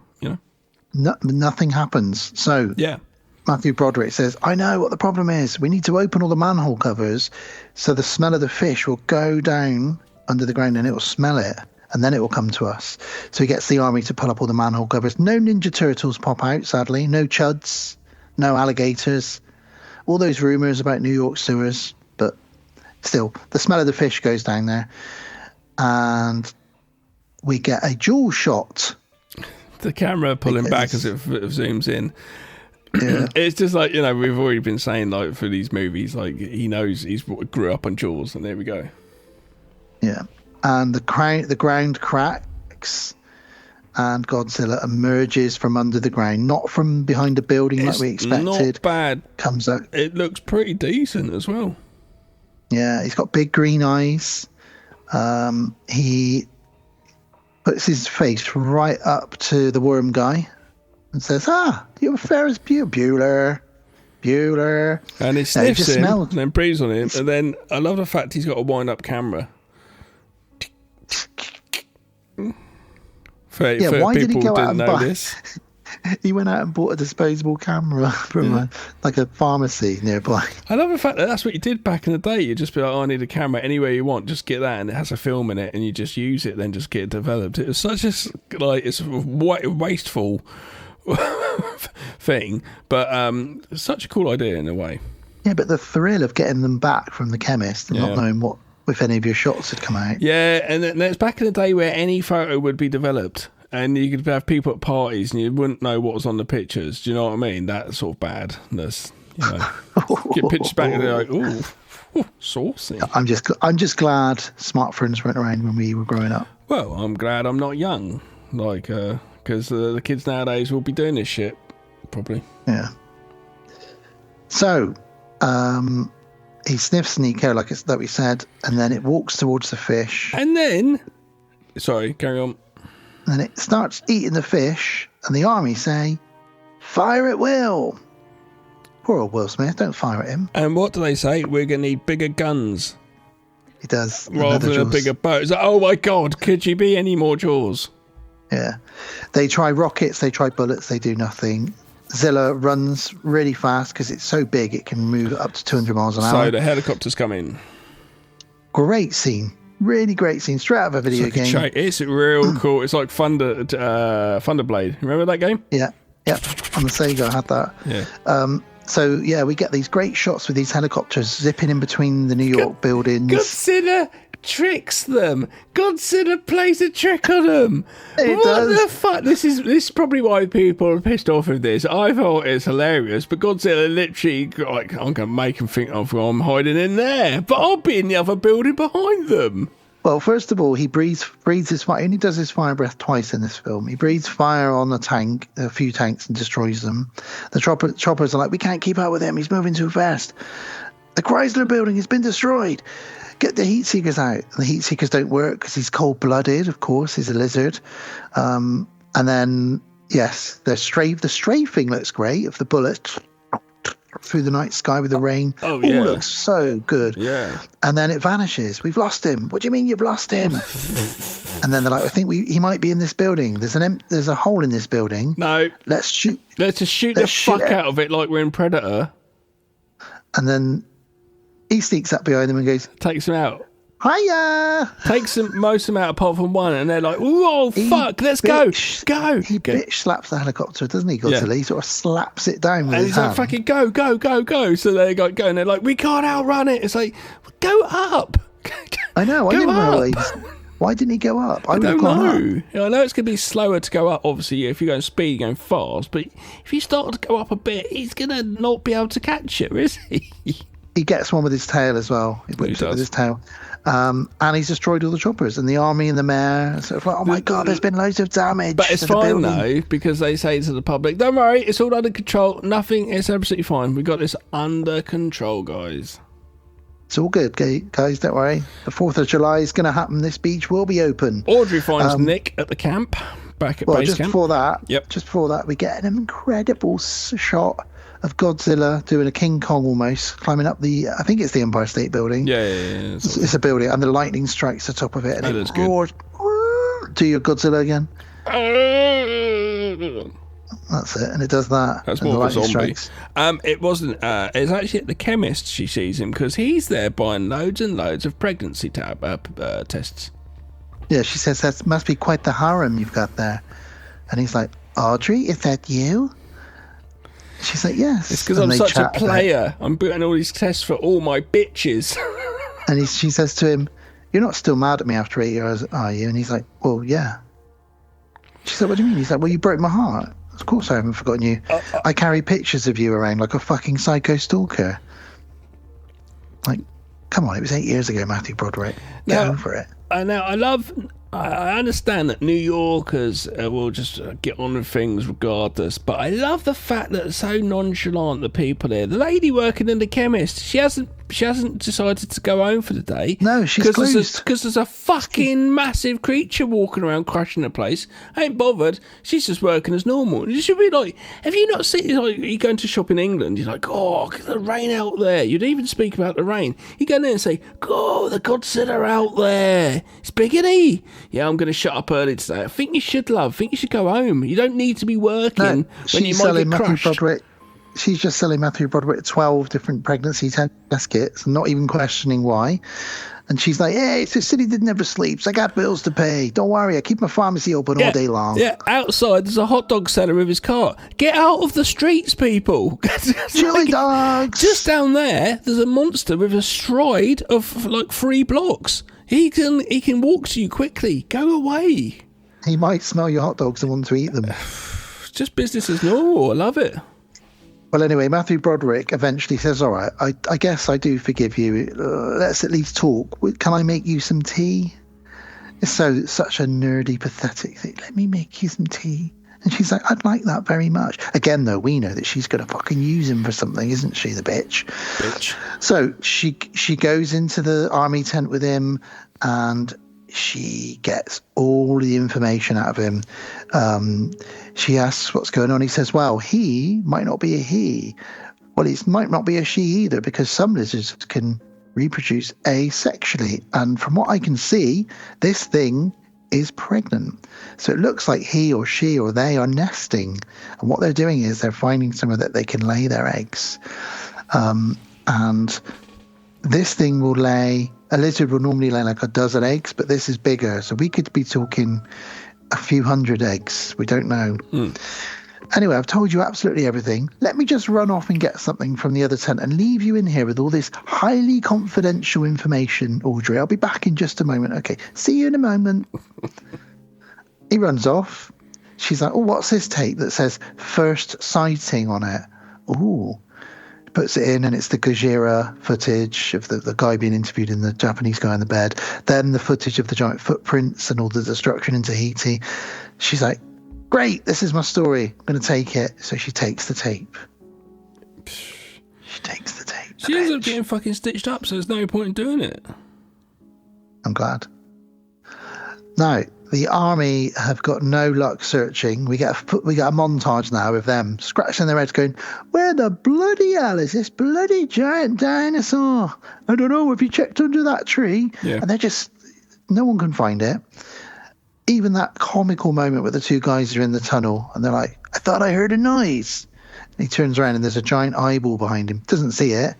Even though we as an audience hear, he doesn't hear it. No. He goes, don't know, probably just the wind or something. Yeah, these tunnels are really old and windy. Okay. They just carry on walking around. They didn't see the giant monster behind them. He's about the size of the Empire State Building. I don't know. I don't understand. There's a little bit of logic where they've been like, let's just cast an eye over here and ignore that at times. Now, Audrey has got Hank Azaria to piece together parts of this tape she stole. And then she shot a story with her going, this is Audrey reporting for New York News or whatever. And then this is exclusive footage so we can show you. She goes over to her boss, who isn't Harry Shearer, her boss's boss, and says, play this. And he's like, whose story is it? My story. And Harry Shearer's hearing this, though. And he's like, in the background. Interesting. Yeah. And it's that classic line which happens. She gets fucked over. So the French then start spying on this military, and they hear more of the plans, and they hear about the eggs. So they're like, oh, okay, the eggs are going to hatch really quickly, so we need to find the nest. Come on then, French guys, let's go find the nest. So they're on a mission as well. The movie does a great job of tying together several parties, doesn't it? Yeah. You know, because you've got your political guys with the mayor, you've got Audrey and the cameraman and stuff. Then you've got Nico, but then you've also got the French guys. But it doesn't in any way feel complicated. It just works quite nicely together. Yeah, no, it's all fine. The news reporters show they're all in the pub, and Audrey's excited, and Hank Azaria's like, "Hey, Audrey, your news story's coming on. Turn that up, man. Turn it up." They turn it up, and it's not Audrey. It's Harry Shearer. Yep. And he's stolen her story, the bastard. It's unfortunately it's complete naivety from on her part, and it's a lesson that she's going to learn. But yeah. And the news report says, we can reveal exclusively that this incident started in French Polynesia. So the French have now been thrown under the bus as well. And we call this Godzilla. And she's like, it's pronounced Gojira, you asshole. Then says, Nick Natopoulos says today that, and it's like, basically says Broderick. And they're like, just before this happened, we cut to the tent, which they're watching it as well in the army tent, and say, hey, guys, you should watch this. They turn it on. Matthew Broderick's just there, everyone's watching it, and he's like, whoa! And they're like, they said your name in person. He's like, I know. He's like really confused. How would they know that? How do they know this? And as soon as that happens, as soon as the tape's going, they're like, right, you're off this case. And he's like, oh my God, she took it. And they're like, right, you're off. Yeah, because he does play quite innocent quite well here. He's sort of, is really shocked, he's can't figure out, and then suddenly realizes, well, the only person oh my God, she took it. It wouldn't be her. That's all he has to say, and they're like, right, someone took it, so right, you're off. You can't. They're trying to keep this under wraps to keep everybody calm, and we can't let information get out. So you're a liability. Off, go.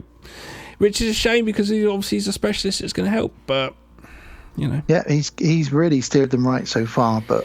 And the army guy really likes him, Kevin Dunn, but tough. He's broken whatever code it is. And when he finds that out, the French guys are like, right, we're going as well. Why are they going? Just because he's been kicked off. Why do they go, right, we're going to go back as well? I can't remember. At the moment, just before that, Audrey tries to apologise to him, and he says to her, it's unforgivable, basically, like, I don't talk to me, and he drives off. It's a boring conversation. Hank Azaria follows him, though, which is the main thing. And Hank Azaria follows him. But the French don't leave. The French kidnap him. Okay. They kidnap him and they take him. I know they don't, but I'm sure they say, right, we're leaving. I'm sure it cuts to them going, right, we're leaving. And they're like, what? Maybe they're leaving to go get him. That's what they meant. Rather than throwing leaving New York, we're referring to go get him. Okay, that makes sense.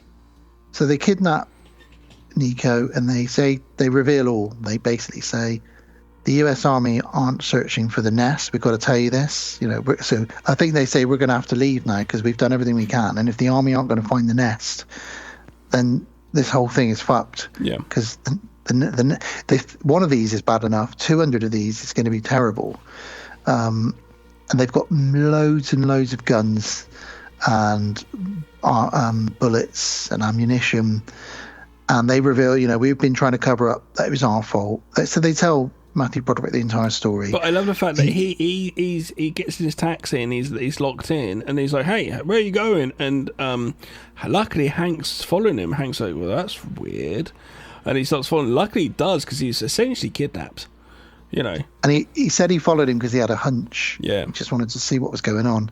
And it's good that he does, because he goes back and says to Audrey, Nico and some crazy French guys are going to go find the nest. They're going to sneak back into the city. This is your chance to A, redeem yourself with Make Nico, and B, get the story. Get the Snoop. Scoop. Yeah. It's really good. Snoop. I love this. I love when they go back and they turn up at the gates, and it's just like, I didn't ask you, sir, when they asked Matthew Broderick, because obviously other guys aren't American, they're French. Well, yeah, so hang on, let's break this down. So they're disguised as American army officers. And what's their disguise? Chewing gum. Chewing gum. He's like, what's with the gum? And he goes, it makes us look more American. And the only thing they've watched is Elvis Presley movies. Yeah, because they're all in silence. One of them gets to speak. And the truck pulls up, and the guy goes, what are you guys doing here? And Matthew Broderick goes, Colonel Hicks wants to see us immediately. That's Kevin Dunn. And he's like, I didn't ask you. And he goes, well, I'm telling you, Colonel Hicks needs to see us. And he looks at the other soldier, who's John Renault. Is something wrong? You can't speak? Yeah. And he goes, oh, no, sir, everything's fine. Yeah, and a real proper Elvis way. Matthew Broderick just gives him a little look. It's dubbed over, isn't it?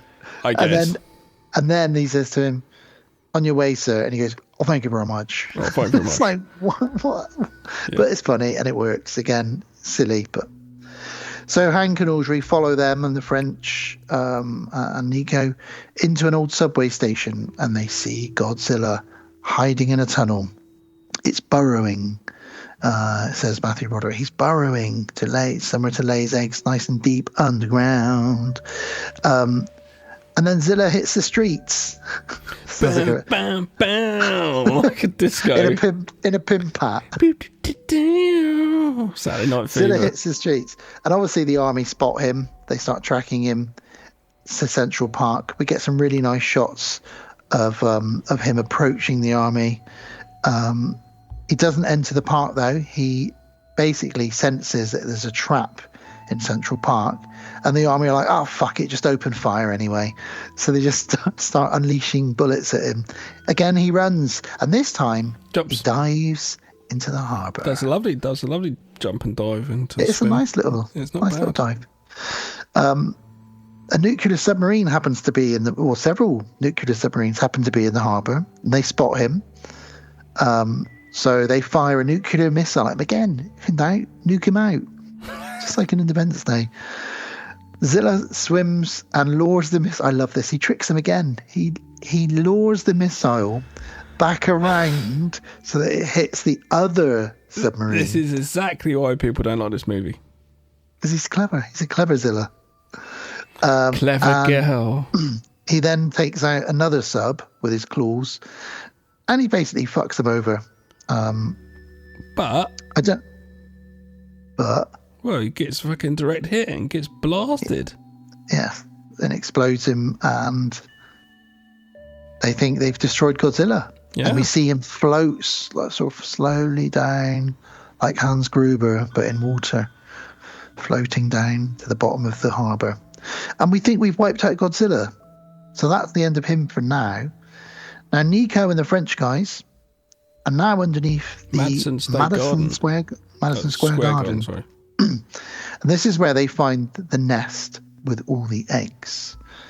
And these eggs are probably, 5 or 6 feet tall? Fucking huge. I just like, when they had to make them, and like, right, you've seen Aliens, yeah? That, but bigger. Like, whoa. And there's so many. There's about 200 of them. It's that must have took so much work making those. To be fair, my attention to detail, those worth it. Not all the fish, though. They probably only needed to make 20, and then reuse them in different shots. But apparently it's supposed to be about 200 eggs. Yeah. A baby hatches, and then lots of babies start hatching. It would take over the world, wouldn't it? It would take over all of America, because they would grow that quickly and reproduce. Say in a year, 6 months, they'd be big enough to lay their own eggs. No, quicker than that, probably. I don't know, more, and then more and more and more, and eventually they'd just take over and eat everything in America, wouldn't it? And then obviously if they could, swim to the next place. Yep. Carry on. They just work their way around. Yeah. So basically, this is like the end of the world. We need to stop this shit. It's like dinosaurs coming back. And the scene with the babies is quite good. Now, a lot of people, this is the big reason people don't like this film, because the third act introduces essentially like raptors. I like it. They're like 9 foot fucking Godzillas. That is scary as shit.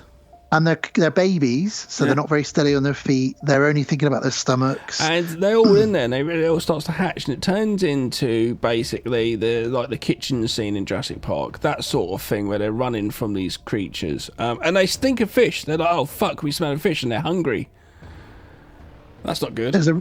This scene does go on maybe a bit too long, where they're running from room to room, but I don't get bored of it. Yeah, I wouldn't describe the whole scene to our listeners now. Funny, it's kind of like World War Z, where I know World War Z, they ended up just rewriting the ending because they thought, I don't know, whatever, and it changes from a massive like 2-act film of large, huge worldwide scope, World War Z is, to a really small area in Wales hospital for the third act, which is really odd, which is kind of like this. I actually really like that idea, even though that wasn't the intention. I like the fact that World War Z does that and then goes really small. I think that's quite cool, but people don't like that. No, I get that. Yeah, but this is the same sort of principle, most. We've had this massive scope, and all of a sudden we're kind of contained for a good moment in this area.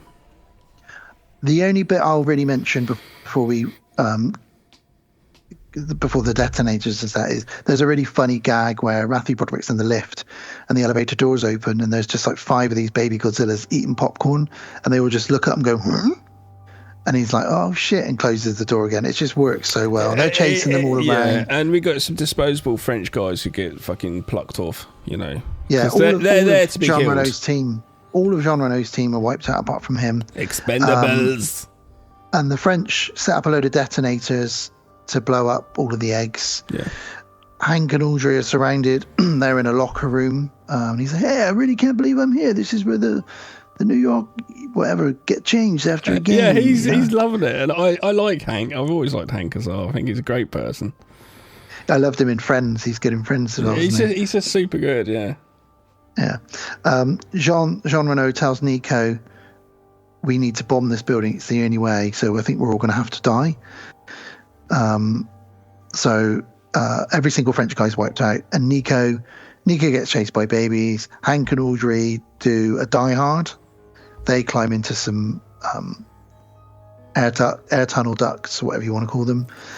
And they're crawling along through there. The dinosaurs are after them. Not dinosaurs, but the Godzillas, the baby Godzillas. Babyzillas, let's call them that. Jean-Claude. I wish Jean-Claude Van Damme was in this. Jean Reno manages to clear a path through the Babyzillas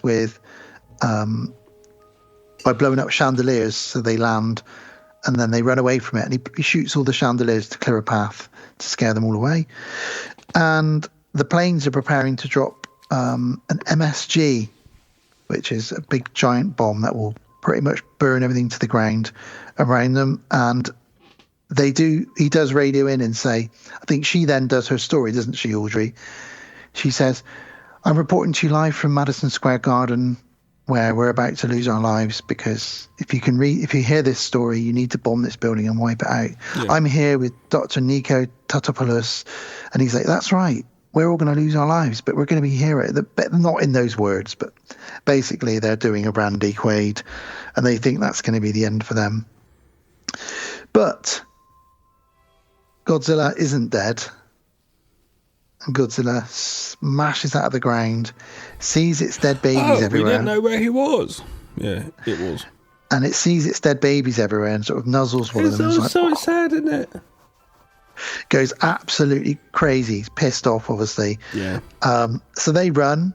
Godzilla chases them. They steal a New York cab, and it's now a scene basically with Godzilla chasing them in a New York cab. Now a helicopter couldn't outrun Godzilla, but a New York cab can just about outrun Godzilla. Gav. See, I think this part of the movie. Yeah, I know. This part of the movie is where it's starting to lose itself a little bit. It seems like we're 2 hours in now, and it's like I've forgotten now. It almost goes into this as well, and I feel I don't know if it needs all this. It's very popularist action type scenarios going on here, rather than what we had before. I thought it was more, I don't know, more not suspense, but a bit more something. Well, they're in a cab. They go in a tunnel. They blind Godzilla with their headlights. They burst out and they get a radio call from the army to say, can you lure him to the Brooklyn Bridge? Because they know that it will probably get tangled up in all the cables on it. I love the fact that they throw the taxi tags to Nick, the army guy from Desperate Housewives, for the reason so he could get on the radio, because before mobile phones, look up the cab number so he can then communicate. It's such a simple thing, but that's really cool. I like that. But Kevin Dunn says to him that was a damn smart move with the taxi code. Damn smart move. And he's like redeemed himself because he's made a few mistakes. Yeah. So that was a nice little bit for his character. And they lure him to the Brooklyn Bridge. Godzilla manages to bite the taxi, and they really ridiculous now. They drive out of Godzilla's mouth, flying through the air. The taxi the suspension on a New York cab wouldn't take that kind of a hit, but they land about a 50-foot drop. Godzilla trips, falls down, and they kill Godzilla. I know, it's sad, isn't it? And we get this sad music playing as we get the final breaths, and then you hear the heartbeat because it's so big. You can hear the and it slows down to the final. And it's still trapped in the bridge wires because we had this whole big thing where it's going along getting chased, and it's shook, and Broderick shook electric shocks the Godzilla and stuff, and it's a whole thing trapped on the bridge. And everyone's sad. Yeah. But New York is celebrating. and the mayor is happy. And then Hank Azaria says, "Hey, where's my tape? I had the whole thing on tape, man. Where is it?" And Jean Reno's got it. And he says to them, "We'll send you back this tape, but slightly edited so you can get your story in about a month's time. But we need to remove a few things first." So they're all going to become rich and famous from that tape. We get one final shot of the very last egg. So we've won, but there's an egg hatching because they were going to make 3 of these, but it flopped so hard they didn't. Really? Yeah, they had 3 lined up. They were so sure they were going to be able to do a trilogy of Godzilla films. I'm glad that they didn't, because it's not. Why do that? Yeah, it's better as a one-off, and I prefer this to the newer Godzilla ones. film. I agree. Yeah, the new ones when they came out were okay, but then it's a bit like. I thought the first Godzilla, those new ones, was so damn boring. It was quite boring, honestly. I quite liked King of the Monsters, and I haven't seen the one that's King Kong X Godzilla, where they team up. And I've seen them all. My son's got the toys of it. Like, he's got like 4 of the figures over there I'm looking at, but I've never seen it. He loves Godzilla. Weirdly, my son, never seen a Godzilla movie. He loves Godzilla and he loves King Kong. He has to take Godzilla to bed with him every night. Although he doesn't call King Kong, he calls him... So he loves Mario as well, and he loves Donkey Kong. And in his mind, he's merged together Donkey Kong and King Kong, and he calls him Dong King Kong. Not King Dong. Now, Dong King is obviously the famous boxing promoter, yeah? With the big hair. So my son, is in his head, he's invented a character called Dong King Kong. And he goes, Daddy, I need my Godzilla and my Dong King Kong. Hang on, I'm just going to get you Godzilla now to prove it to you. Not the listeners, because they can't see this. King Kong will be in his bed. That's why he hasn't got it. But here's his Godzilla. Oh, nice. Yeah. And it comes with a little bit that you put in his mouth because its mouth opens and the fire comes out. So it's still, this is a character that's been around. When did the first Godzilla movie come out? The 50s? And obviously we're talking about King Kong as well. So it's good that they're still doing these stuff. But this Godzilla from 98, massive thumbs up from me. Yeah, bigger clawy thumb up from me. It's cheesy, it's 90s, it's unrealistic, but if you want to sit there with a bowl of popcorn and enjoy 2 hours of nonsense, this is the one for you. Absolutely. So, Roland Emmerich, that was your episode, really. I never thought we'd do a Roland Emmerich double bill. It just so happened I realised he directed both of these when I was prepping our summer blockbuster episode. But 2 great movies and a lot of money spent on them. Yeah, right. A lot of money spent on them. Funny. Right, well, that's that. Thank you very much, people, for listening to that. We've got to come back now for the outro. Yeah, we'll be back in a second. See you soon.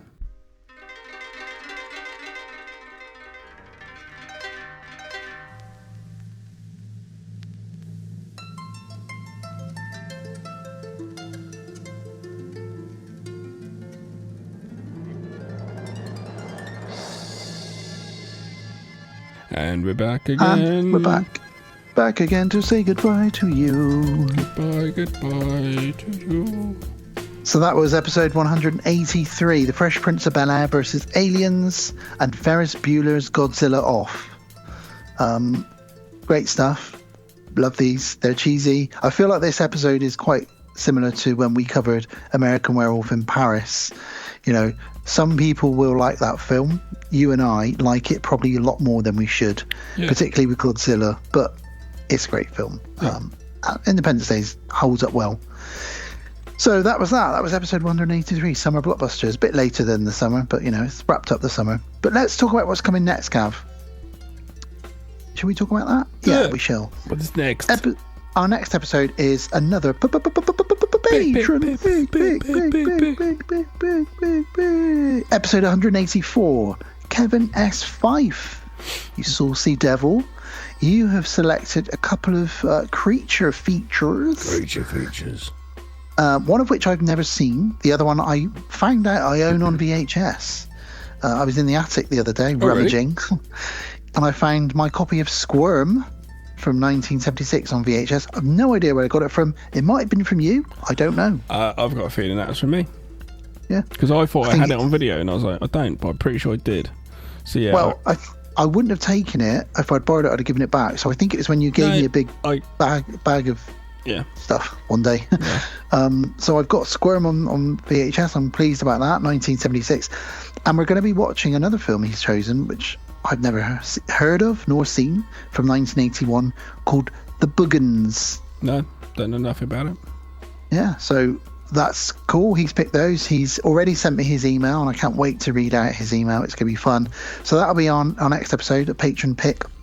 We are going to be taking our foot off the gas a little bit because Halloween is coming up, but we're also both very busy with stuff out of I was going to say out of work, but this isn't work. This is just our hobby. So after that will be our Halloween episode. So do expect another episode in between the Halloween, which will be Kevin's. But episode 185 will be our Halloween special. And Gav, as always, will be covering another Nightmare on Elm Street film and another Halloween film. So it's A Nightmare on Elm Street Part 6, The Final Nightmare, from 1991. And Halloween 6, The Curse of Michael Myers, starring Ant-Man, from 1995. It's so bad. It is, but at least after that we get to do H20 and then Halloween Resurrection. And we'll just do the one. We won't do the producer's cut, which I once bought off eBay, some pirated DVD, which is the producer's cut of Halloween 6. Oh my god! Oh yes, I've seen that. It's got animation and stuff put in it, and I think it was you, like drawings. You lent shit. that to me, and Bad. It's like this has made it even worse. We're really selling that episode to our listeners, but that will be fun as always, and we'll be celebrating Halloween for that one, so that'll be fun. And then after that, episode 186 will be a found footage special. Nice. We'll be covering Ghost Watch from the early 90s. The famous spoof prank that they did over here in the UK and is now known worldwide. It's on Prime to watch. And famously premiered on Halloween live. Yeah.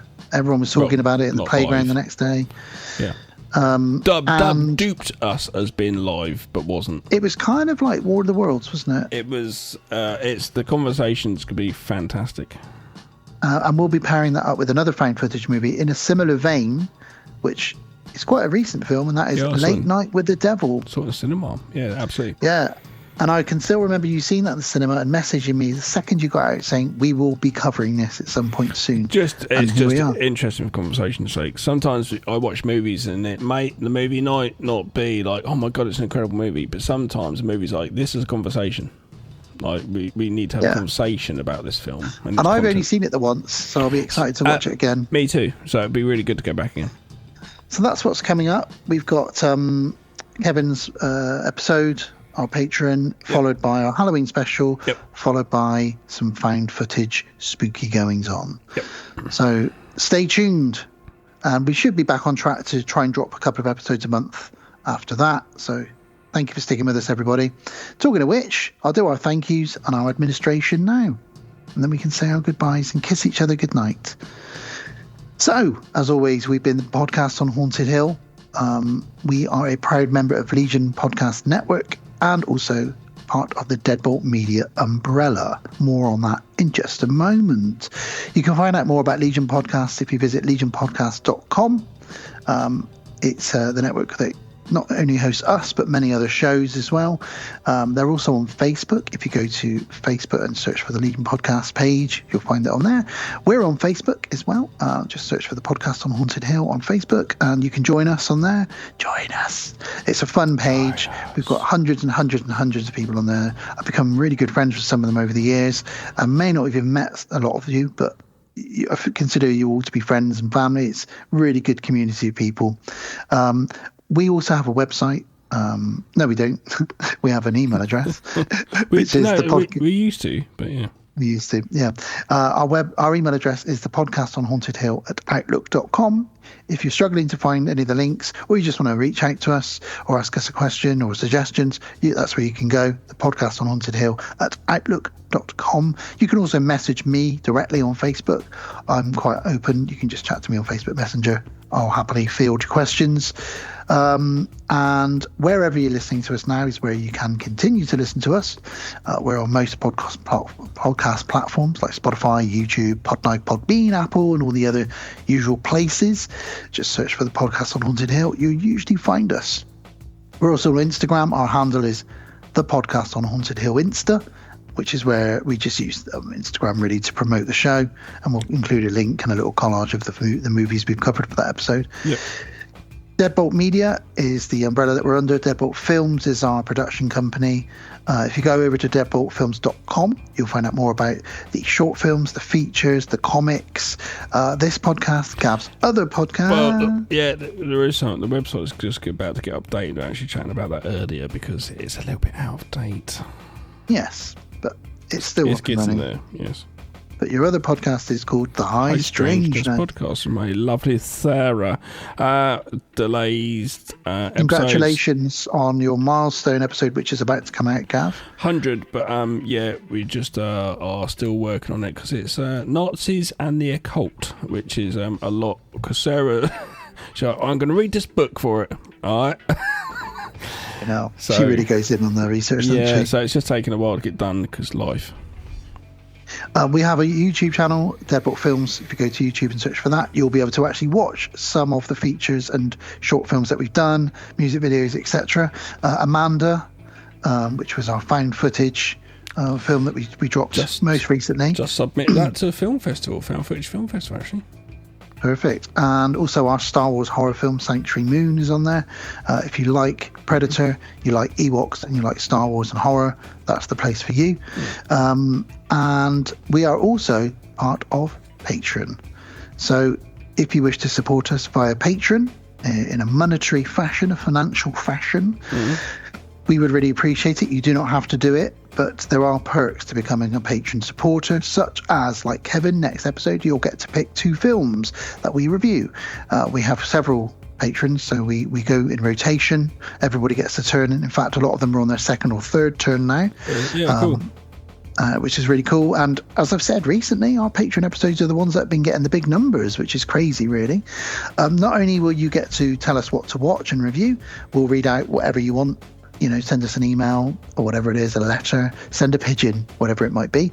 You also get a t-shirt, free t-shirt in one of 3 colours sent to you in your size, wherever you are in the world. There's exclusive bonus content. We are talking about getting that up and running again because we've been a bit slack on that recently. So there's exclusive bonus content, just mini podcast episodes and videos that you can watch via Patreon once you become a supporter. And you get your name read out at the end of every single episode, which I'll do in just a moment. So thank you to all of our Patreon supporters for doing so. For as little as £1 or $1 a month, you can do that. So thank you very much to Sheila. Thank you. Dante. Thank you. Don Collier. Thank you. Matthew Godley. Thank you. Jamie Jenkins. Thank you. Kevin S. Fife. Thank you. Sarah Kay. Thank you. Rachel. Thank you. RJ McCready. Thank you. And Lex Boo. Thank you. Thank you all so much. Thank you to everybody for listening, supporting, sharing, joining the Facebook page, putting up with us, bearing with us. Get some more little mini content episode things going on. I'll start doing a few more little reviews and things for patrons only. And hopefully, on a different note, as we mentioned earlier, October's coming up. If you are taking part in 31 and 31 or just 31 days of horror, again, there are no set rules. You can just watch 3 films, 1 film. You can watch a film on Halloween night. You can play a Halloween game, play a Halloween video game. You can read a book, a comic, or you can watch 1 film every day for 31 days. It is entirely up to you. Music, whatever you want, just celebrate Halloween with us. Share what you're doing on Facebook page. I will go on. I will be watching my theme this year. I have a theme most years now. I did the Universal, I did the horror, werewolves.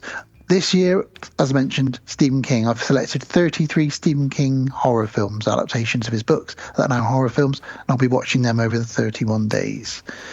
Gav has no agenda. Sometimes he does, sometimes he doesn't. No, it's a thing for me. If I start doing a whole thing and planning it, then it turns into a thing, and I don't know, it becomes a problem in my little autistic head. But like what I tend to do is I like to do 31 things. I generally try and go for 31 films in October. That's kind of my thing, not one every day. I try to do one every day, but sometimes obviously that can be really hard if you just can't get a movie in today. So I try to do 31 through the month, and if I do a TV show, I generally try and do the whole season and class that as just one number because I'm savage. But really comes down to time. So if you can't do it, don't worry about it. But like what I do sometimes is, if I've got a day where I can't watch anything, I'll watch 2 or 3 films the following day. Although this year I'll be a bit busier with work. Last year I was in between jobs, so I watched almost 100 things. But that was because I was also watching The Simpsons Treehouse of Horror for the first time ever. Yeah, you were. And I got through every single episode of that, which was great. I haven't a plan yet, really. But I'll get The Crown shined up, ready for Kevin for the next episode. And I think I'll just get my favourites. Do you know just what I mean? What's your favourites? One thing I do like is that I am a big fan when it comes sort of that time when it starts getting, it's starting to at the moment, it's getting really windy, the leaves are falling down, it's getting dark and wet. Not really cold yet though, which is quite nice, but it still gets that sort of feeling. I do like being in bed at night and watching like an old black and white horror film. Then you got your... Over the years, I have to watch things like Hubie Halloween itself. I always think I'm not going to watch it, and then 11 p.m. on Halloween comes, and I've watched whatever it is I wanted to watch, and I think, well, I might as well squeeze in John Carpenter's Halloween. I've got to watch it. Yeah, I did last year. I think I fell asleep though before the end. Trick or Treat is another one I like to watch. Yeah. No, so although I'll be watching Stephen King movies mainly, I will probably have a little tangent here and there. Yeah. You know, I might watch a few bits with the kids as well. See if they might like Hubie Halloween this year. They might be a bit. Last year they were a bit scared of it. They liked Goosebumps last year, so we'll see. Well, that's that. So yeah, stay tuned for more fun, and Halloween's coming. And thanks for other than that, going on this ride with us, a Roland Emmerich ride. Yeah, so it's a good night from Roland Emmerich with big explosions behind him. It's a good night from Godzilla, brilliant. It's a good night from Jeff Goldblum. It's a good night from Big Willie Slap Your Face, motherfucker. Keep that name out your mouth. And it's a good night from the worm guy whose heart was broken by Audrey, that bitch that stole the videotape from him. And it's a good night from Hank Azar doing a million voices. And John Renault drinking disgusting coffee. And it's a good night from you. Good night from you. I did it the other way around then. Goodbye. So thanks, everybody. Remember, check under your bed because Godzilla might be hiding under Godzilla might be under the bed. Or Will the Smith. Won't find him. Will Smith might be under the bed. I'll take Will Smith. No, keep his wife's name out your mouth. Good night. Good night. Thank you for listening to the podcast on Haunted Hill. We will be back again real soon.